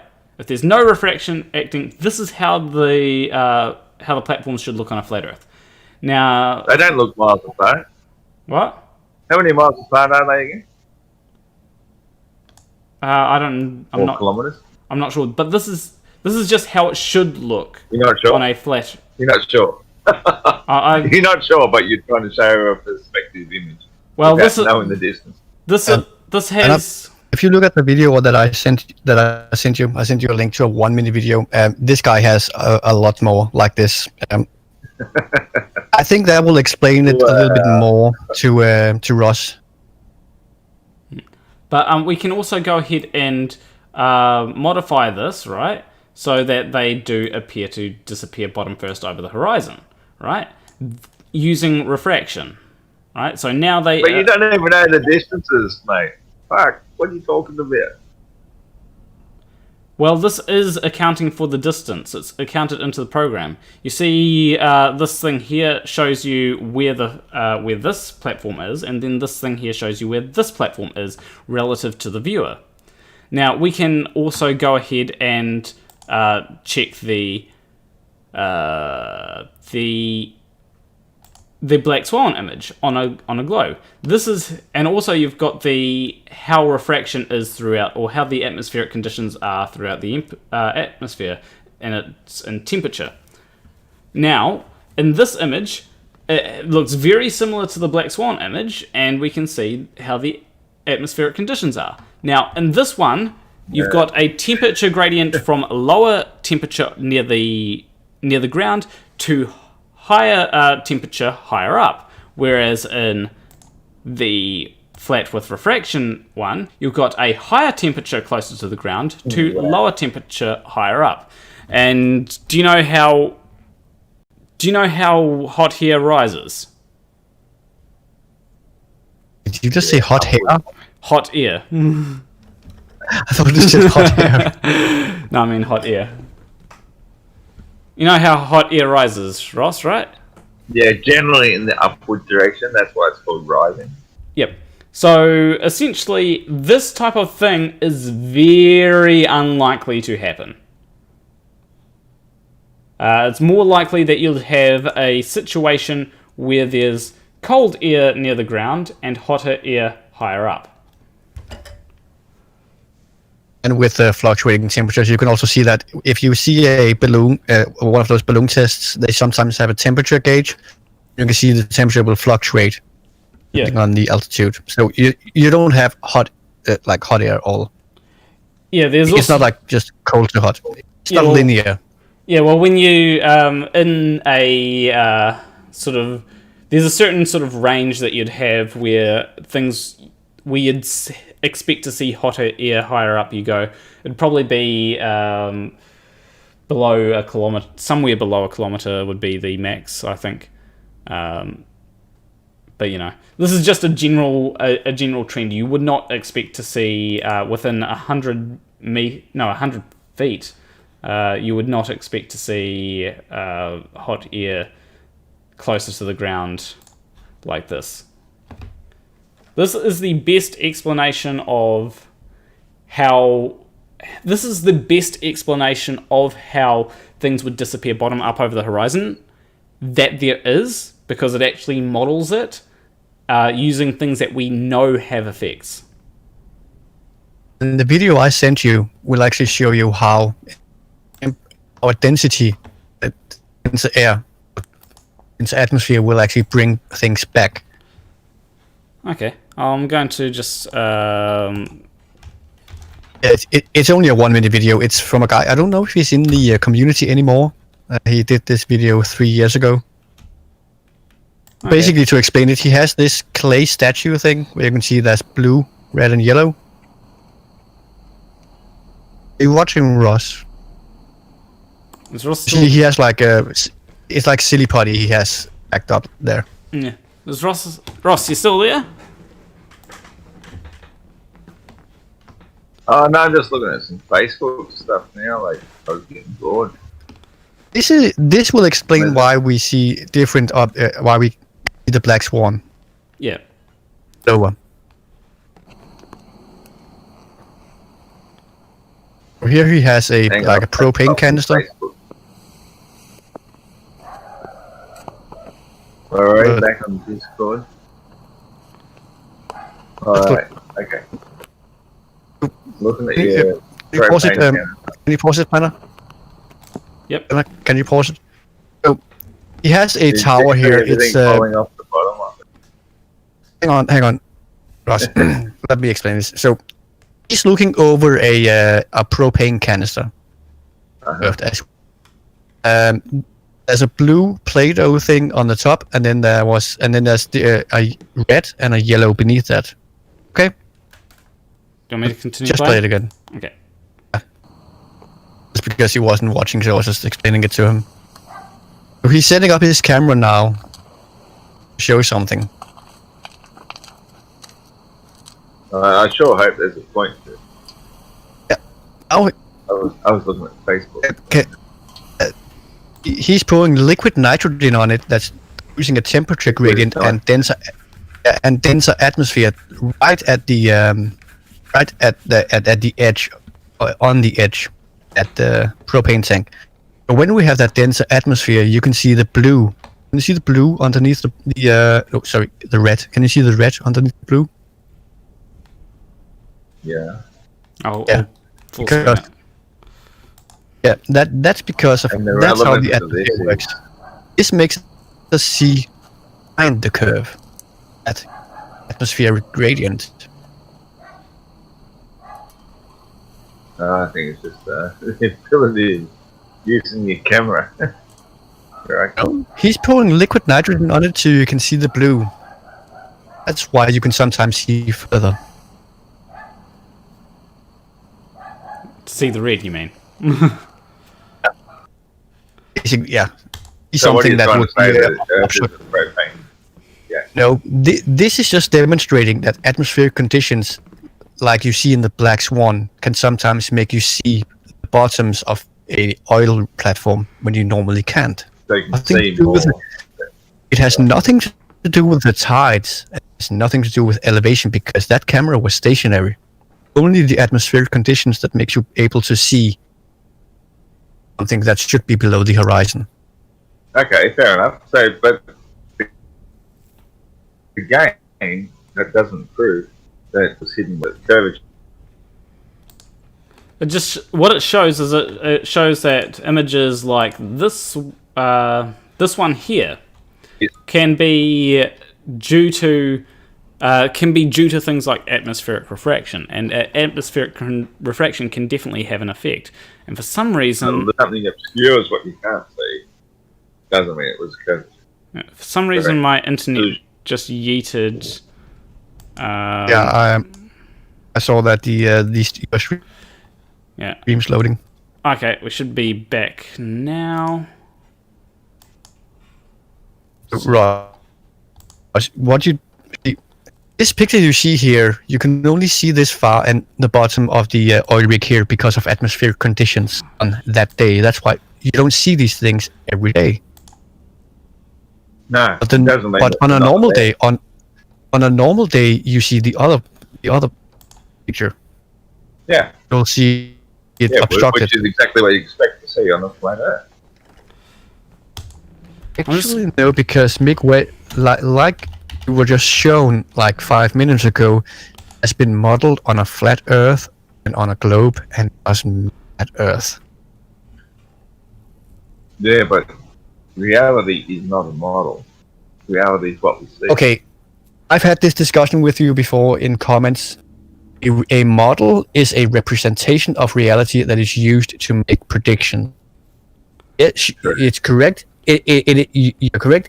Reality is not a model, but we use models of reality, explain reality, and to make predictions about reality. If a model correctly predicts reality, then a model is likely correct. Yeah, but reality a model is not something that you just. Nobody's reality claiming. Itself Nobody is as we see it. Nobody And is you cannot claiming model reality. That's where you are absolutely wrong. No, you cannot model reality because you have to take into every aspect of scale into consideration. And in order to make that scale reality, means you have to do it at real scale. And you can't do that because that's a model. A model will never ever represent reality. Ever. Okay, so here's the problem with that statement. When we build a model of a globe Earth in a heliocentric solar system, we can make extremely accurate predictions about solar eclipses, total solar eclipses, partial solar eclipses, annular solar eclipses.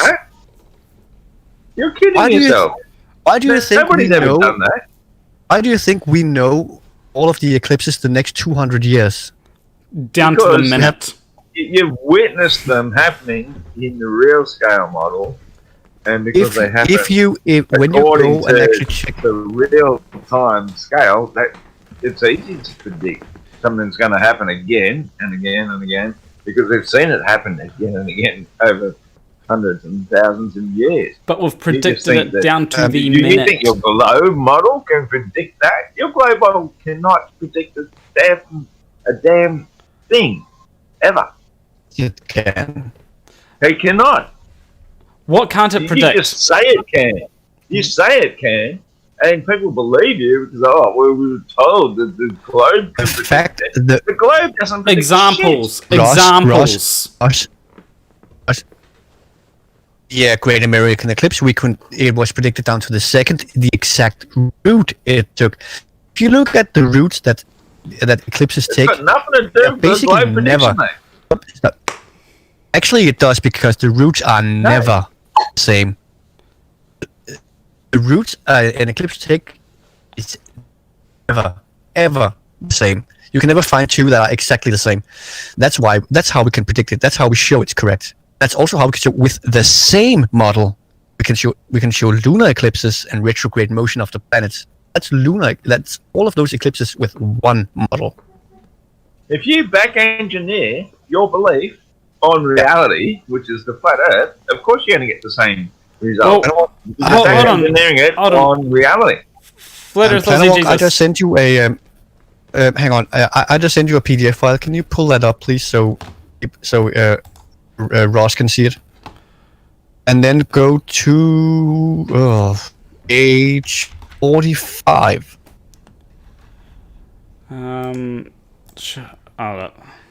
Decided to download it. Give me a sec. I don't know which is easier. It's not the biggest one. Yeah. It's only a 70-page. It's only a 70-page report. Paper I did. Well, not paper. Report. Okay, so page 7. Page what? 45. 45. 45. 45. DNA. Yeah, but Yeah.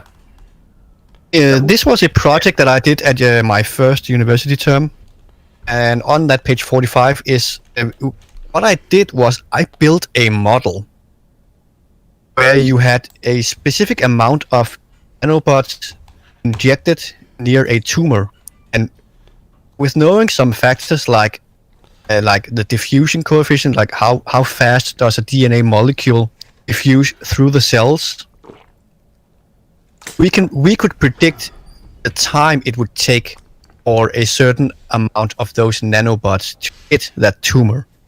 So that's just one part of me, Frankenstein. God, and one of my math professors, he does this for a living. Like he has he helps hospitals by building models of injection sites and how much medicine to inject into cancer patients to make it as efficient as possible. Holy fucking shit! You're serious?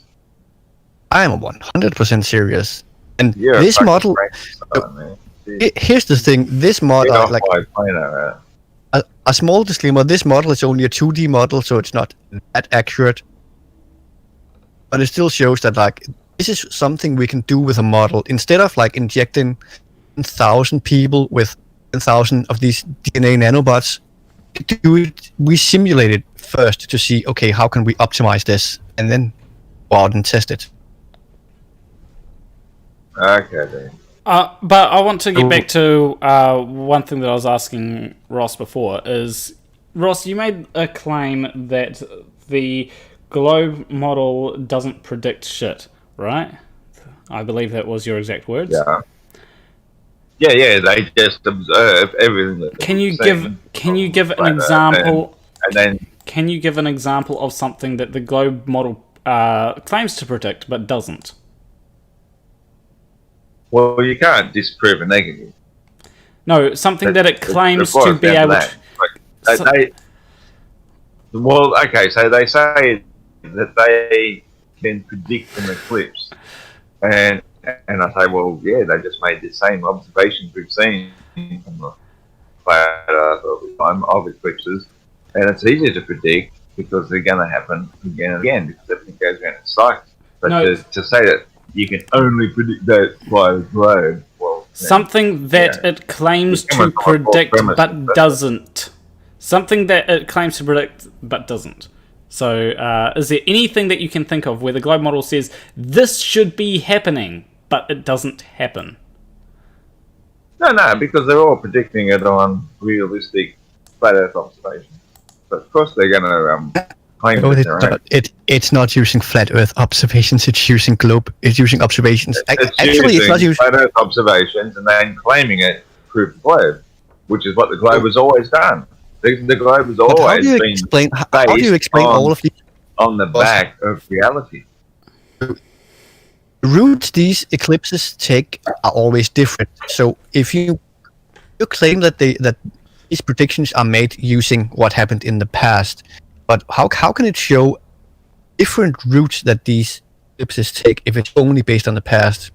But these new routes are Because different, but they these still patterns show. that are repetitive. They're doing the same thing. They're all moving above the flat and stationary Earth. So of course they're going to be doing exactly what they did last But it's time. not exactly the same. That's the point. It's not Or exactly what the is that? same. It's not exactly the same. All the Okay, routes are so- different. So What, so, that's so why. you're saying the stars don't come back into, the... So the stars are different now than they were 10,000 years Oh. ago. No, they're not. They're not. They are. You can look at if you look at star charts from ancient Like- Egypt. Consistent. They're You're not. lying. No, they are not. If you look at star charts from ancient Egypt, you'll actually notice that the constellations are not the same. They have moved slightly. Like it's not like they've moved. Like let's say it's not like Polaris has moved like 20 degrees, but it has moved slightly. No, well, if you can back that up, I'd be happy to see it. As I was saying, I'm always open to new ideas. You know what's funny? If you You know can what's prove funny? it, I Whenever have to see it. stop. You know what I'm? How is it that we have to show evidence, but when you make claims, you don't show any evidence? I'm asking Don't- you for evidence. If you've got evidence of your But claim, we've asked you I'm for happy to see evidence. We have asked you for evidence as well, but you don't well, the show it. constellations, as we do our zodiac by, hasn't changed in thousands of years. We have constant constellations. Now, each one of those stars, they should be millions of miles away from each other. They would be showing some sort of parallax over a certain period of time, but they don't. They It's do. almost as though all the stars want to behave exactly so that we on our Sorry, but little Earth look at your screen, appear Ross. exactly constant. Ross, look at your screen, and that's how stars have changed. Sorry, you're wrong again. Well, stars have actually changed throughout. Like, we can actually measure parallax throughout the year. So we For have example, constellations involved in the zodiac, and they've changed. For example, when it comes to the parallax of, I think it's Alpha Centauri or Proxima Centauri, the parallax of that has been measured to be about 1 arc second. Brainy Beaver is also in the chat. He's also saying that the Egyptians also logged the differences. Brain, that's also what I said, that like the constellations are not exactly the same as they were in ancient Egypt.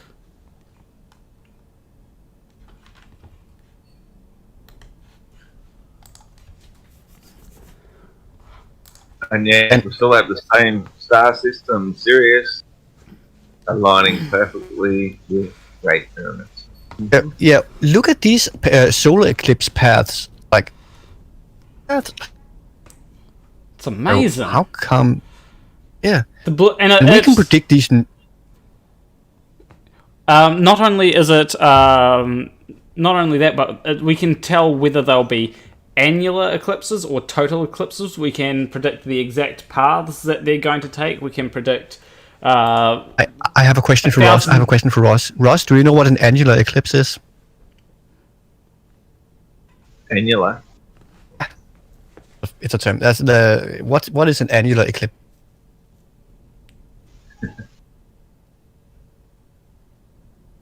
You better tell me what the word annular. So you know a total solar eclipse, like that's in the word. It's when the moon totally covers the It's sun. either an eclipse or it isn't. You know, like, is it Can you pull up Planner? Can you pull up an annular eclipse? once a year? An annular eclipse is actually when we are further from the sun. So the disk of the moon will not cover the entire sun. Like you'll see a ring of the sun around it. So like what I've Yeah, got on like screen here. yeah, exactly like that one. That's an annular eclipse. Yeah. That's not that's where the sun is not totally covered. Yeah, we can predict And whether that's and that is dependent on our distance. That is dependent on our distance to the sun, actually. And if you, yeah, Are you saying that the moon is sometimes closer to us and sometimes No, further I'm away? saying that it's because sometimes we are further from the sun. it also does depend where on things sometimes with further from the sun, which means vice Yeah, versa, I think the sun further I away. think the difference in distance is about 1 million kilometers, roughly. Only 1 million. Yeah, yeah. Pizza pie. I thought it was about 2 million kilometers, but I might be wrong. I'm just gonna check it just to just to be sure. Yeah. But yeah, there's all these different eclipses here that we've managed to predict. And if we go to here, they've managed to predict it up to the year 3000. That's a long time in the future. Because things keep doing the same thing that we see. Because the Earth is stationary. And these things move around above us in regular pattern. Good to see. I mean, they do move. So the thing is, in a way, you are correct. They move around in regular patterns, but these patterns can't be simply. These patterns can't be simply. You can't just go, okay, this pattern works because. We're winding through space then. Well, This no, is you the- can't. Damn, You can't say that the pattern works because you simply observe it. What you have to actually model out how the pattern can happen, and then you can actually predict it. Like otherwise, you wouldn't be able to predict all this down to the second. And we were actually both incorrect.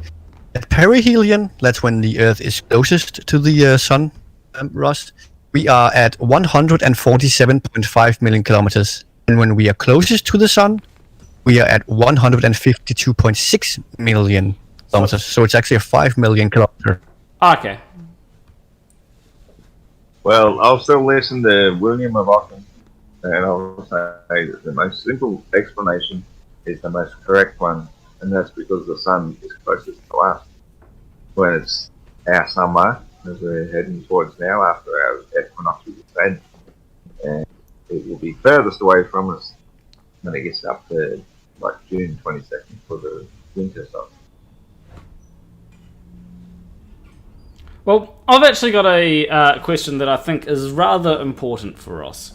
Ross, rather than just going on about eclipses and things that you think don't prove that the Earth is a globe, even if we are able to predict it, what would change your mind? What evidence would it take to change your mind about the shape of the Earth? Anybody can prove that standing bodies of water can curve. I just know that water level is water level. It's very obvious. I've observed it all my life. You know what the definition of level is? It is to some magical ability of being sucked towards the center just because it's out of sight and out of mind. Okay. I have two things. One, it's not magic, and second, it's not sucking any. Gravity doesn't suck it. Well, it's pulling. Sorry, I said sucking. Pulling. So Actually, that's a bit of a debate. Some people say it's pulling, some people say it's pushing. Yeah. If you can prove that water can do that and adhere to the outside, I showed you that earlier when I showed you the ISS. I have a...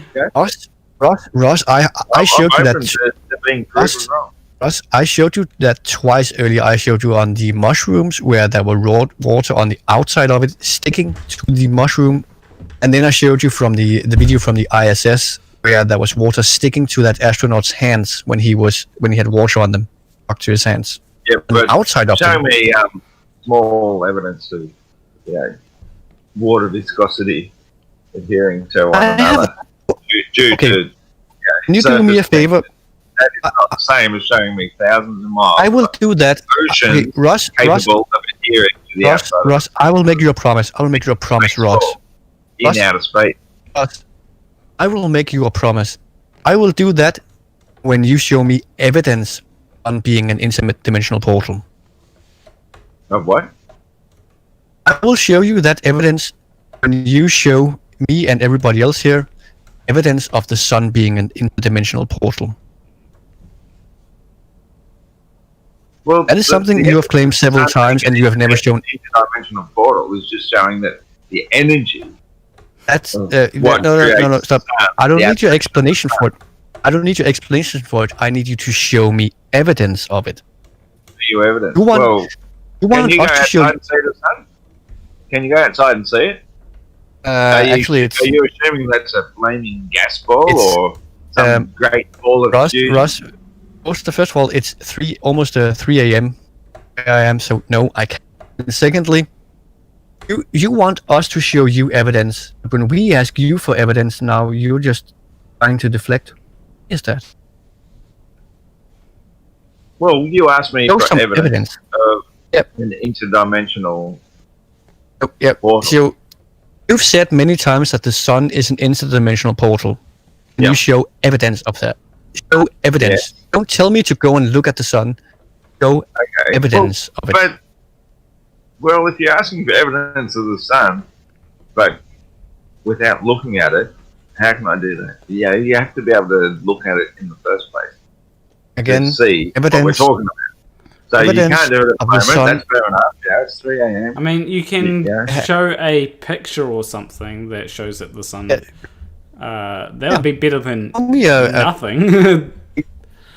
show me a picture or some video of the that is your evidence of the sun being an interdimensional portal, like you've said many times. Well, I think the basic way, whether you can see a picture or not, is you still have to understand it intellectually. Oh yeah, like you do have to understand it, but Yeah. something... So with or without a picture, what I'm saying is that the sun is beyond what I would call our firmament. And our firmament is the limits of our atmosphere. So whatever happens beyond that, I can't give you photographic evidence because we can't go beyond Why that. do you believe it then? If you can't even show evidence of it, Well, why do you because believe it? The best evidence I've seen of high altitude balloon footage shows that these things can reach a maximum height of maybe like 25 miles, and the sun appears to be no more than another 25 miles. Oh, but that doesn't prove anything. What we can see and do and observe and go to is limited by physics. An aeroplane can go a maximum of about 80,000 miles. A helium balloon can get a maximum of about 130,000 feet. Sorry if I said miles. Excuse me? 130,000 feet is about 25 miles. It's just under. So, do you know about... Wait. Just hang on. Seriously. You know the United States has they had a stealth aircraft called the SR-71 Blackbird, right? Its maximum ceiling was 85 million feet. No. It was 86,000. Yes. No, I have it up. Oh, no, actually, sorry, that was 85. Sorry, that was me. Never mind. But what about Red? But what about when Red's rhetoric? He did his measurement. The altitude of the ISS was a little bit more. What? Planet Walk. Do you remember how high? Like they measured the parallax of the ISS against the moon, and then they came up with a value for how far away the ISS was based on the parallax. Yeah, but you could also do that by saying, okay, I send a drone up and it's 80 feet up and it looks the same size. Yeah, you've got enough. Yeah, that is true. It might look the same size, but it won't have the same parallax. That's the difference. It will have exactly. No, it won't. Parallax. Okay. Do you think parallax measurements are not precise? Well, it depends. You have to have a given standard. If you don't have a given standard for something that you know is. Well, can you do me a favor and Google search rangefinder camera?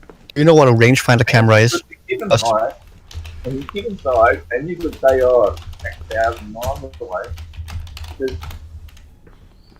Yeah, Ross, you said you did film photography. Like, do you know what a rangefinder camera is? Sure. Yeah, just any photo of a rangefinder. That's fine. So, the rangefinder camera is exceptional evidence of parallax working. Can you find a bigger picture like one of those Leica cameras? Just that. Let me see if I can. Which one? Up left. Up left. Unless you've already got a known dimension. Number two. Number two there. This one. It could be anything. Yeah. So Ross, wait a second, Ross. So you see on the right side of that camera, that's the viewfinder of the rangefinder camera. If you go to the left, next to where it says Leica M6, there's another little black window. That's because of parallax. Because you can see that that rangefinder window. Between two objects. Now, like no, that no. Three in the foreground and you got a car in the background. Ross. You move around. Ross. You can't detect that with a camera. Ross, this rangefinder camera would not work if parallax measurements were not understood precisely, because this viewfinder of this camera is slightly offset from the lens. So if it's not calibrated properly, you won't be able to focus your lens. That's why if you have a Leica camera, you send it in to Leica every 1 or 2 years because it needs to be recalibrated. It doesn't have parallax error. So if you send up a drone 80 meters, if you send up a drone 80 meters, it will not have the same parallax as the ISS. I can guarantee you that. And if you think and if you think it can, show me the map.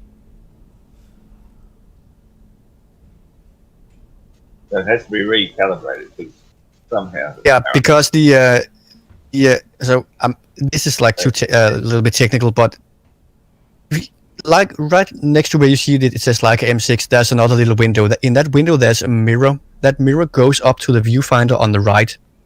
And that will and when you focus a Leica camera, it's actually on the bottom beneath the lens, and that moves the mirror slightly to make sure that it's set. And it's an extremely complex mechanical thing that has like 100 moving parts, so that's why it needs to be calibrated. It's completely mechanical, but that's based on parallax calculations.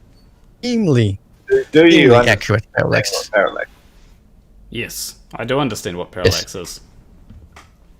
So If I take if you stood on a road and you put two posts on the road, you know, and one's 50 meters away from you, one's 100 meters away from you, and they will line up. That is parallax. Now, if you move to the left or the right, the distance between each post is going to change because you've changed how you're viewing at them, and that parallax. I think a more basic explanation will be that distant objects appear to move slower compared to objects that are more near to you. And that's why, and even your explanation will still show some amount of difference. Yeah, exactly. And that is why your analogy with that drone is completely wrong, because when Red and Astronomy Live did their parallax measurements, if the ISS quote-unquote drone was 80 meters in altitude, the parallax angle would be very, very different. Okay, so bring that down then to the stars. If you, in your globular explanation of reality, says all the stars are billions of miles apart from each other, that parallax will change dramatically. And it does. Anna Walk just showed you that like 5-10 minutes ago. He showed you. I don't think constellation of the zodiac system faithful as the apostles. And that's why your whole friggin' argument is. You do realize that the stars are also moving, like stars that we see are also in the same galaxy as us, so they're moving with us, and we can measure the parallax. Not 10 minutes ago, Planarwalk showed you a chart of parallax measurements. I don't think I showed you a chart of parallax measurements, but here's... Wasn't that parallax measurements? No, I think I just showed the... I think what I was on would have been here, and this would have been the... Okay, yeah, that's how much they've moved in the... no, this is... 1,000 years. Right, this isn't the parallax, this is... but this gives you an idea... Any constellation, anyone, you know, pick thing, yeah, Libra, Cancer, Virgo, whatever, and show me parallax difference in how much they've changed over the last. So I can actually give you parallax of, I think it's Alpha Proxima, or Proxima Centauri, right? And I'm talking about constellations, you know. You know what the constellations are? You know, those 12 faithful apostles of the zodiac. Yes, I do know what they are, but something like Proxima Centauri is going to give you more parallax than constellations, right? And the constellations do slightly change over time. It's just in a very, very slow way. We can actually... You can actually see that, in Egypt. Wait, us, because you know those 3 big pyramids in Egypt? When they were built, they were supposed to show the Orion's belt. They don't line up anymore with Orion's belt. So that's how you can see that they changed. Back like 5,000 years ago, when those pyramids were built, they did show how Orion's belt was, but no more. Some distance, some difference. Planner, I think you need to show Google how the constellation, how much of the constellations changed. Oh, and actually, they. There's actually there's actually a they recently found something, I think, which showed stars in a different position from like a few thousand years ago. Constellations change over time. Alrighty. Alright, so here's constellations through the ages. At 50,000 BC, this is how the Big Dipper and Orion looked. 2,000 currently, this is how it looks, and this is how they're going to look in the future, if you can see this one. Now, this obviously it is a very gradual process. Like, it doesn't happen overnight, like Flat Earthers expect it to. We can... Oh, here's something. This shows how the Big Dipper has changed and will change. So if we go open link in new tab, I'd like to be able to pause this. It looks like it's going by per 1,000 years, and that's also why we know, because the Egyptians did draw the stars. We can see that the constellations are different now than they were back then. Yeah, so... Opinion that it's nothing you can never actually test yourself. Actually, we can't, because like I said, Ross, why are you never listening? We have star charts from the ancient Egyptians. We have star charts from the Mayans. They show the constellations in very different positions than they are now. Like you can see here, every 1,000 years, you can see every movement is 1,000 years. So we have, we can tell them. Nothing you can ever prove. You can just find. Just like you can never prove that the sun is an interdimensional portal. Like this is coming down from the clouds because you believe it. It's the same thing. Well, you can't prove that the thing is with this. I think I can. That comes down from the clouds. Yeah. Stars. So I can actually probably find if I were to look hard enough, there's a particular image or particular GIF that I saw which showed a 10-year time lapse of stars changing. Now this was very zoomed in and very slight, but this is something that 10-year time lapse. Stars. Oh, here we go. I think this is it here. So this is a time lapse of stars over 10 years. If I can, I'll go view image. If I can, is this a GIF? Please tell me. Oh, here we go. I think it's a. Okay, yeah, there it is.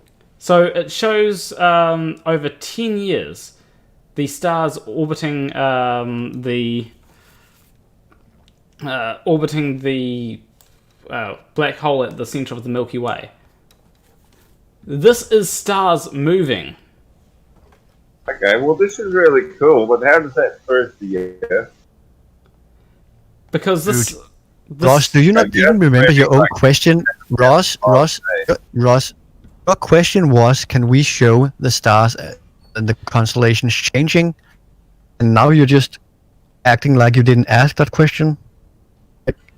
No, because I got so bored of it, I forgot what I was even asking. Like, okay, you so this is showing constellations moving. Can I go outside and watch the constellations moving tonight? Will I go outside and see the Southern Cross? Do you see that time thing up here and which says 1992? Yeah, this is stars. This and Ross, the Big Dipper GIF that he showed you before, or not GIF, that was every 1,000 years. Do you think you will live 1,000 years to see the constellations change? No, well, it's so minuscule. Like even Polaris is not a North Star, and I it should moves. See the Southern Cross change every night of the year. No, you shouldn't. I can walk out and look outside my front door and see the Southern Cross in the same place every night of the year. And yet I'm supposed to believe I'm living on the other side of the sun and nighttime looking the opposite direction. So all the stars are just fucking following me. Like, what? I mean, this special. All the stars just want to follow me. This shows the stars moving over a nearly 20-year period and in orbits as well around a particular point. So we're seeing orbs in the sky doing what orbs in the sky are doing. We're seeing stars in the Why sky am I doing seeing orbits. Southern Cross outside my front door every night of the year, all year round, when night time should be looking away? The speed they're moving to us is like a fraction of an arc second per year. You won't. The resolution of the human eye is 1 arc minute. You think you can see like 1 arc second change per I year? see where the sun is. I see where the Southern Cross is. As I said, every night I'm not listening. look outside and see the Southern I'm Cross. not listening. Why is Why it do you at think, night time Ross, when I'm Ross, away from the Ross, sun because of the Ross, spin of the earth Ross, going around the sun? Am I seeing the same stars? Ross? Yeah, because they are moving with us as well. We are in the same galaxy as them. Okay. They are also All moving. stars go around your sun god. That's what heliocentrism is all about. No, it's All- not. Everything in the universe worships Lucifer, Are you- your sun. Do you your have light. hearing problems, Ross? No. Like, do you have hearing problems? We are in a galaxy that we have called the Milky Way galaxy. The stars we see are also a part of that galaxy.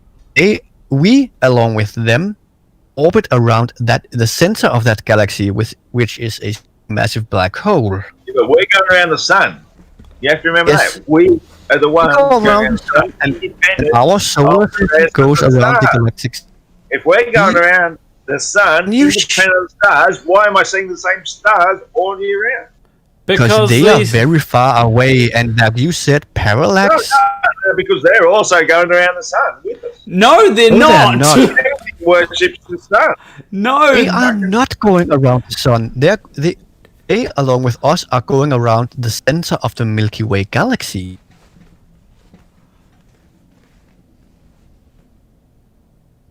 Why is this so hard to understand? Like, I teach 13-year-olds this, and they understand it perfectly. Of course, because they're not intelligent enough to question what they're seeing. No, listen. No. If Fletus, the night is facing Ross, away from the sun, then why am I You're saying not the even same understand. if You I'm don't going even understand. around the sun? The thing is, when I explain this to them, they understand what I'm saying. You don't understand what I'm saying because you still say everything goes around us, but that was not what any of Are us you were saying. going We were around the saying sun? that Are you going around the sun, and that's what creates night. the Earth is going around the sun. The Earth and So all the you stars. on the earth are going You around the shut sun. up That's for a what second creates and night. let me answer. Is that what creates night or not? What? And the opposite side that you're looking at is where you see the stars. And they, along with us, are also going around the center Around the Milky Way sun. galaxy. Oh, everything is heliocentric. No, the stars are not How going around perfect. our sun. How perfect. All the stars move exactly the right speed. Are you, So they never are you change bra- in their are you configuration. brain dead or something? Like, are you brain dead because like the stars? Am I nobody brain has- dead? Are you brain dead? The You're the one stars are. making the claim. Hey, Ross, the stars are not going around us. Stars are going You're around saying the center of the You're Milky saying Way. they're all going around us and No, staying I'm not. constant with us This as is- we go around the sun. This is why you are dumber than a literal 13-year-old because I'm not dumb, you don't- mate. I'm fucking telling you, I see what I see.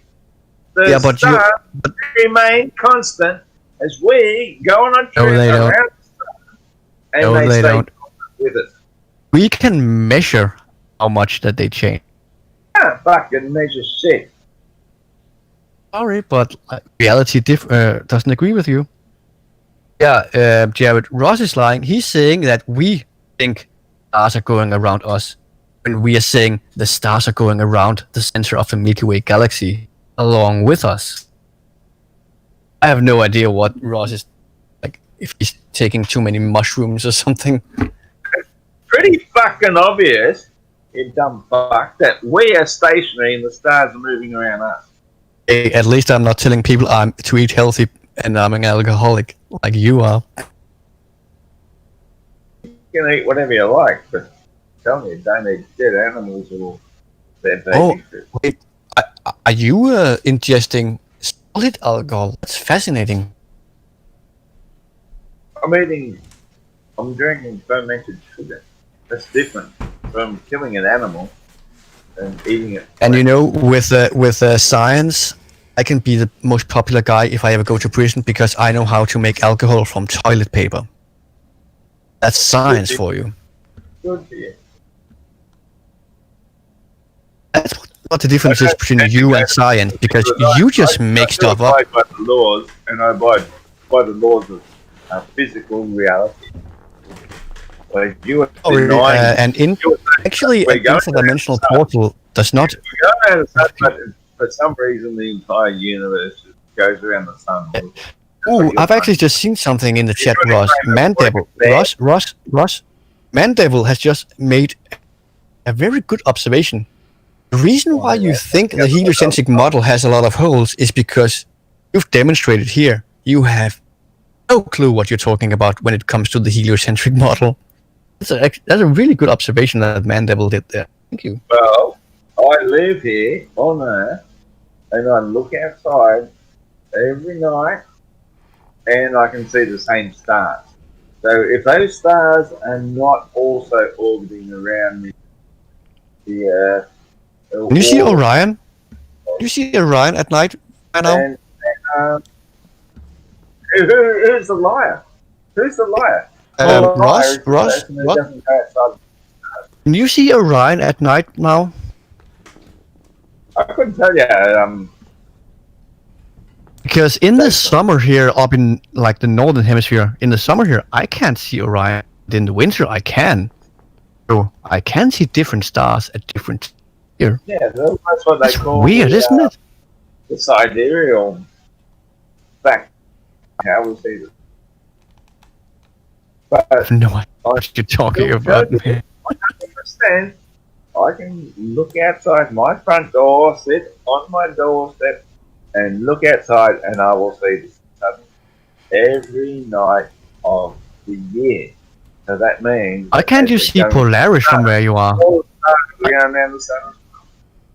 Why can't you see Polaris? I can see Polaris every night. Why can't you? It's far away. It's in the north. It's in the center. Oh? I'm on the outer side of this. Sometimes... So, Ross, I can... in the winter time here, I can see Orion. When it's summer for me, you can see Orion. You can see Orion when it's summer for me. I can see Orion when it's winter for me. So why can't you see Polaris? I see Orion quite a bit of the year. But all year round, I see the Southern Cross. Do you see the Southern Cross? Ever? Ever? See what? Sorry? Southern Cross.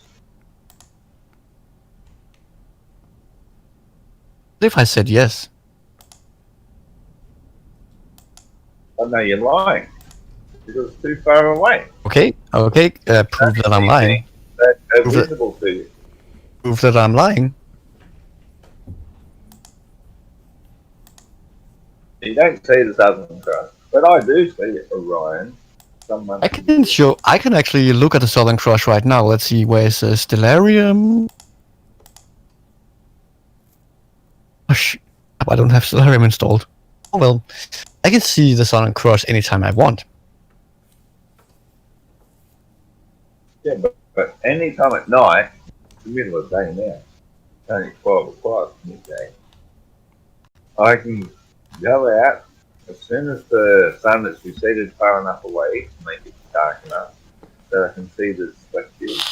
There will be the Southern Cross, exactly where I see it any night of the year. Now, you know what? Look at the global model, the globe. I don't believe you. I think you're lying. Nighttime. You think I'm lying? Yeah. You want me to take a picture? I mean, well, I mean, that would... No, actually, because any picture you take, I would just say CGI. So, no, I don't believe you. That's... Now I'm arguing like you. Isn't it funny? Like, I can just dismiss anything you want, anything you say, because like, nope, CGI, nope, You can, you're a liar. but you'll only be right because you're a liar. Here's the problem. This is how you argue. I'm telling the truth that I can. Planamore, can we? Is it okay if I pretend to be Ross, and we can have a Ross versus Ross debate? Sure. Is that okay with you, Planamore? Sure. You know what? The moon is made of cheese, Ross. I know this. The moon is made of blue cheese. Did you know that? Oh yeah. That's why the space rats only eat half of it at the time. Actually, I can actually show you some evidence. Like, if you look at moon dust in a microscope, and if you look at blue cheese in a microscope, they're actually pretty similar. I'll show you those pictures. Look, if you want to delve into fantasy, that's fine. I thought we were here talking about You know, reality. last week I actually traveled. Like when you say reality, you think the globe goes around the sun Ross, once per year. So you think on the other side of the sun, once per year, you should be looking out at the opposite side. I don't believe you, you're lying. For it to be night. But Ross, can you keep a secret? Just want to go back Ross? to Ross, can you keep a secret? Can you keep a secret, Ross? Every month, I actually go through a ring where we put in 7 symbols, and I can travel to other planets. I do this every week. You can't tell anybody. So in other words, it's, you're an idiot. You're a fucking moron. I go through an interdimensional portal between worlds. Did you know that?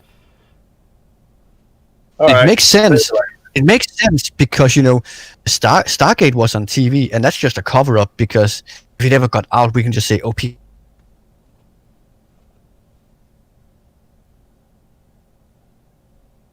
you it's the truth, and if you don't believe me, like, oh, you're just indoctrinated. I don't know what I can... Sorry. It's so sad that, like, so indoctrinated can't see this interdimensional portal is real, and I am traveling through it. Seems like Flat Earth Aussie Jesus has died. No, he disappeared to the other stream thing, so I'll bring him back in. It might just be his internet connection bugging out. Possibly. I mean, they do have pretty... I was in Australia for a small while, and the internet was really bad over there, so...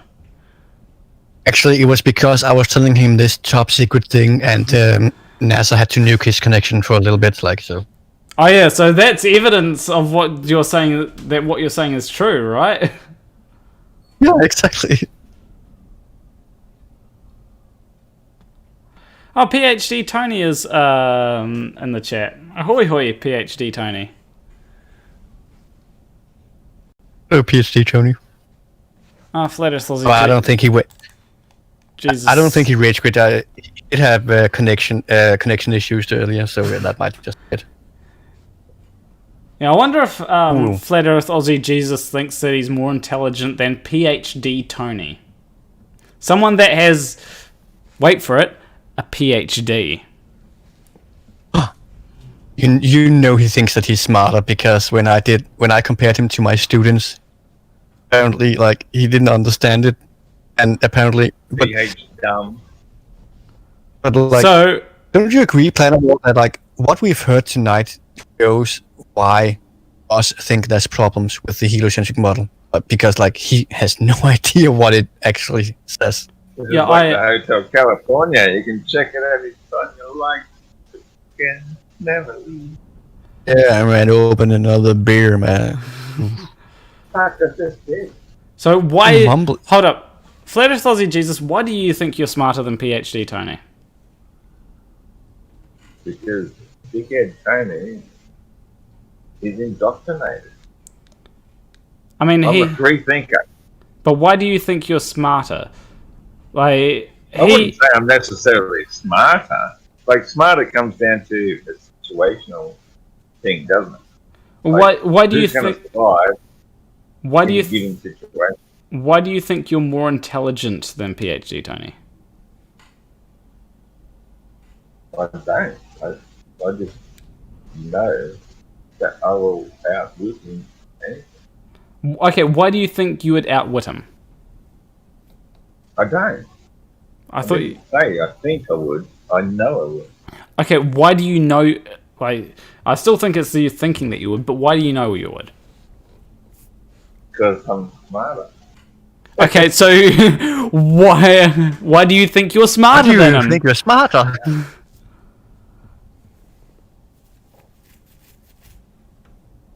Some things. What's that? If you can turn up your microphone a little bit, Ross, that would be pretty nice. You know you Oh, thank you. What was that? What was that, Ross? You said something and I didn't quite catch it. A consequence of being smarter means you know you are smart. No. Actually, that's the other way around. I Do you know what the Dunning... mean to do it. I just know. Ross, do you know what the Dunning-Kruger effect is? Dunning-Kruger effect is actually the dumber you are, the smarter you think you are. Yeah, that's true. The fact that you think you're so smart actually proves that you're not smart. But I don't think that I'm smarter. I know that I am. Yeah, exactly. You're on the peak of Mount Stupid. So you think that, Mr. Dunning-Kruger has me sorted? Would you like to go 1-to-1 and just do a, some sort of intelligence? Well, when it If comes... you want to, we can... Yeah, like we could probably... I could probably easily find a physics test or something. GCSE physics paper. Physics test, alright? What I want PhD to Tony to do is if he can come in by joining the Discord server, and we will do a GCSE physics paper for both Flat Earth Aussie Jesus and PhD Tony, and see who gets a better grade. Ooh, this'll be fun.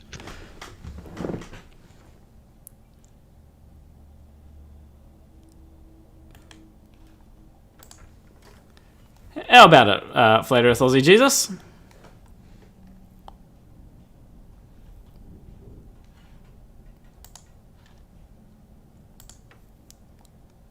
So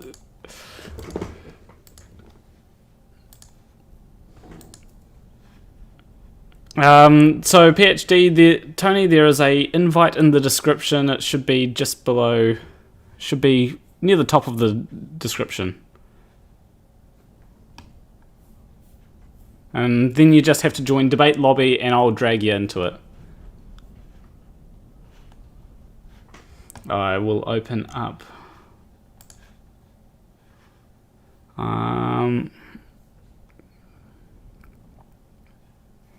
Oh no, I gotta work in the morning.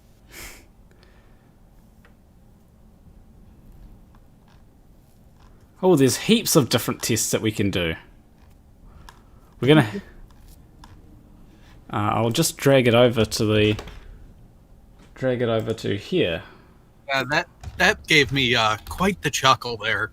It's always interesting to hear someone try to debunk something that they have no fucking clue about. I know, right? Welcome, Tony. Thanks, Tom. Yeah, you there, Tony?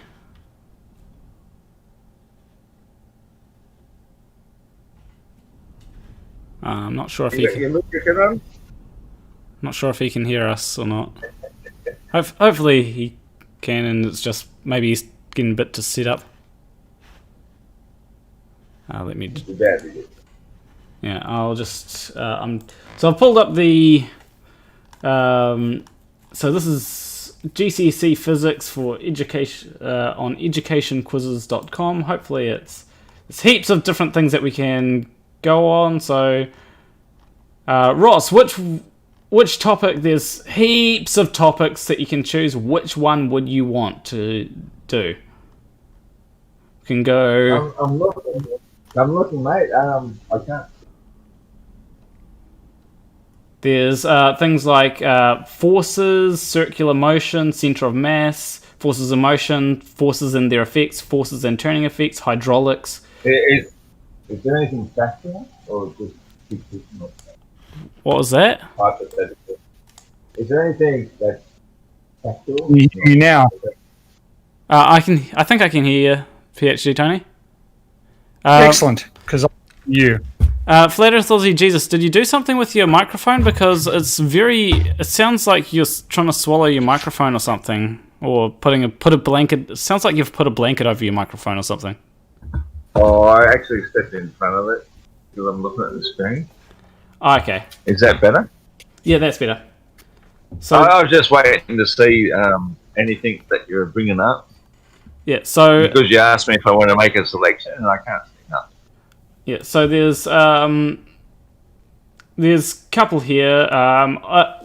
There's hold on, let's go through. Oh, you want me to select without seeing? Well, first we'll go to a different... I'll go through the different sort of general things. So first you've got electricity, then you've got energy, forces, light, medical physics, radioactivity, and waves. Those are your general sort of what subjects. So choose one of them. We're just going to do a general IQ test. Nothing to do with like your pseudoscience. Well, I think that physics would be a great one to go into. So, Pseudoscience, right? Yeah. well, physics isn't pseudoscience; it can make accurate predictions and stuff. Well, it is if you're ending into those areas.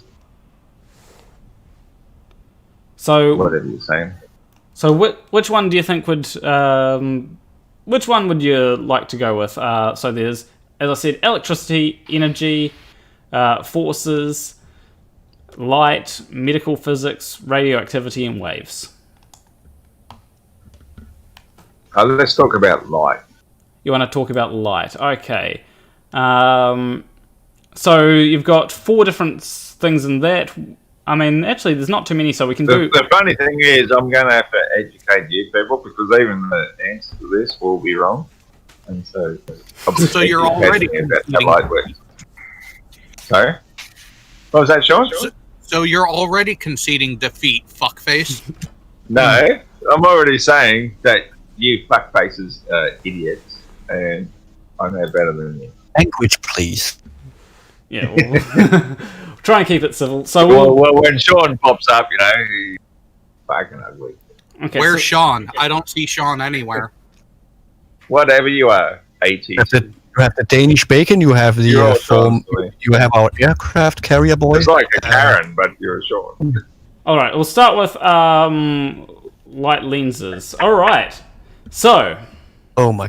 It's one of my favorite topics in physics, actually. all right, so so we'll start with how we'll do this is Flat Earth Aussie Jesus. You will be answering first, and then once you've selected an answer, I'll hand it over to PhD Tony. I'm just going to zoom up on this. Is it an ABCD thing? Yeah, it's a multiple choice. Okay, So, cool. question I'll put number 1. What is refraction? A. The manipulation of light to form bright and dark spots by passing through a narrow slit. B. The change in direction of light as it changes from one medium to another. C. The ability of light to spread out to fill a room. Or D. The ability of light to penetrate solid objects. I think that would be B. B. I'm just Yep. going to bring up BB.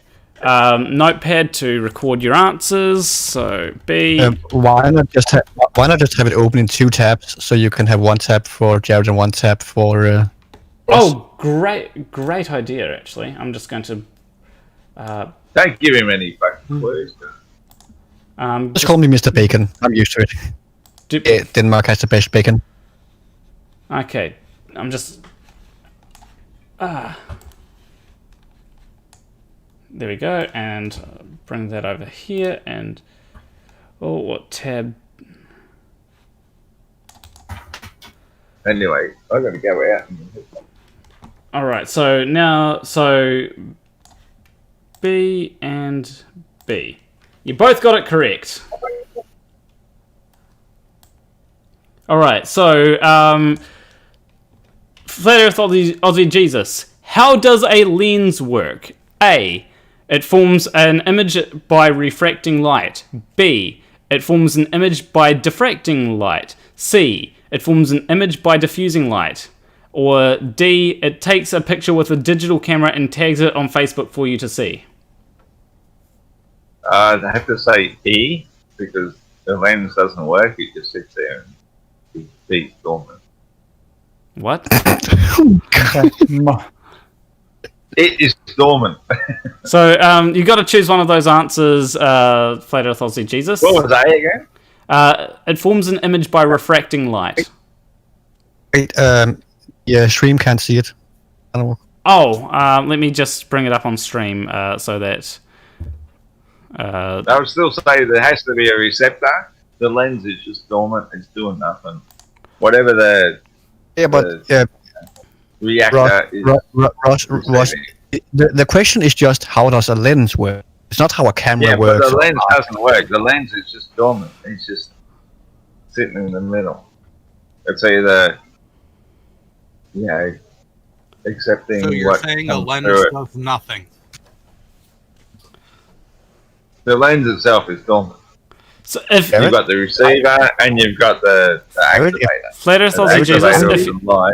if you Flat Earth Aussie Jesus, if you don't choose an answer, I'm going to put the incorrect answer on your score, which will I'll just put A down put for A. the fact that it's a dumb question. Okay. But if I knew that the lens does nothing, I could have saved like $2, $3, actually more like $5,000 by now. Pierre, Yeah. and Pierre, It's the answer is Well, the A. lens Yes. is dormant. The lens is doing what it does.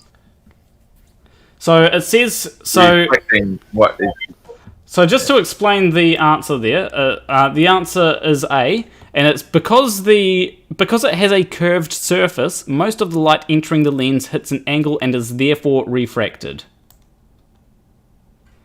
Okay. I knew that, but I just thought that the lens is it's not doing anything. It's just in between. Okay. Now let's. It is. Like the Can I respond to that? So no. in order to get from if I were asking you, I'd be paying attention to your response. The light travels from one side of the lens to the other, so it's not a question of what the lens is doing. It's a question of the path that the light is taking as it travels through the lens, right? So what the light is doing. And also the shape of the lens. The shape is extremely So what important. the light is doing is different from what the lens. The lens isn't doing anything. The lens is just. So the lens is just the medium that the light is passing through, right? Okay. Yeah. So the lens. But the path of the light changes in response to the geometry and the optical properties of the lens. Because of the physical properties of the lens, the path that the light takes is altered. Okay? Does that make a sense as an explanation? I will give you that. okay. Because the lens itself hasn't done anything. It is just remaining. Actually, it does. Actually, it does when you so focus. How do you think focus works? It works by the lens element. By remaining Well, static what and we'll just- do. so yeah, you're Anyway. we can go ahead anyway. Yeah, let's move So on. let's go to question number 3. Consider a convex lens. Parallel rays of light are brought into focus at which point? A. Secondary focus. B. Primary focus. C. Principal focus. Or D. Focal place. D. And PhD Tony? I'm going to go with primary focus. Primary focus? Alright. So, I may be wrong. This is a terminological. Yeah, because there's actually technically no right answer. Though. yeah, I'm just going Can we to... just do a nice defense? You're both wrong, actually. It's at principal Principal focus. focus. Yeah. I was actually surprised. I would have gotten that wrong too. Oh wait, I think I might be. I was about to say the answer to. Oh, but anyway, go on. I've just never heard focal place being used anywhere when it comes to lenses.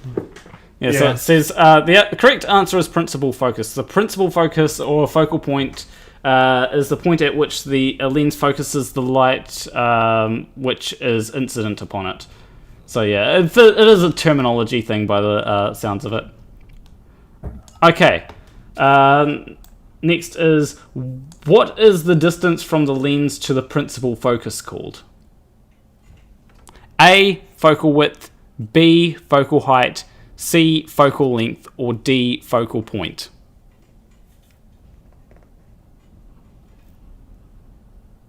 Either C or D. Sure. I'll choose one, and then I'll ask Tony what he thinks. What was C again? C is focal length. Focal length, and D was... Focal point. Yeah, I'd say D. You'd say D, and... I'd say C, it's focal length. Okay. So D and C. So, yeah, Tony got that one right. Less curved lenses have longer focal lengths. What's the difference between an achromatic versus apochromatic lens, and what is chromatic aberration? Flat Earth Aussie Jesus, do you know the answer to that? Oh, was that a question? I wasn't listening. I thought that was... It's what is the difference between an achromatic versus apochromatic lens, and what is chromatic aberration? That'd be D. That's no idea. That's a question from Robert Williams, and it seems to be an open-ended question. PhD Tony, what about you? Do you know the difference? No, I don't. I do know that. Achromatic would suggest that it's not responding to color in a way that apochromatic does. Chromatic aberration would be different aberration during the travel through the lens, through the length of the lens, due to the different wavelengths of light involved. I think I'm just guessing. I'm not actually an expert in photography, so that would be where I would start. I'm trying to intuit the understandings rather than going. The answer is actually chromatic aberration is because when you pass a light through a lens or through a prism, it splits because of the wavelengths. So chromatic aberration happens especially in low quality glass because the focal plane, the light isn't focused the exact same place on the focal plane, so you'll have the red focused next to another color. So when you have high contrasting edges, the chromatic aberration goes as a purple fringe on the line of the on the outside of it. Okay, well, that actually does make sense, because when it comes to refracting light, not all wavelengths of light are refracted the same amount. Exactly that. Yeah. Like blue light is refracted at a slightly different angle than red light, so that's how it happens. Yeah. Okay. Yeah. So Thank you for your super chat, Robert Williams. This can come up in optics, right? In the sense that some people can read better if they've got, say, blue-tinted glasses, because they have a problem in their eyes that the light hits the edge of letters and it becomes blurry because it's refracting. Yes. It's refracting differently, but making it blue, putting blue glasses in clears it up for them. Yeah. Or at least that's what happened with my brother, anyway. So he says achromatic lenses make no attempt to correct for this. Apochromatic lenses do. You should read one above that as well, because he's saying chromatic aberration is where each frequency of light is focused at different points in the focal plane. You can see green and purple fringes around brightly contrasting areas. Yeah. Then some lenses account for it and some don't. Yep. Okay, so and this is actually, I just want to make a point here.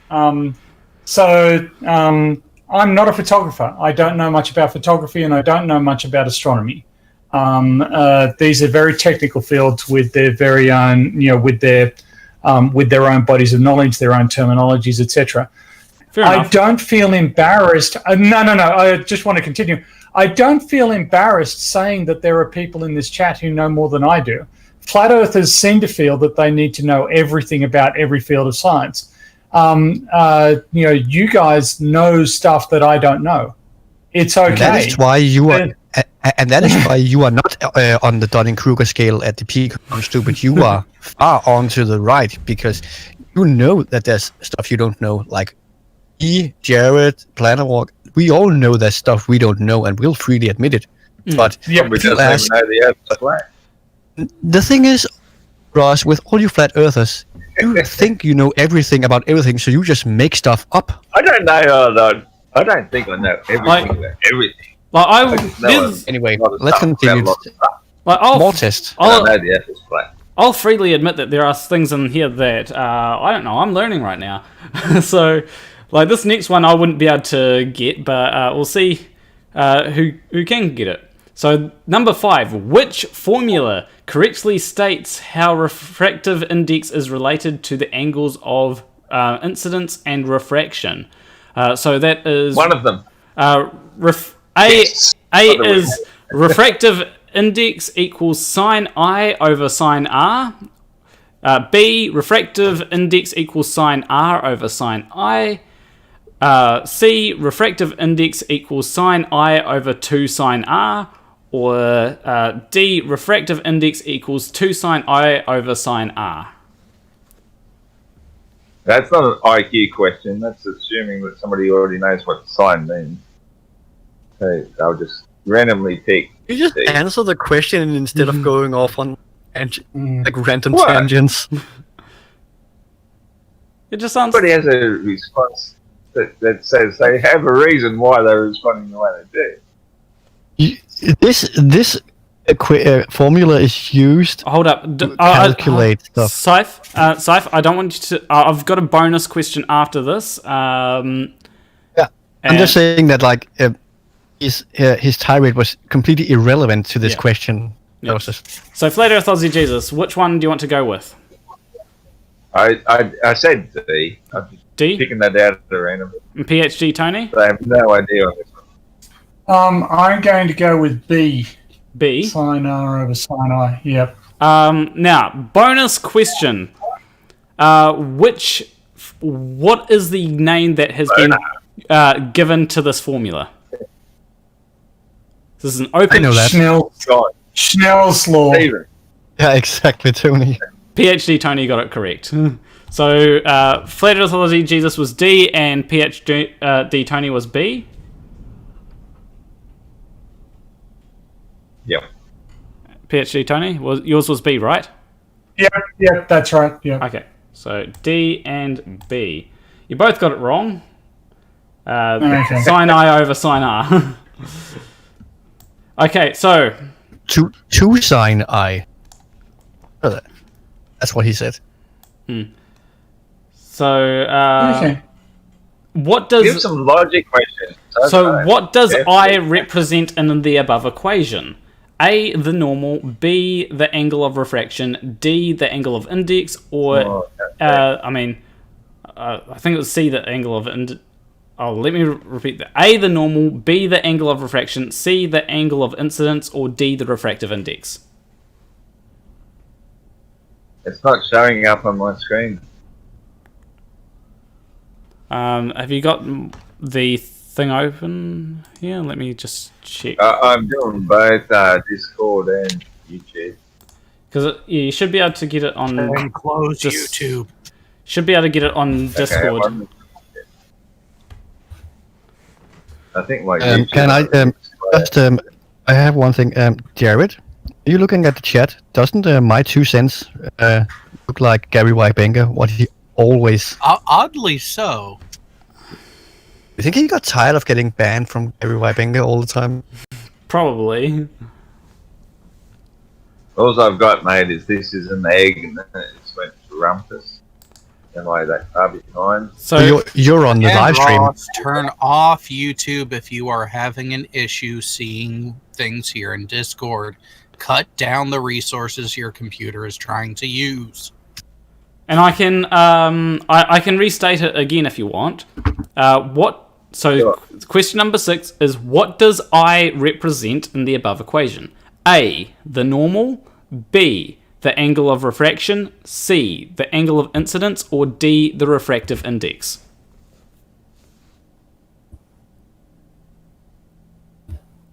Still not showing. I'll hit the refresh button. Because I can't see the equation. If I can't see the equation, I can't tell you. Well,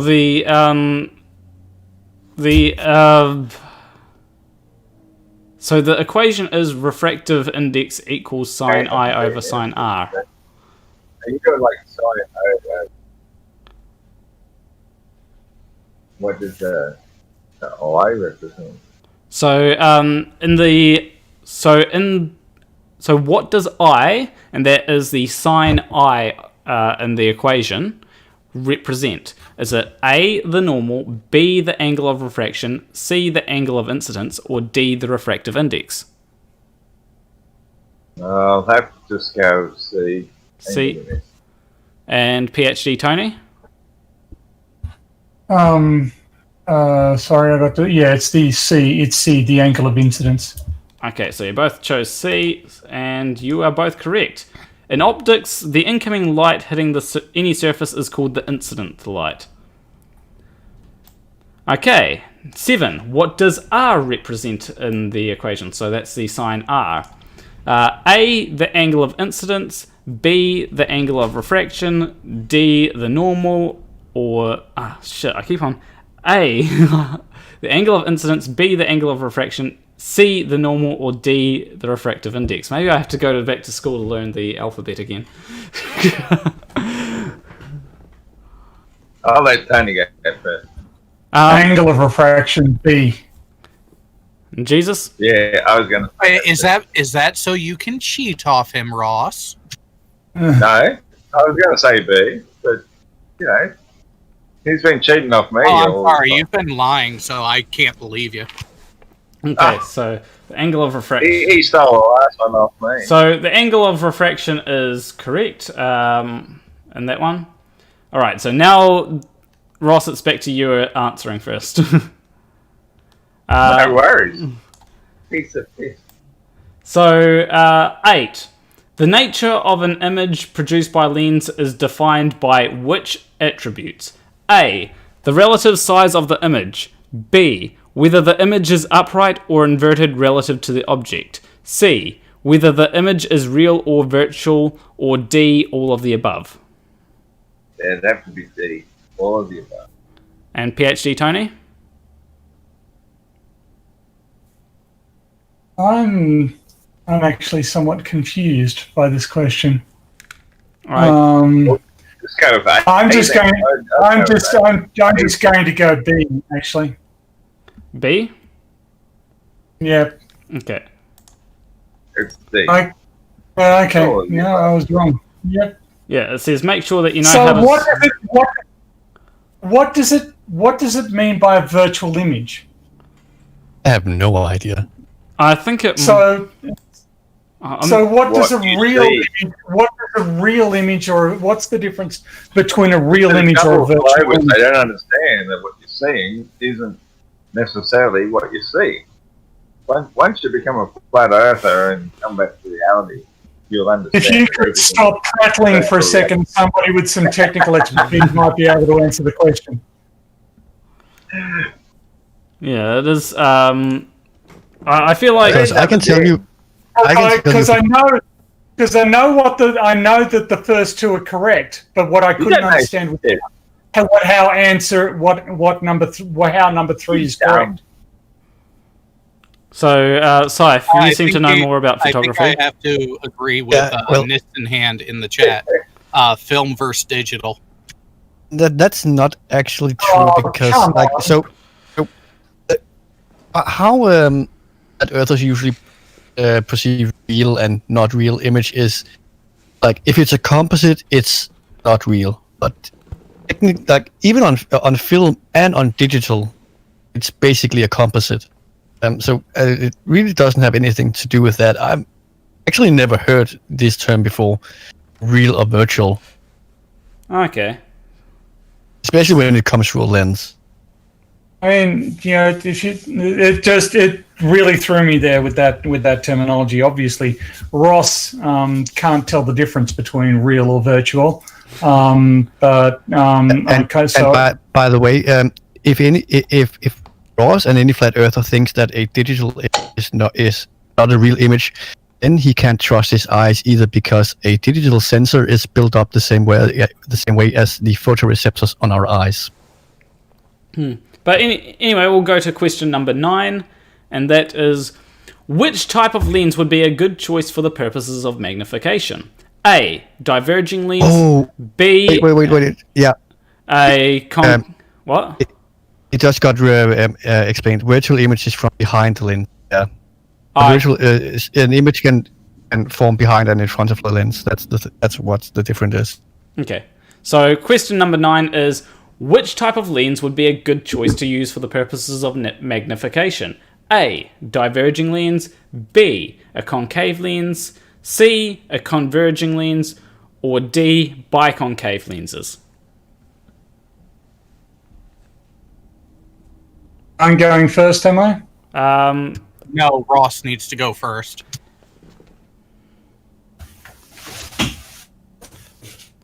PhD Tony, here's... I just got back. Okay, so PhD Tony, if you want, you... Concave lens. And PhD Tony? Well, it's Diverging would make it small. Would it? Would it diverge? Okay. I'll go with the concave lens as well. See that. You actually both got it incorrect. Concave lenses cause rays of light passing through them to diverge. The image is always vertical and diminished. And one thing, a diverging lens is a concave lens. Okay. Yeah, that's what I would have thought. Okay, well, I'm surprised. Anyway. That teaches you that it's not cheetah. You didn't answer the same question as you. Come on. Okay, so I'll go first on this one. So what is? Well, first I'll read it out. What is the refractive index of the medium of a medium when light is incident upon it at 45 degrees to normal, and the angle of refraction is 30 degrees from the normal? So A 1.1, B 1.2, C 1.3, or D 1.4. Okay, well, the sine of the refractive one is 1 on root 2. The sine of the refraction is a half. Well, can I just say that I love how Tony's actually calculating it, because he can remember the equation from before. Flattered Thursday Jesus, do you want to answer whilst PhD Tony is coming up with it? It's just 1.1. You're going to go 1.1? It's 1.4. 1.4, so alright. 1.1, 1.4. So PhD Tony was actually correct on that. Because he wasn't guessing, he remembered the equation from before, and he actually calculated it. Oh, yeah. Okay, so you both need to go back to school to learn about light, but PhD Tony doesn't need to spend as much time in school. Yeah. Like I say, I'm freely going to admit that optics is not my strongest point here. But yeah. Well, if you want, we can go into a subject that you know more about, Tony. If you want to do a energy or force. Hang on. Why don't we let the loser choose the topic? Well, let's let the loser choose the topic. Yes, that's okay. Or we could have one of us observers choose. Well, here's what I think. So because I actually want. I would love circular, as I know that Flat Earth OCG doesn't know anything about circular motion. Well, here's the thing. I'd actually. Here's what I'd like to do. Right, I'd like to because Flat Earth Aussie Jesus chose the first one. I'll let PhD Tony choose the next one, and then what we'll do is we'll give it up to the chat for them to choose one. So, PhD Tony, what do you want to choose? So there's energy, also there's electricity, energy, forces, light, medical physics, and radioactivity and waves. Oh, okay. These waves would be cheating. Yeah, let's go with theoretical. Let's make it something realistic. All of this has practical. Theoretical, jackass. No, a lot of stuff is theoretical, like say, for example, radiation. No. Okay, so he doesn't want radiation. Let's go.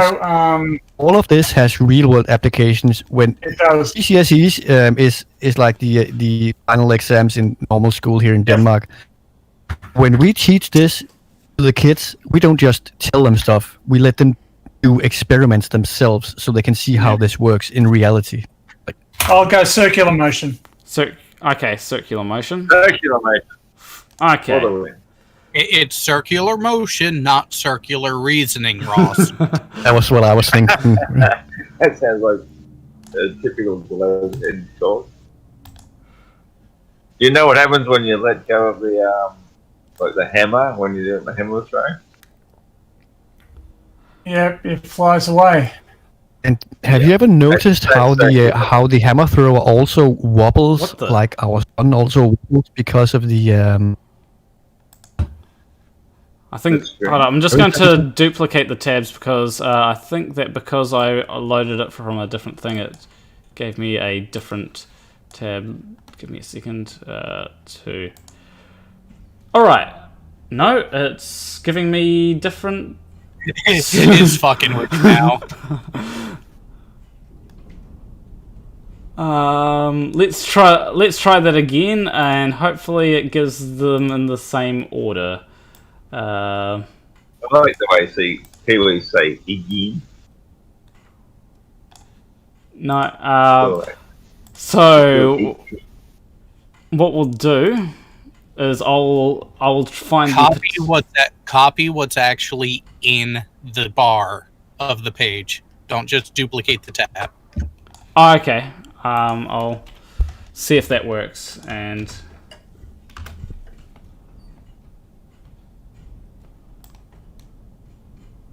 no, it still doesn't work. Anyway, on the second page, I will look for the particular thing and try and. So, question number 1: If a driver drives, if a driver drives around a bend faster than normal, what happens to the size of the centripetal force needed to keep the car going around the bend? A, it doesn't change. B, it increases. C, it decreases. Or D, the car will crash whatever happens. What happens to the size of the centripetal force needed to keep the car going around the bend? The centripetal force increases. So that's got nothing to do with. So you're going with what happens to the size of the car? The size of the car. So you're going. So you're going with B. If a driver goes in the car, the car's going to. It's not the size of the car. What happens to the size of the centripetal force?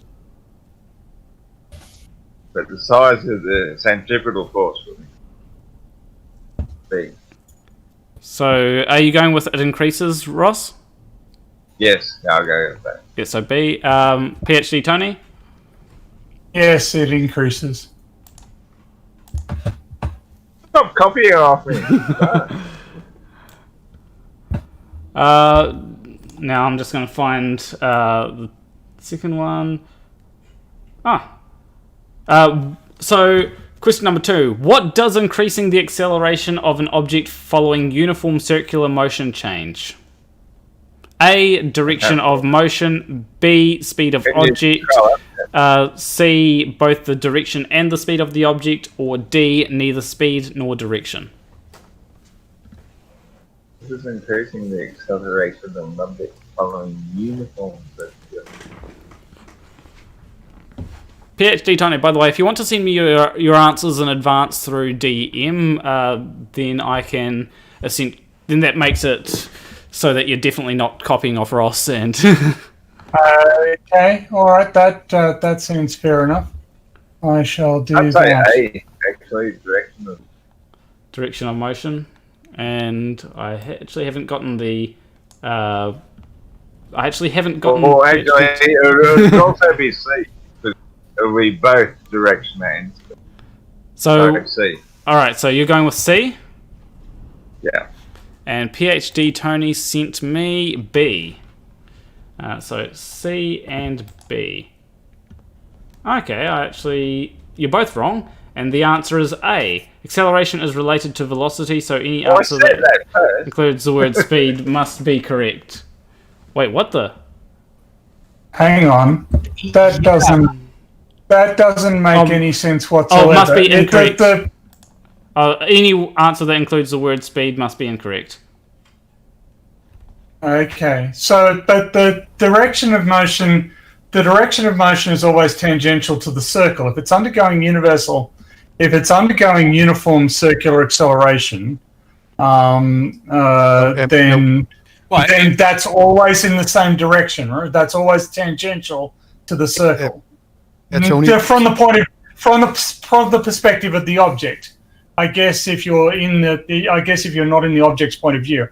This gets back to inertial and non-inertial frames of reference, right? Yeah, probably. Yeah. Anyway, okay. Good point. All right. So question number 3: an object moving in a circle continuously accelerates towards what? A predefined point outside the area of the circle. B, a path perpendicular to the surface of the circle. C, the center of the circle. Or D, none of the above. And Tony, if you send me your answer, DMs whilst Ross figures out.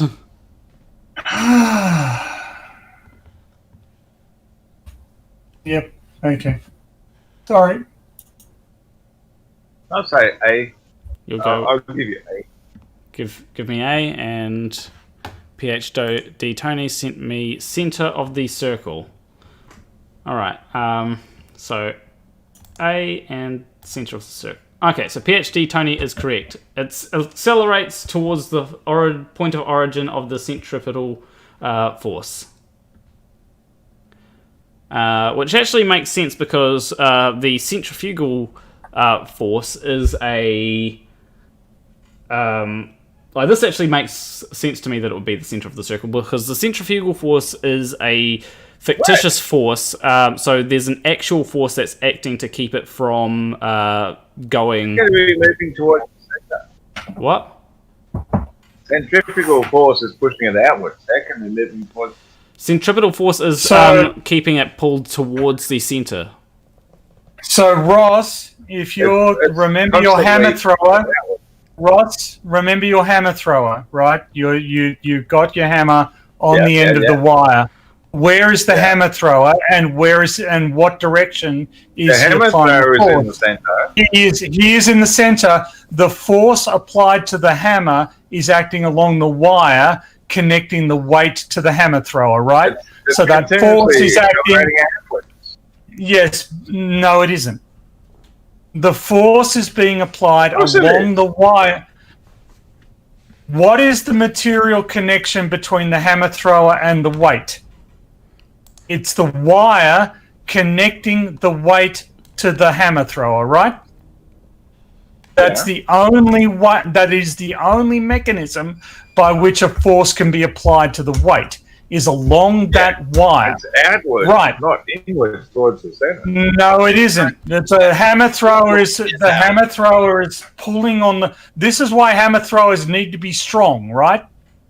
In order to sustain that sort of force, they need to be able to hold the hammer to keep accelerating it inwards towards the center of the circle. They're right. But that force is going outwards, not No, in. centrifugal No, is out. Centripetal is in. Yeah. Centripetal, centrifugal, it's still the same. It's still Centripetal going outwards. No. Centrifugal is They're inward. opposites. They're opposites. Centrifugal is outward. Centrifugal force is actually an Centrifugal emergent is still force. outwards, it's just outwards towards a physical barrier. You're just wrong. The force being applied is towards the center. This is why there is tension. If you pick up centripetal force is towards the outwards of the bottom of the bucket on the inside of it. that is inertia. That is not. That is an illusory. That is inertia. That is inertia. Centrifugal force is the outside of the bucket, pushing everything off. No, it isn't. The outside of it. No, it isn't. Yeah. You can shout at me all you want. You're wrong. You don't. Evidently, you don't, because you got the question wrong. Well, according to the people that made it. Yes, wrong. according to the rest of reality, you're wrong. According to you, you're not. Did they, It makes you delusional. Did they say Ross, like I told you earlier, these questions are for school kids that actually test these things. Oh no, you are wrong. Did they say centrifugal? Did they say centripetal? Centrifugal force is an illusory. One's on the inside of the bucket, one's on the outside of the bucket. If you could shut up long enough to learn something, your life would be very different. Okay. Like the next question. So Can we move on to the next question because I don't think you will like it. We'll move on to the next. The moon cannot exist on the heliocentric model. Okay, It so cannot exist. if the centripetal force acting on the moon were to suddenly stop acting, what would happen to the moon? A, it would continue to orbit unaffected. B, it would go flying off into space. B, it would come crashing to Earth. C, it would go flying off into space. Or D, it would be swallowed by the black hole that would result. And PhD Tony has sent me. You've both chosen C, and you are both correct. Yeah, if the centripetal force acting on the moon were to suddenly stop acting, it would fly off into space because there's no force acting to keep it. That's what it would do if it was actually in space. Okay, but Ross.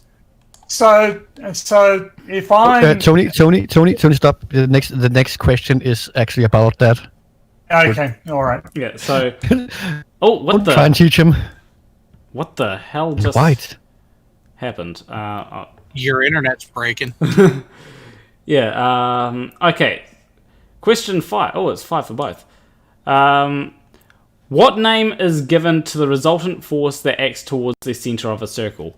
A. Centrifugal. B. Centripetal. D. Fuck. A. Centrifugal. B. Centripetal. C. Centipede. Or D. Centimeter. Should I wait for my opponent? Well, he's already sent in it. Pretty obvious. He's I've already said that. He's centripetal force that pushes it back and forth. So you're saying centripetal? So that's B? Yep. So B? Just making sure? Yep, B. Yeah. Centrifugal is pushing outwards. Yep, you're both correct on that, and so yep. Okay, question number 6. What the? Oh wait, no. I've got to find it on here because they looked very similar. All right. Which of the following is an example of uniform circular motion? A. A ball traveling through space. B. An artificial satellite. C. Racing car. Or D. All of the above. Well, they're definitely all artificial.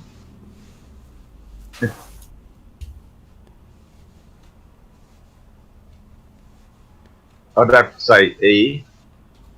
There's no example of anything You have to floating through space. you have to give one. Which of the following is an example of uniform circular motion? A ball traveling through space, B, an artificial satellite, C, a racing car, or D, all of the above? B. B? B, you're speaking through fiction. It can't happen. There's no such thing. So what one are you going with? C, racing car. Okay, so PhD Tony chose the satellite, so what? God damn it! God damn it! Even though I think it's all bullshit, none of them are going in uniform circular. The satellite is because it's going in a uniform circle. You don't even know what uniform circular motion. I might be able to get. No, I think you need to use your VPN because it's registering it on your IP. Yeah. They can't possibly be if the Earth is traveling through space 67,000 miles an hour. Damn it! You don't know what, Ross. You still don't know what you're talking about. Yes, Let me explain it to you. All right, so just going by that, because apparently we can only do 2. So Tony got 4 out of 5, and Ross got 3 out of 5 there. I don't even think it registered the last question, but that would have 5 for Tony and. Yeah, I think that it would have been Tony's there. The reason being is because I can't. Race cars don't go in perfect circular or uniform circular paths. And neither does a ball that is just flying through space. Yeah, it would be a satellite because a satellite would be orbiting the Earth. And yet, we still see the constellation. Well, even then, an elliptical orbit is still a uniform circular orbit. It's just not a perfect circular orbit. Jared, did you know? Did you know that a pendulum swinging is also uniform circular motion? Well, a segment of it, yeah. Oh, you can actually, if you see if you have an object traveling in a circle and you view it from the side, it does look like a pendulum. So a pendulum is actually uniform circular motion. You can look it up if you look up any classical mechanics. In any classical mechanics book, you find pendulums under uniform circular motion. That would be periodic. Yeah, that's periodic motion. Yeah, periodic motion. Which is related to circular motion. I mean, Ross seems to be confused by the idea that the stars we're watching are moving as well. You know what he said? Did you hear what he said earlier? He said that in the heliocentric model, stars move around the sun. That is incorrect, Ross. Me and Plannerwalk tried to explain that to him. You'll even notice that, near the end of that, I took my headphones off and went to have a pee. Yeah, I just walked away because of the crazy. I mean, and it's the part of the problem here is the use of the term heliocentrism. Would anybody here describe themselves as a heliocentrist? Not really. Only if discussing the particular case of the solar system. Does that have any? It's that's what you don't understand. We do not. Living a life in delusion, and you don't even realize that. Ross. That is how you get through life without even realizing how fucking. The model that we use is data. That's your problem. You can keep denying everything you want. That doesn't mean. Hang on. Yeah, the model we use is not the heliocentric model. We use what's called the standard model of the universe. Can you even hear me? Oh, sorry. The model I'm that we listening use. to you. I'm just waiting Yeah. to see you make the point. The model, the model that we use Like is not. you're floating, you're spinning Not through Ross. space. Ross. No, and you Ross. think Shut up. That your Shut up. model. Oh, hang on. No. You, No. I'm explaining something. Hold to on, you. I've got an idea. Hold I've got an idea. We Go don't. for it. I've got an idea. Explain your point First, then, Mr. Spinning Through Space Man. First, right, I'm going to put a timer on for this, right? I'm going to give you each 1 minute to 5 seconds. as accurately as you can describe describe what you think mainstream science, how mainstream science describes the universe, right? I'm just going to bring up the 1 minute timer and. I need 5 seconds. Okay. Started whenever. So I'll start with Ross. So Ross, you get 1 minute. Try to describe to the best of your ability how mainstream science describes the universe. Let me know when you're ready, and I'll start your timer. Look, I'm ready. I'm constantly ready. Okay, go. Yeah, there's nothing to explain. The Earth is obviously flat and stationary. Okay, I'm just gonna stop you there. Hold up, Ross. What? I'm just. That wasn't the question, jackass. The question was, how does mainstream describe to the best of your abilities how mainstream science describes the universe? Oh, okay. Okay, so. Are we ready to go again? Yep, I'm ready to go again. You get 1 minute, Right, starting yeah, now. So mainstream science tries to tell us that the Earth we live upon is spinning at about 1,040 miles per hour, which is about 1.35 times the speed of sound, as it is orbiting in a vacuum, mind you, with an atmosphere, as we're just hurtling around the sun, and mind you, the sun is going 514,000 miles per hour. So we're just hurtling around that. So the mainstream consensus tells us that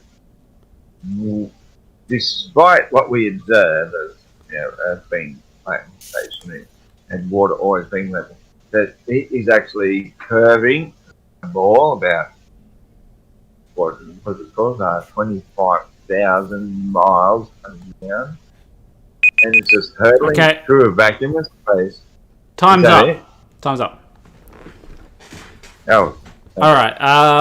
Now, Scythe, I'll give you. I think I showed you what your insanity is. Oh shit! That's too many zeros. I'll give you 1 minute. Try to describe it to the best of your ability. 3, 2, 1, go. Yeah, so we don't use the heliocentric model. We use what's called the standard model of the universe, which encompasses the universe. Basically says that we live. Prevailing theory now is that we live in a flat universe that is expanding, and expansion is up. That's basically no. With Ross, just to go on his points, we don't measure spin in miles per hour. We do it in degree per hour. All right. Is that what? Is that the? That's just the basic thing that I wanted to say, that we don't use the heliocentric model because it's wrong, because the heliocentric model had its problems. It's called the standard model of the universe. The solar system is heliocentric, but not the universe. Wow. So you're denying your own belief. And you had four seconds. You are denying your straw man, Ross. That is the difference. Can I clarify a point there? So Tony, I was going to say, do you want to do a sort of thing in a minute? See if you can describe it better. All right. 3, 2, 1, go. Okay, so the known universe consists of an anisotropic mass distribution over a vast distance. There is no preferred frame of reference. There is no preferred center for this expanding set of matter. On more local scales, the matter can accrete into galaxies, and beneath the galactic scale, you can get solar systems and planets and such like. There's just no preferred center, to describe the Earth as being to describe the universe as being centered around the sun is untrue. Everything is in motion with respect to everything else. There just isn't a preferred frame of reference. And that's one of the basic underpinnings of modern science. Okay, I think that was a very good explanation. That's also why we actually don't use the heliocentric model, because the heliocentric model had the Earth the center of the universe, and we know that. No, the geocentric model had the Earth at the center of everything. The heliocentric model started with the sun at the center of everything, which has then been supplanted by the standard model, which does not have a clearly defined center. Because guess what happens? Oh, except that all the stars go around the sun. No, they goes around fucking the Earth don't, as we see. Like, why can you say there's no standard model if we are seeing the stars remain constant going around? That's like we that they're moving along with our solar system. So why would you expect to see a difference if you are following a car and you're both going the same velocity down the highway? We showed him. But if I'm going around the highway, that's what you're saying. That the highway is not a linear hang on. velocity. If you're going around. All right, there we go. Here is the analogy again for you, jack off, so you can actually listen to it this time. The solar system that we inhabit is following along with the rest of the stars that you can see with your naked eye around the center of the galaxy.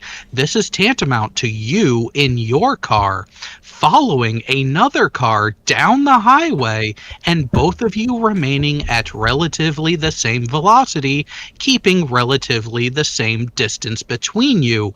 You're not going to see that car in front of you change much at all. Garrett, we actually showed him earlier how I saw you. I saw that. And he was denying. In your analysis, that the whole fucking highway is also going around the sun, and that's why everything appears to be facing the sun the whole time. No. I'm saying no because you are wrong. You're saying no about because you're the characterization of the standard shit model. that I'm showing you. You just can't believe. You just don't understand your own beliefs. And Ross, you have gotten everything wrong about the standard model tonight. Why should we think that you know a damn thing about it? Because you're the one in denial, mate. Let's let PhD Tony talk. We cannot be seeing the same stars at night. Okay, PhD Tony, you go. Ross, if I came up to you and just started shouting at you and telling you that your belief system is based around, unicorns moving everything in particular patterns, and that fairies carry the sun across the sky, and that the moon is powered by pixie dust. Just because I shouted over and over and over again doesn't make it true. Just because you shout at us, telling us what we believe, what our model involves, doesn't make your assertions true. You have to be able to validate your claims about our assertions with some external authority, some observational comparison.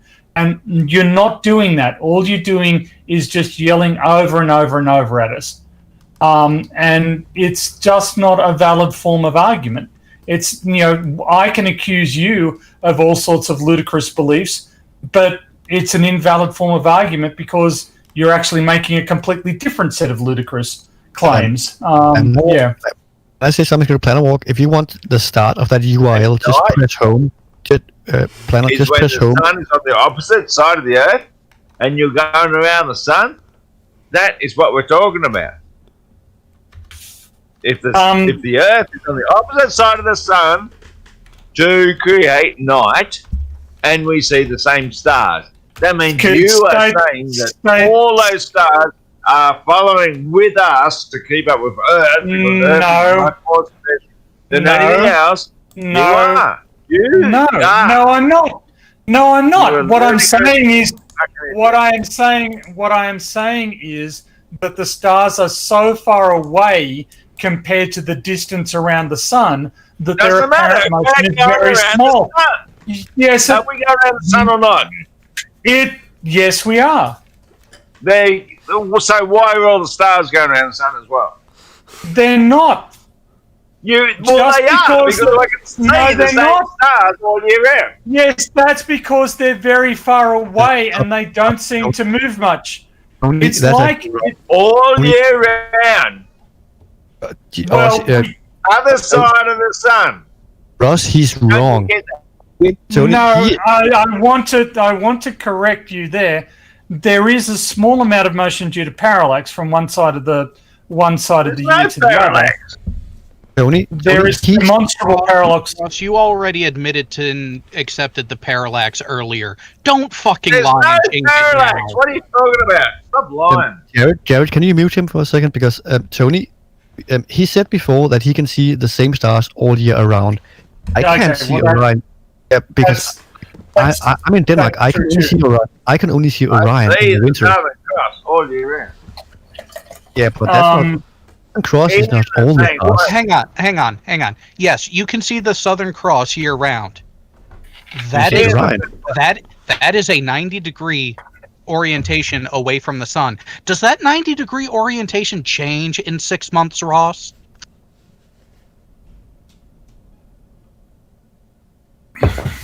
So you're talking about 180-degree. No, Ross. I should be looking the opposite way from where. Do I need to bust out the crayons for you, Ross? So I can answer this question for Ross if you really want. Do you have Stellarium Planet Walk? Because then you can just go to Denmark and see. I can't see Orion in the summer, so I can see different stars at different times of the year. I think I might have Stellarium. Yeah, but I mean, to get back to it, so if Ross had said the stars that comprise the celestial sphere don't change, right? If he had known enough to sort of formulate his claim in that sense, we actually showed that earlier. That would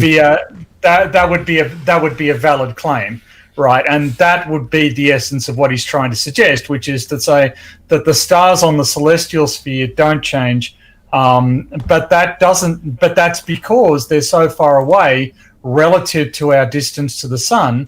That we have from the Mayans. We have star charts from the Mayans, and we can see that the constellations have changed. People have no idea. If you're going around the sun, you're going to be seeing the sun at midday. All right, I'm busting out the brand for you, Ross. At midday. And if it's set at midnight, then that would be the opposite side of your ball. Ross, you were much better off not trying to talk in terms of specific details. Probably, because you're way too drunk to be attempting that. What? Well, give me your sober attempt at how the sun should not be on the opposite side. It's in the left bar.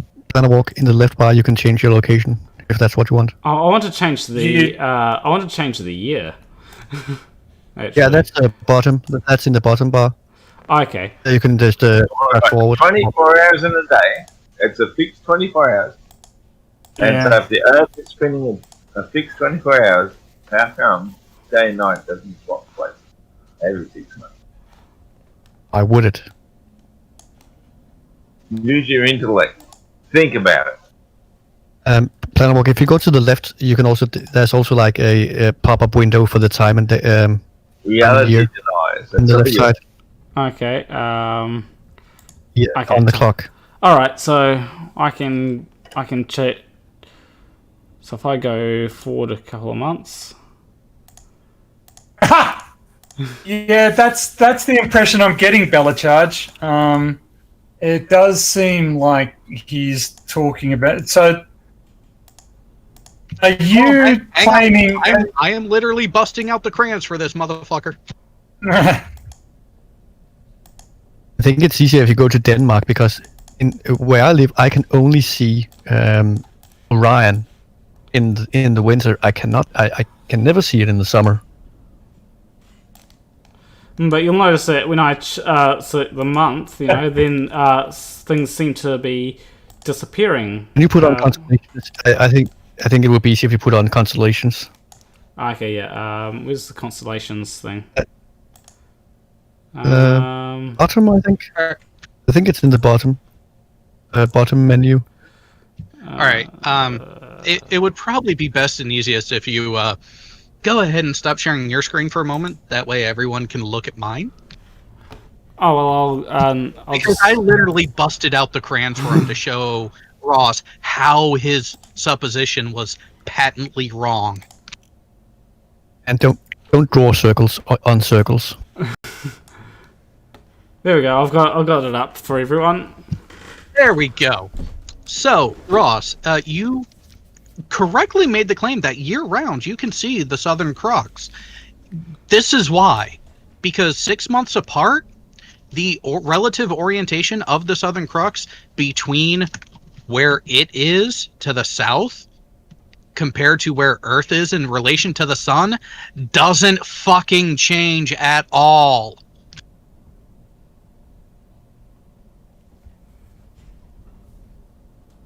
It's gone all quiet. Well, I heard somebody drop from the chat. Oh, he's still was here. That Ross? Oh, he's still looks like he's here.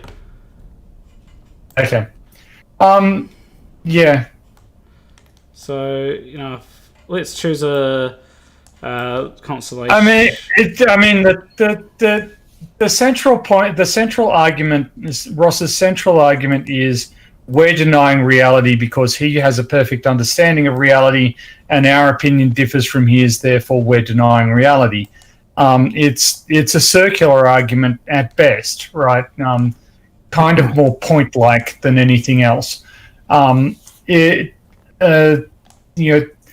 It's we need to be Ross. We need to be able to step back and look at the nature of the observational evidence available to us, and your claims about why the stars don't seem to move as we pass from one side of the sun to the other side of the sun throughout the year is fatuous. They're just a long way away compared to that, and we can see that the nearer stars do actually move relative to the farther celestial objects. You can measure that using parallax, and it's one of the ways that we've built up our understanding of the scale of the universe. And let's also be very clear that it's the equatorial constellations that change throughout the year. Your polar ones aren't going to, because like what I very crudely and quickly drew, the relative orientation to those stars throughout the year does not change. Yeah, it's you've got to be thinking in a very large three-dimensional environment.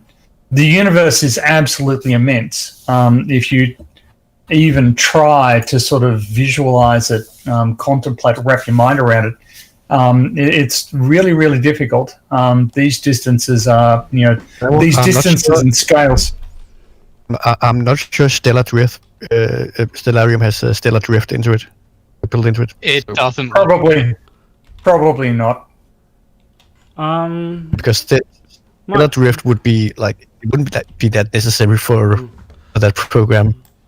It'd be interesting to see if it does, though. That's what I'm just checking right now, I guess. Let's go 10,000.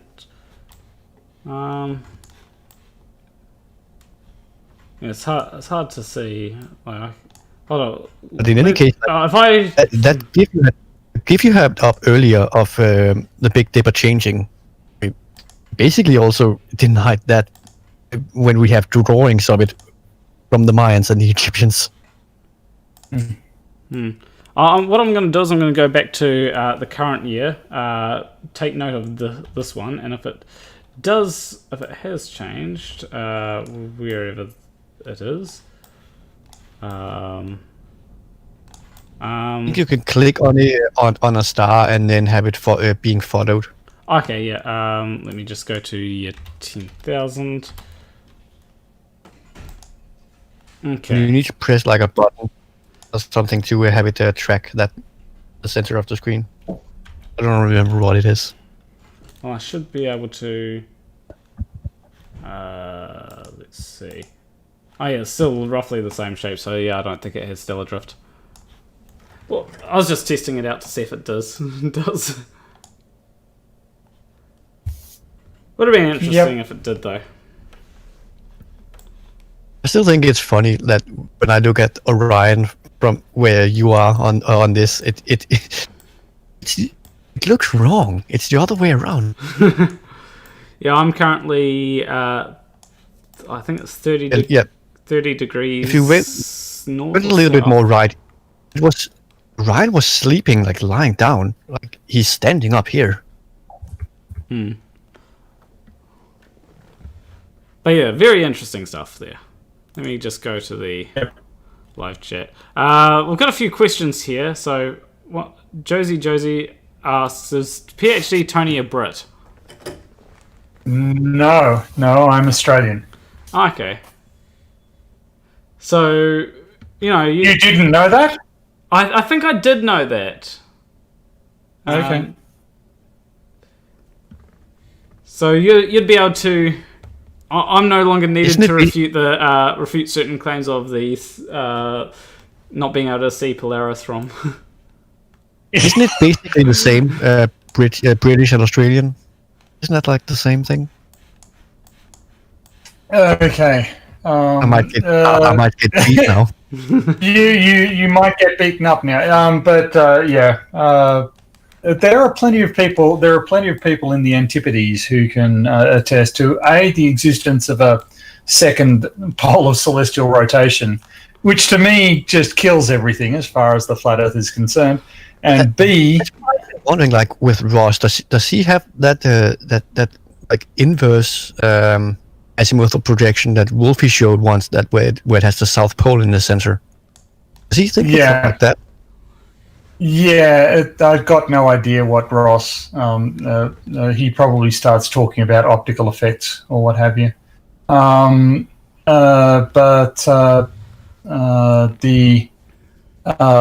we can also attest that you can't see Polaris. It just, And that's one thing that, like,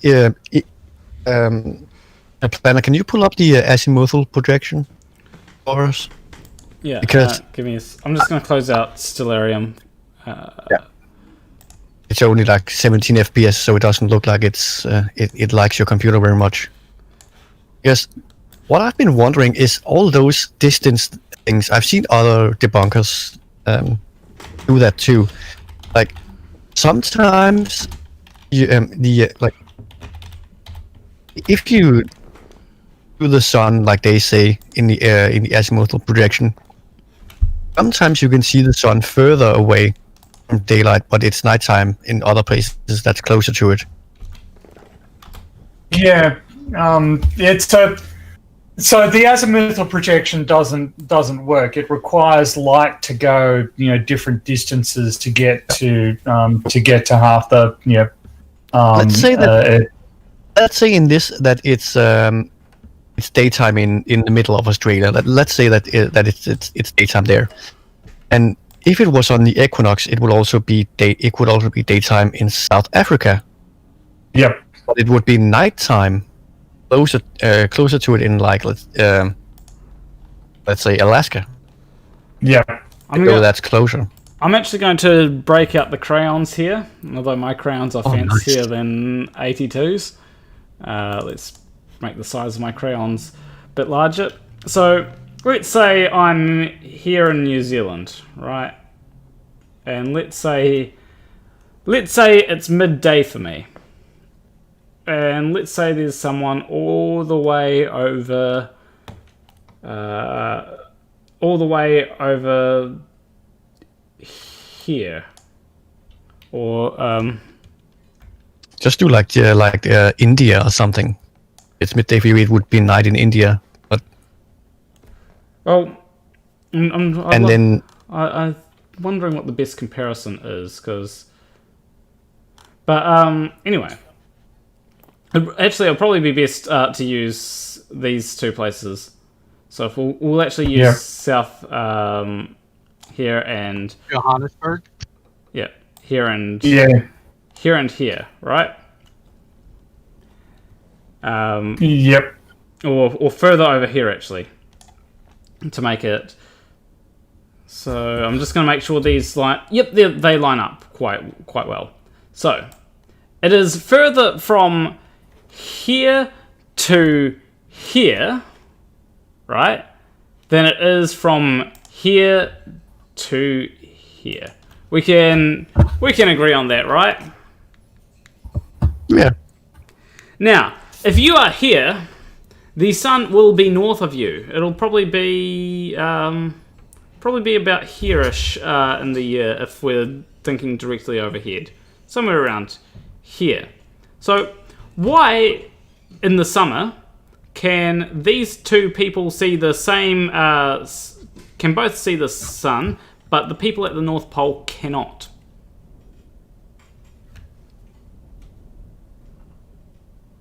I'm meaning in this southern hemisphere summer. It's because it has a magic shape-shifting lampshade.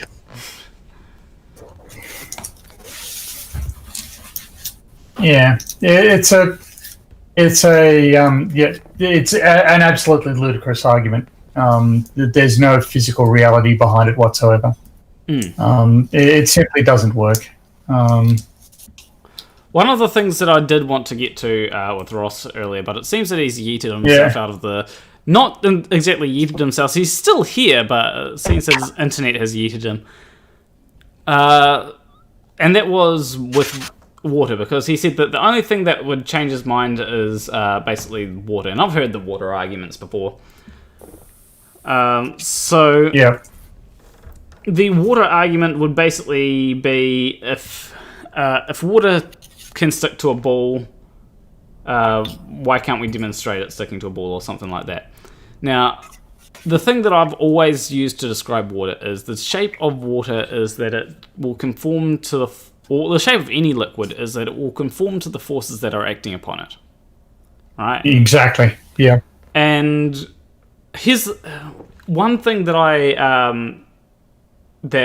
love bringing this up because it's actually something that I figured out for myself. I didn't have someone tell me, oh, that's the shape of liquid. I actually figured that out myself. The best way to describe it as a liquid is the forces acting up. To describe the shape of the liquid is it will conform to the forces acting upon it. So therefore, if there's a force like gravity, for example, that will change the shape of a liquid. Yes. You know, this accounts for any forces that you can apply, whether it be surface tension. This even includes apparent forces like centrifugal forces. You know, any force that you can apply will be acting upon it. So the question then becomes, why can't gravity be the force that is acting upon water to make it conform to a ball? Yeah. And there's absolutely no reason. This is why they kind of they insist that gravity isn't a thing, even though it demonstrably is. And it is the stupidest argument because, of course, the existence of tides demonstrates that fluids do very much respond to. Can you tell us how do you feel about decks? Sorry about that. But NANA just donated $6.66 or $6.66 US, right? And I gotta say, when it comes to decks, depends what decks you're talking about. I mean, I don't have a very big deck, but it does work if I'm playing against someone else with a 40 card deck. If you're talking about decks that you wave around outdoors, I mean, I don't have a deck in that sense, but don't tell don't tell a lot of people on the Flat Earth side that, because otherwise I may get investigated. Banner, can you do me a favor and do 2 Google searches? Because my 2 cents is just lying right now. Can you do Proxima Centauri and Polaris? As he says that... No, so here's the thing. As of the early 1990s, the current estimate and measure to Polaris was just over 430 light years. Oh, he said 4. No. He said 4.2. He didn't say 400. He said 4.2. Oh yeah, that's Proxima Centauri, not Polaris. Yeah, exactly. And that's why I'm saying it, because he's mistaking Proxima Centauri and Polaris. They're not the same. Yeah, like when I go to Polaris, around 320. Yeah, around 1990, it was at 434.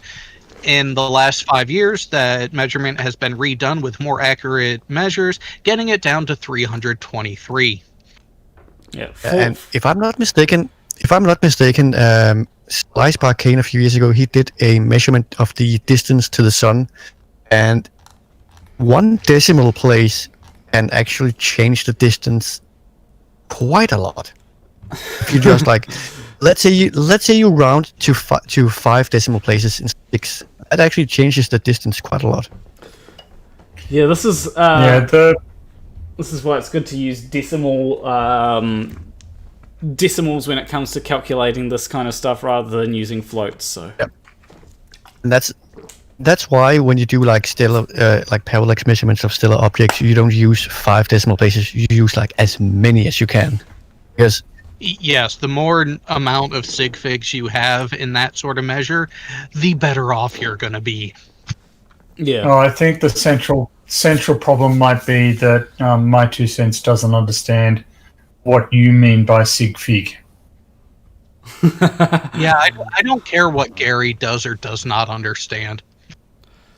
Because like he did write that Proxima Centauri was 4.34 light years, and it's now 300 light years. No, those 4.34, that's probably Proxima Centauri he's thinking of. He was mixing up Polaris and Proxima Centauri. Proxima Centauri is a little over 4 light years away. Arguably one of the most accurate extrasolar distances that we've actually been able to ascertain.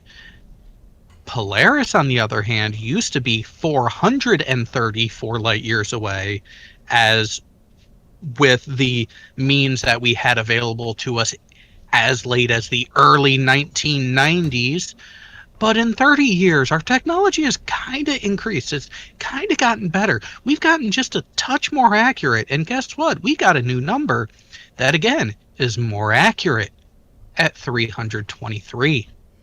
So this is the other thing, that this is another central point that I want to make for my 2 cents benefit. I'm sure he's not going to listen to it, but there is there is somehow a suggestion that if you come up with a value for a quantity and you later have to revise that value, that means that everything you're doing is invalid. No, that is not how science works. Science works by expanding what we know in incremental steps. We gradually improve our understanding of the physical universe. We extend our understanding of the physical universe, and we do it in small steps. We don't just come up with one all-encompassing theory and suddenly we know everything about everything. And so if there's an error in what we've done, the entire theory comes crashing down. That is not how science works. That is not how science is constructed. I actually want to bring up a video. I think that this person here described it best. Let me just find out the particular... Oh, here we go. This particular video here, I'm sure he doesn't mind me playing it for you all. Go and give him a subscription. Hey, 1 minute debunk. Me here. What's wrong? No, as in, what is wrong? If you think the Earth is flat, you're wrong. If you think it's a sphere, you're wrong. If you think it's an oblate spheroid, you're still wrong because it's imperceptibly bumpy. But you're most wrong of all if you think all of these ideas are equally wrong. Isaac Asimov said that. Or did he? That's called Asimov's axiom. Perfect information is a red herring. Science improves in accuracy, how close an answer is to correctness, and precision, how specific an answer is. If values get revised or improved, then it doesn't mean that old values were wrong. They were just less right? Next time someone tells you science was wrong and values have changed, what they're telling you is that the newest values are less wrong than any previous value. And as always, thanks for watching. Yep. So that's exactly. Just because we now have better values for interstellar distances is in no way a reflection of, is in no way a suggestion that the Earth is flat. It just doesn't follow.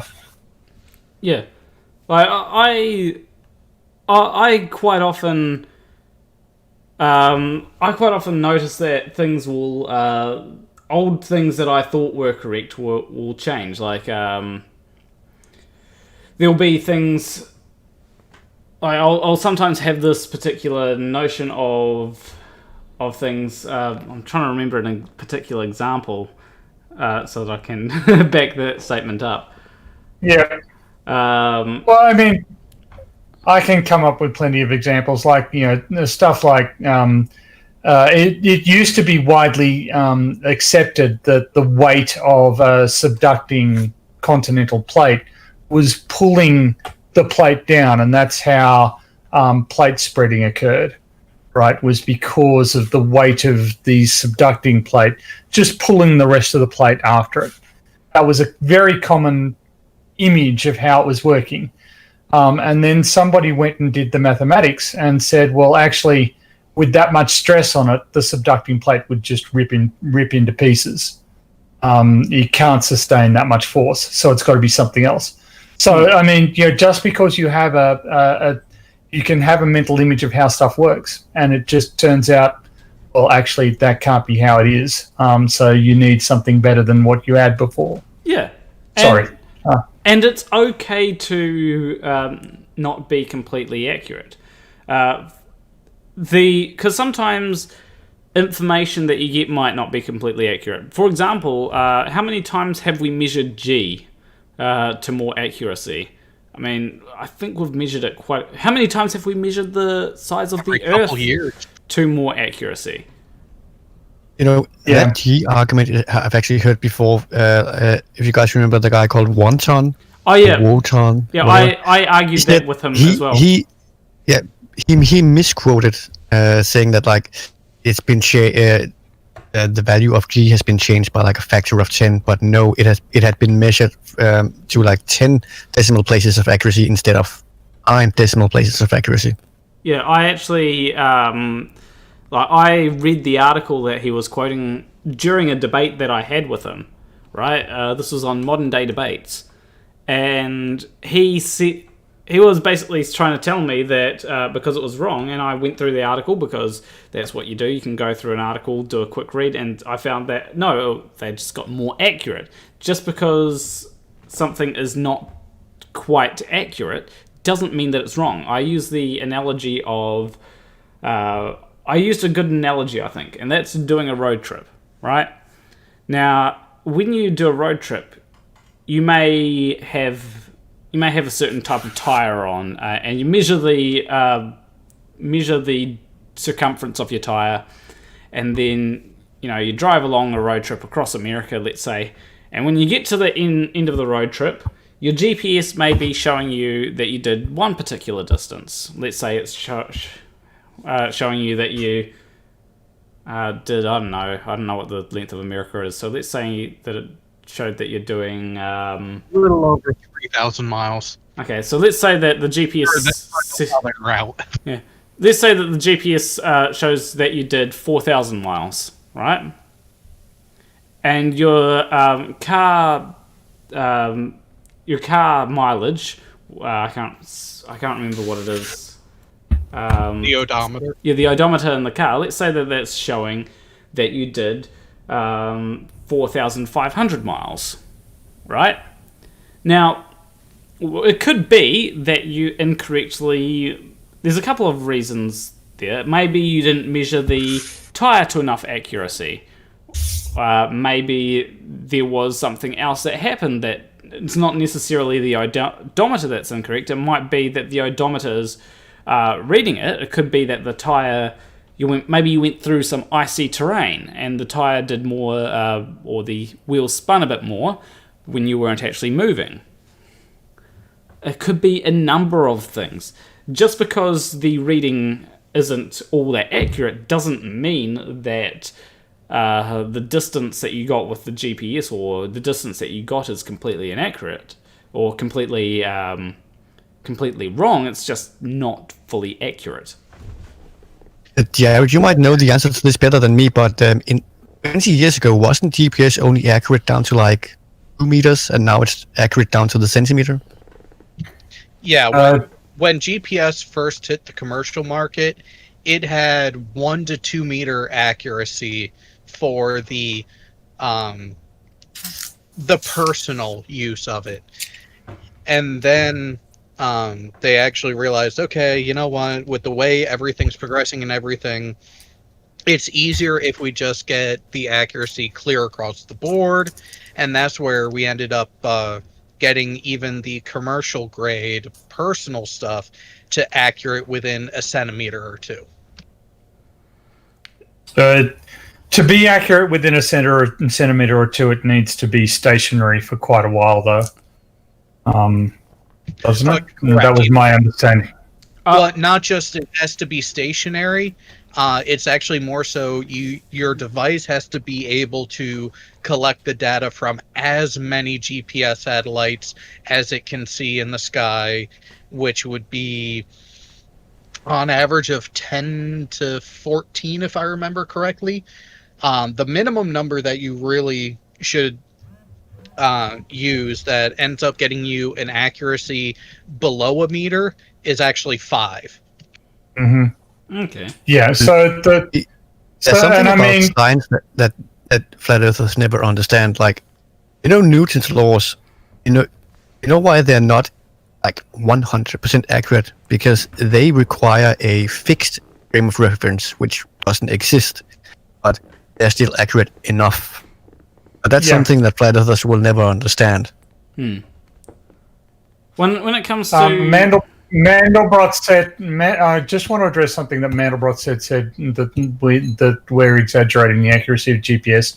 I have participated in GPS surveys, and I work with the people who work on the Gamut software packages for the analysis of the GPS system, and you can use GPS to isolate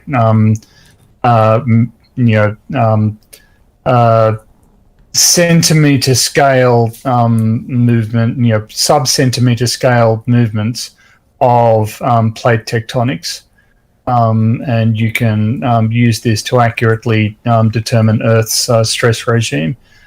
So it certainly is possible to get results this accurate. In order to do it, you have to sort of solve for the geometry of the satellite network, which sort of commercial grade satellites take as fixed. But if you leave the receiver in place sufficiently long and you are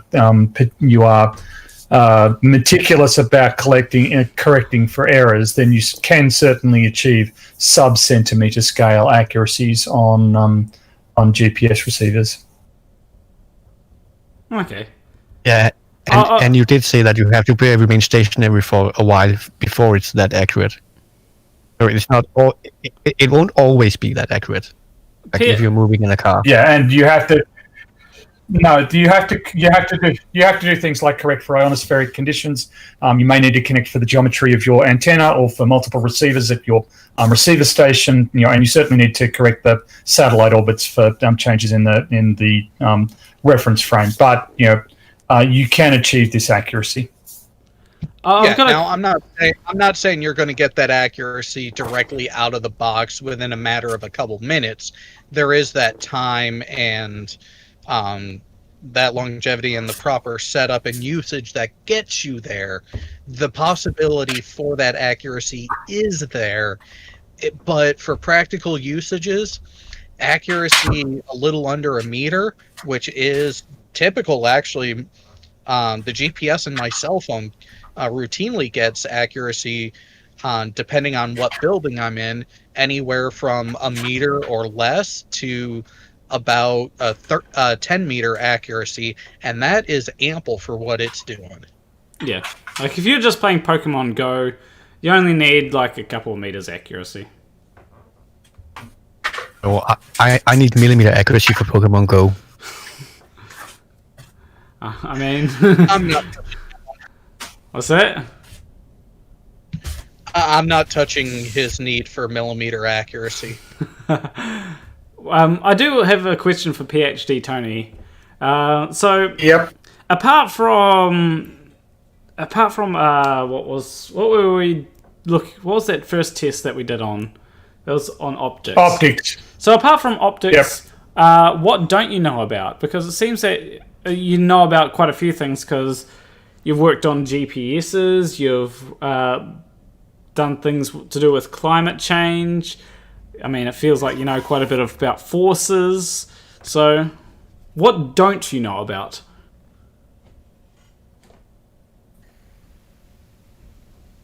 So there's quite a bit. I'm not very strong on electronics, for instance. Lots of people know a lot more about electronics than I do. My background is actually mathematics.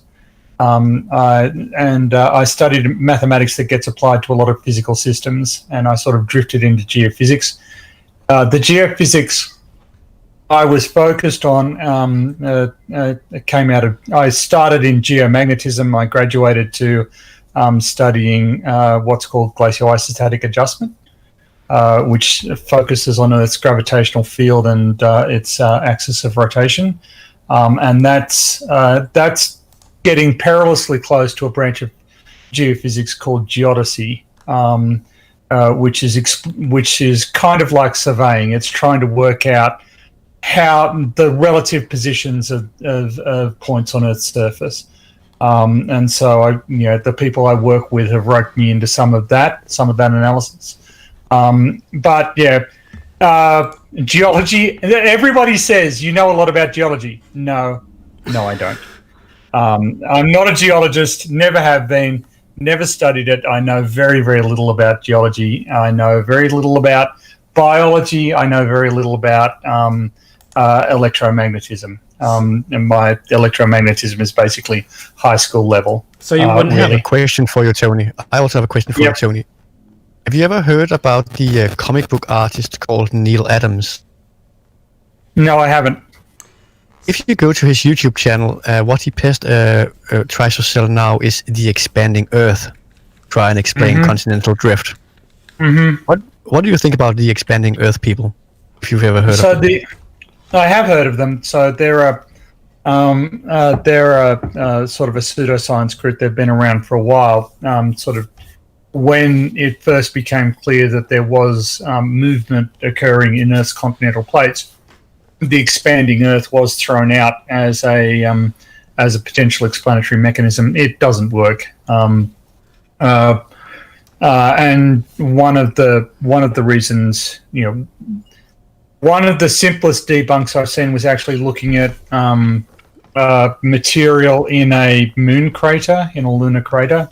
If the Earth had expanded throughout its history, the moon would also expand throughout its history.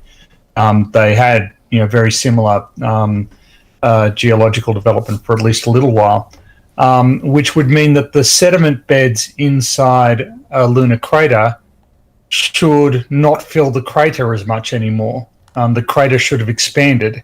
If the moon was spreading out, that crater should have gotten bigger, and the sediment inside it shouldn't just be a flat level layer. So you can look at various sedimentary processes, and you can say that's a load of garbage. It doesn't make any sense. And similarly, we'd be able to pick it up on GPS. We'd know all about it if it was happening. We can just discount the possibility completely. Yeah, because like many years ago, Pothole 54 did a video on it, and he had people from Neil Adams actually come to his video where he explained that we can measure it, and their answer was, well, why don't you show what your theory is? And like, they were crazy. Well, yeah. Sorry. Well, I was actually going to ask about this particular theory. So, have you heard of a person called Ken Ring? I have heard of Ken Ring. Isn't he the seismic forecaster? Yep. He's known as the Moon Man. If you click on Wolfie 3010 here, you can see watch stream. You can see his screen. He's on his Facebook page. Yep. So I can. So yeah, I made a video on him a small while back, and I'm thinking about making another video on him because if I were to scroll down a fair way, I'd be able to see all the craziness that he's been going on about coronavirus and stuff. But he has a theory about the mechanics of an earthquake. When I say theory, I put it in quotes, quote unquote theory. It's more of a hypothesis that hasn't been tested or proven. So he says there are 3 things the moon does to affect the Earth, and the rotational speed of what is on the Earth and movable like the weather. Slow down times are full moon, apogee, and north or south declinations. Winds increase because the Earth's weather is more changeable, especially when there are at least 2 factors combined. And I think he's meant to say combined, but he didn't put a D there, so I don't know. Since I don't know anything about this, is this word salad to you as well, Tony? Because to me it sounds like word salad. This is completely word salad. There is absolutely nothing of any intellectual value that has been expressed so far. So yeah, not just you. This sounds like the demented ravings of somebody who is a stranger to reason.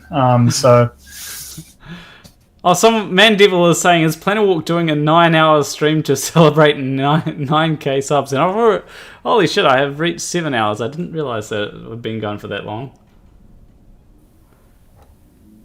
I should probably... Yeah, that's what happens, you crazy Kiwi. Yeah.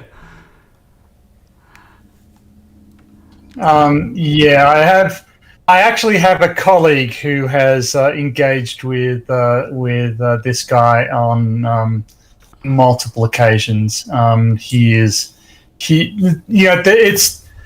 There is some suggestion that actually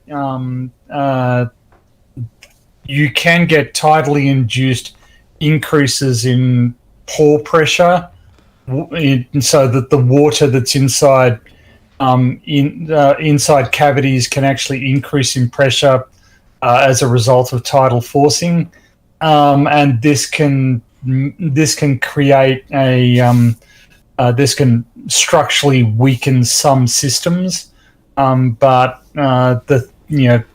there's no real demonstration, and this guy is just prattling insanely. Yeah, he doesn't even mention anything to do with tides. I'm actually noticing that he's saying that plate tectonics is obsolete. I just noticed that he wrote that further down. Yeah, you'd be surprised to know that it isn't actually considered obsolete by... that does not surprise me, by the way. Essentially what he's... here's the thing. He's not the only one to have predicted an earthquake, right? My friend literally predicted an earthquake on the 2nd of... the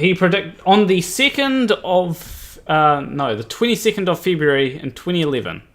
My friend said, "Oh, really?" Yeah, my friend said there's going to be an earthquake today. Then that day, an earthquake happened, and then we're like, "Oh, that was strange that you predicted an earthquake." And he was like, "I know." And then later on that day, another big earthquake happened. I was going to say, what level of prediction are we going with? Because simply saying, "Hey, an earthquake's going to happen tomorrow," really isn't saying much, because there are segments of the world that routinely have minor earthquakes that go unreported. Well, actually, Jared, you can go onto a website to see almost real-time live seismic activity, and it's like constantly. That's from what I've seen. Well, Jared, keep in mind, people, I also lived in Japan for a few years. Yeah. Well, Jared, he was actually, that's literally what my friend was talking about. He was just talking about, because, you know, I've been in an intelligent group since I was yay high to a grasshopper. And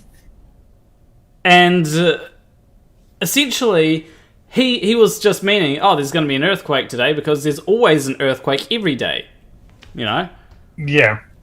And yes, that's what he was meaning, but it turned out that there was a big earthquake that day.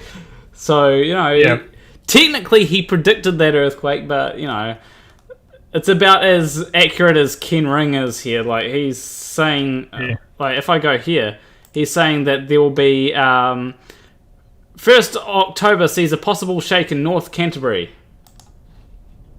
And he says... Plus or minus 24 hours. Yeah. But here's the thing. He says he has here where he says, "Oh, there's an earthquake in North Canterbury." Now, I'm not sure exactly what size that earthquake is, but if we go to the comments, because I did see the comments.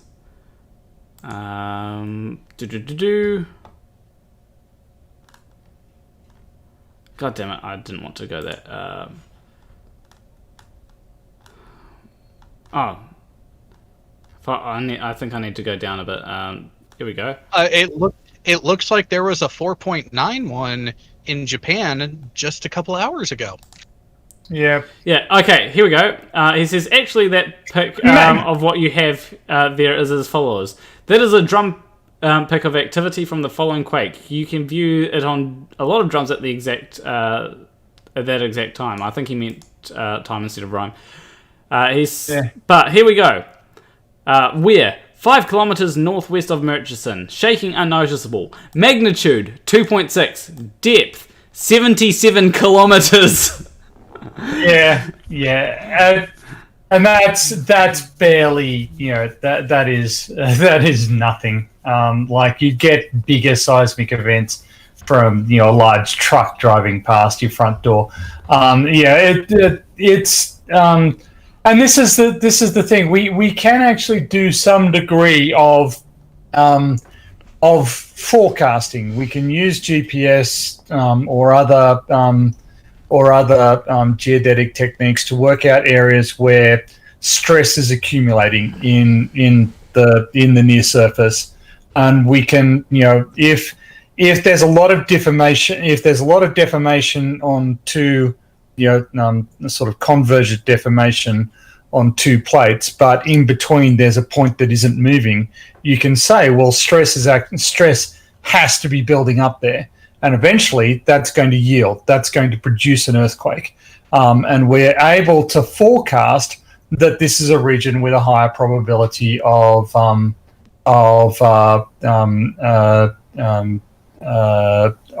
earthquake.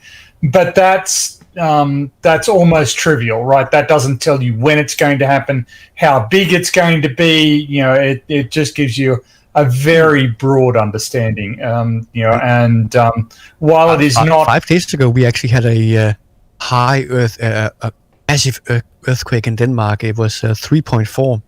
It's pretty high in Denmark, actually. It's actually pretty high. For Danish standards, that's, you know, not to be sneezed at. Yeah. It almost shakes the plates. Almost shakes the plates. Yeah, like... I've been in a few fairly big earthquakes, and I was actually, this would have been probably about a year ago, maybe more than a year ago, when I was in an earthquake, and it's actually interesting not having been in an earthquake for ages and then having a slight shake. You know, it sort of puts your mind back on a high alert again, because I was just lying in bed. I think I was doing a bit of programming on my laptop, which unfortunately doesn't seem to want to charge up anymore. But anyway, I thought it was someone slamming the door downstairs. I thought someone had slammed the door, but then I noticed that everything was swinging a bit, and then I went on to GeoNet and noticed that there was a fairly alright earthquake. Can't remember the magnitude. I think it was 4 point something. Oh, this is interesting. There was a 2.5 magnitude one just 9 kilometers northwest of Perry, Oklahoma. Oh, you know what I found fascinating? I saw a video not so long ago about the LIGO. Apparently, their lasers are so sensitive that they can pick up vibrations from trucks on the nearby roads. So that's why they have two LIGO facilities in the US. So they can rule out those tiny vibrations. Yeah. Well, I mean that we had a seismometer in one of the local areas. You could actually tell the weather, because when it was really, really rainy, the kangaroos would jump down to a particular creek that was near the seismometer, so that they could have a drink. And you could detect this mob of kangaroos just jumping down the hill on the seismometer. We have a gravimeter. Our school our group maintains a gravimeter that is sensitive enough that it can detect large-scale changes in air pressure, so it can detect a large storm front moving overhead. Our capacity to observe stuff is just really, really great. Yeah, well, can we switch the subject for a second? Because I think Jess wants warp. Jared, we talk a little bit about warp drives. Which style? Do you want to go with the Alcubierre version or the more fictional version? Oh, I don't know. What will get Jess most mad? They're having a war on nerds. We can talk about how, mathematically, the warp drive as seen in Star Trek is technically possible. We just need to find the right exotic materials to be able to actually warp the fabric of space-time. And the power requirements. The power requirements is also one small thing.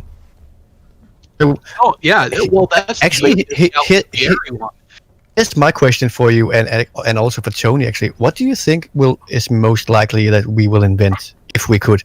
Would it be warp drive, where we bend space-time to travel so we don't actually move, or would it be hyperspace, where we go into subspace and travel faster than light there? Which is more feasible?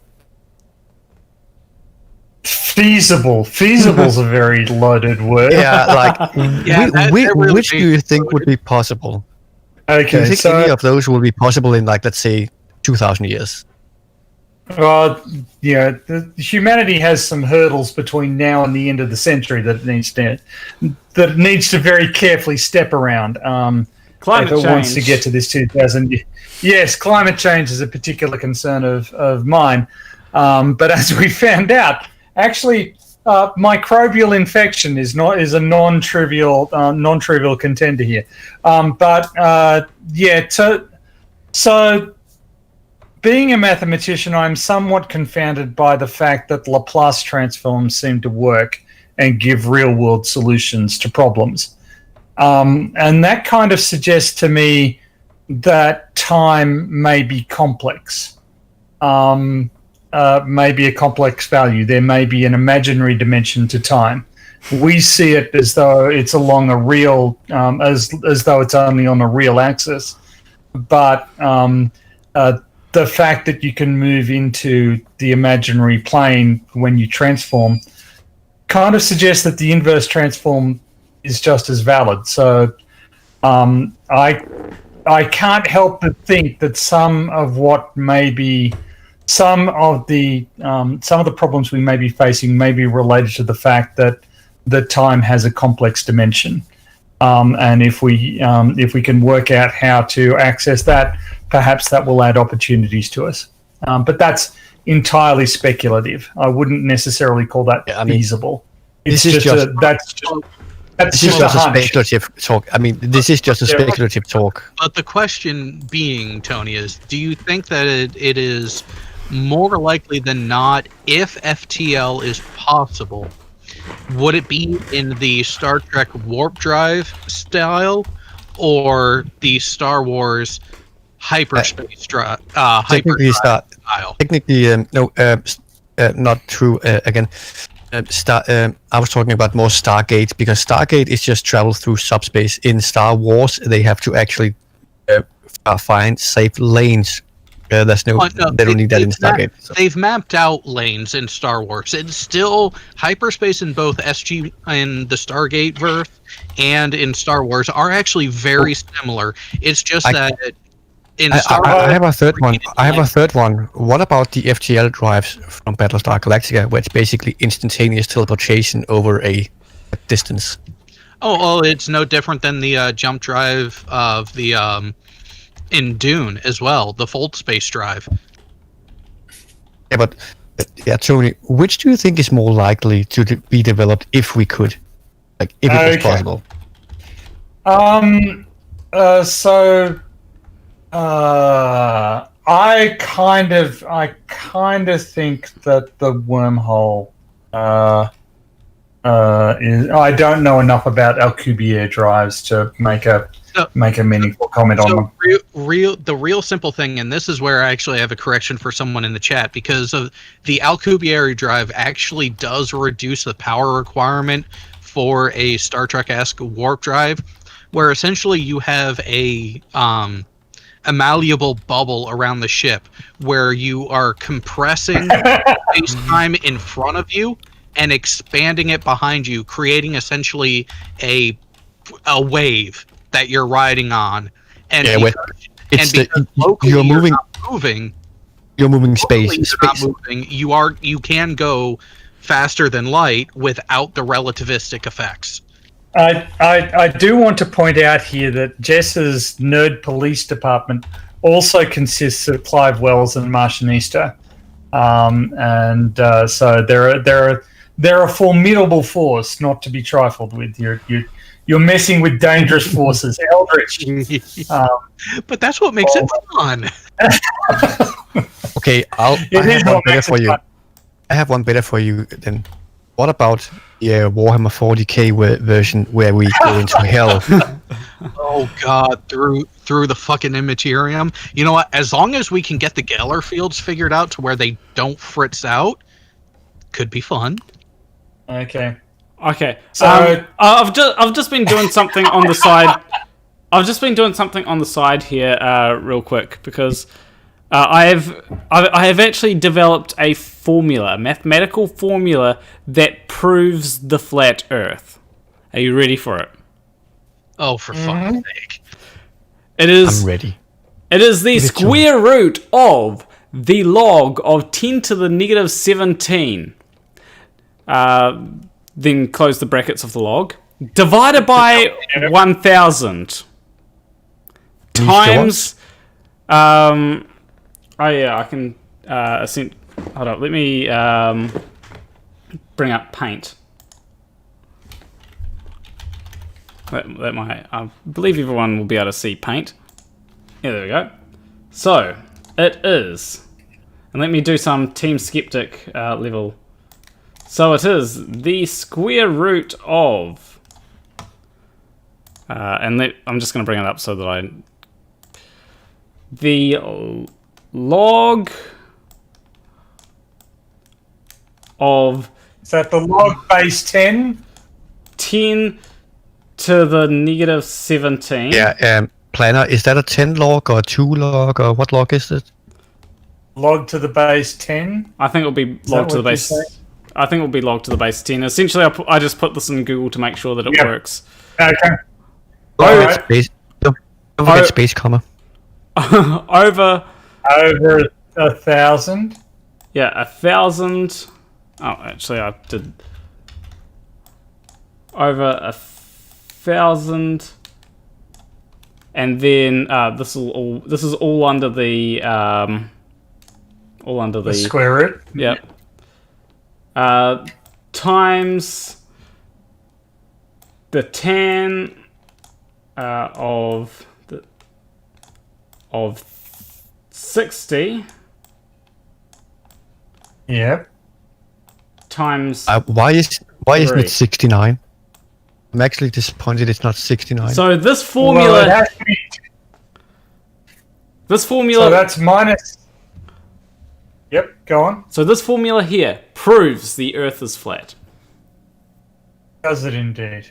Yep. Okay, so minus 17 divided by 1,000. The tan of 60 is the root 3 times 3. So it's 3 root 3 times minus 17 over 1,000. And the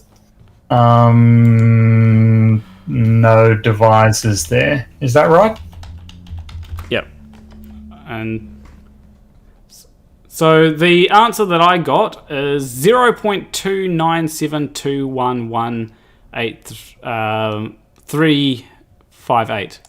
Is that the answer that you got? No, because that's the square root of a negative number. Yeah. So it must be imaginary. Yeah, I got I on the end of there, so. Yeah, okay. I on the end. Okay.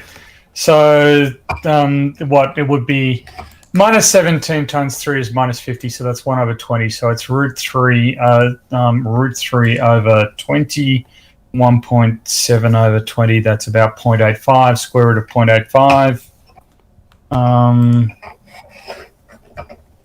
Is Tony, right now you're reminding me of my old math teacher who worked at CERN, and he would do these calculations in his head as well, just to show off. Right. You say that like it's a bad thing. Oh no, I'm impressed. I mean, I love it. I just think it's impressive because I don't do that in my head. Okay. And actually, my old math teacher, he did a what was it? A geometric calculation to the distance of the sun with the angles, and he did it all in his head. Right. That's really impressive. So yeah, did you get the answer of 0.297i? Just a second. Square root of 0.0083.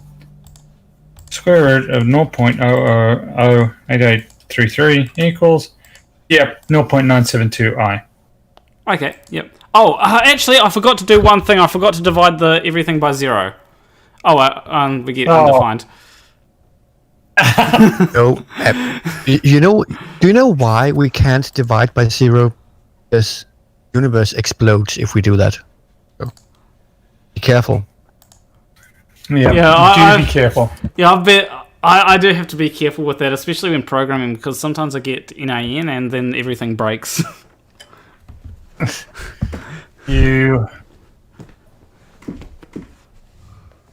So yeah, after all that, you've got to divide it by 0, and when you divide it by 0, you get undefined. So the flat Earth is undefined.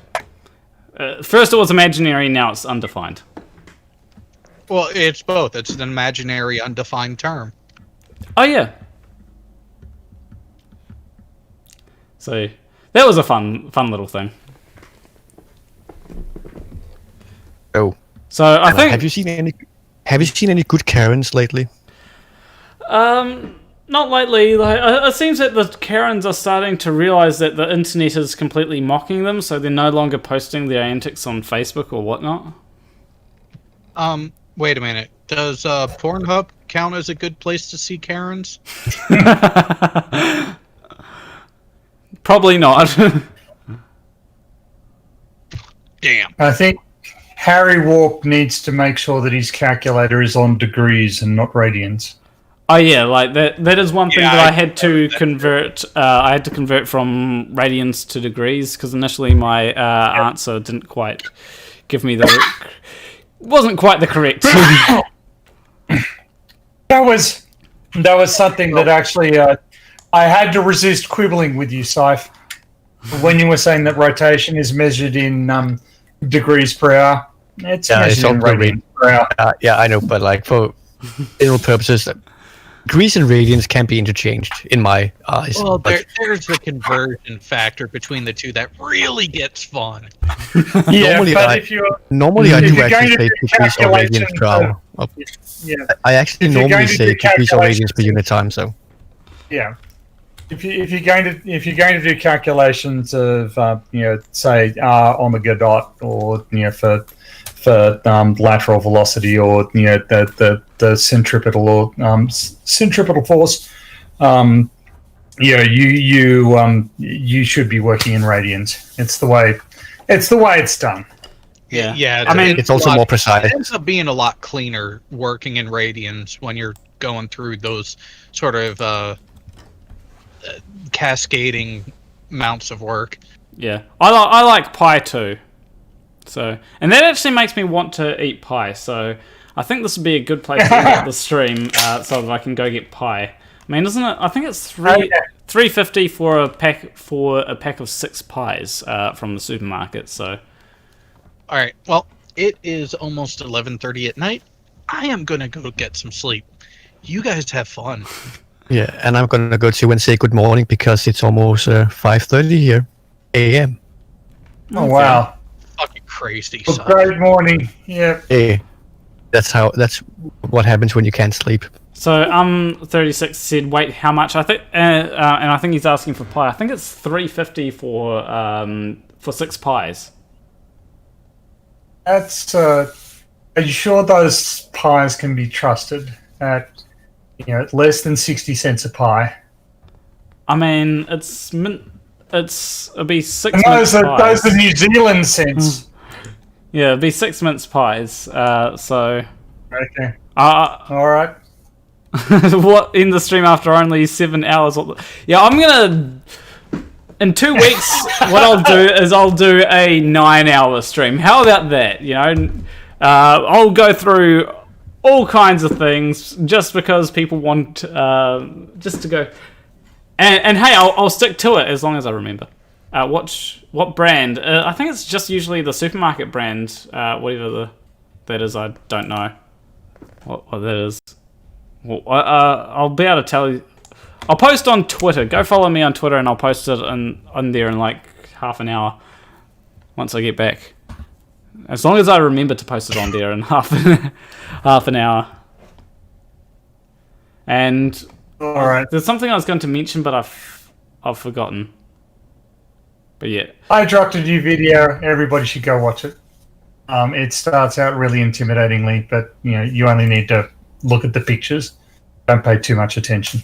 I always hate when something initially seems really intimidating, and then I go ahead and find out that it's actually very simple. That's the way that there's a video that I debunked with Team Skeptic and AB Science a while back, and initially it was quite intimidating because they had sources in the description, and all that, and then I realized that all the sources were linking to like conspiracy sites, and climate change denial sites, and I was like, okay.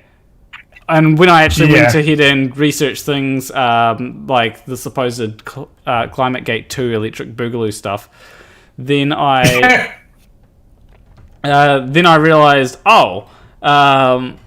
this is just bullshit. I actually looked at what the person said, and they basically said, this in no way contradicts what the IPCC are saying. So look into things.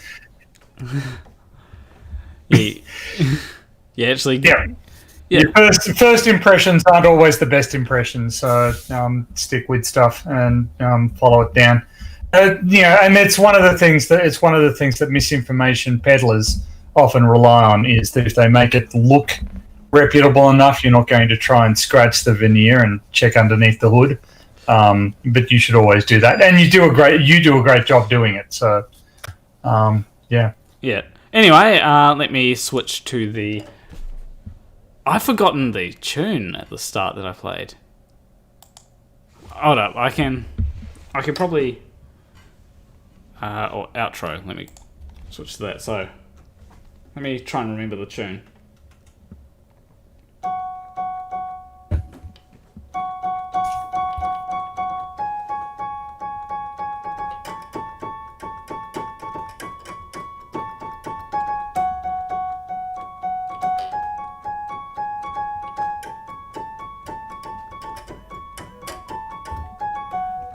Something like that. I'll work on it further when it comes to Flurfia. That was not too bad. I literally made it up today when playing around with a couple of different chords. Or what I'll often. Here's a pro tip, right? Take like different notes from a song and play around with them, like from a pre-existing song. Play around from them, because I actually got this from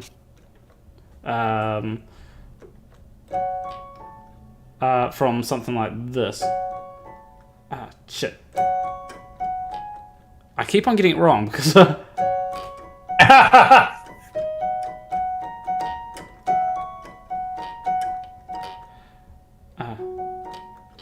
Let me retry that and turn it up so. Okay.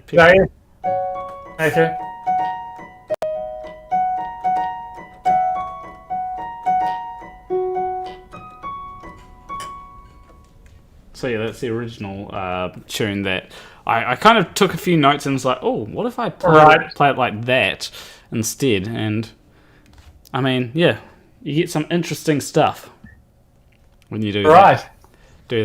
Okay, nice. So yeah, I'll play around with that a bit later, and it might end up as a tune in Flurfia if I can get it all right, sounding all right. Anyway, take care, everyone.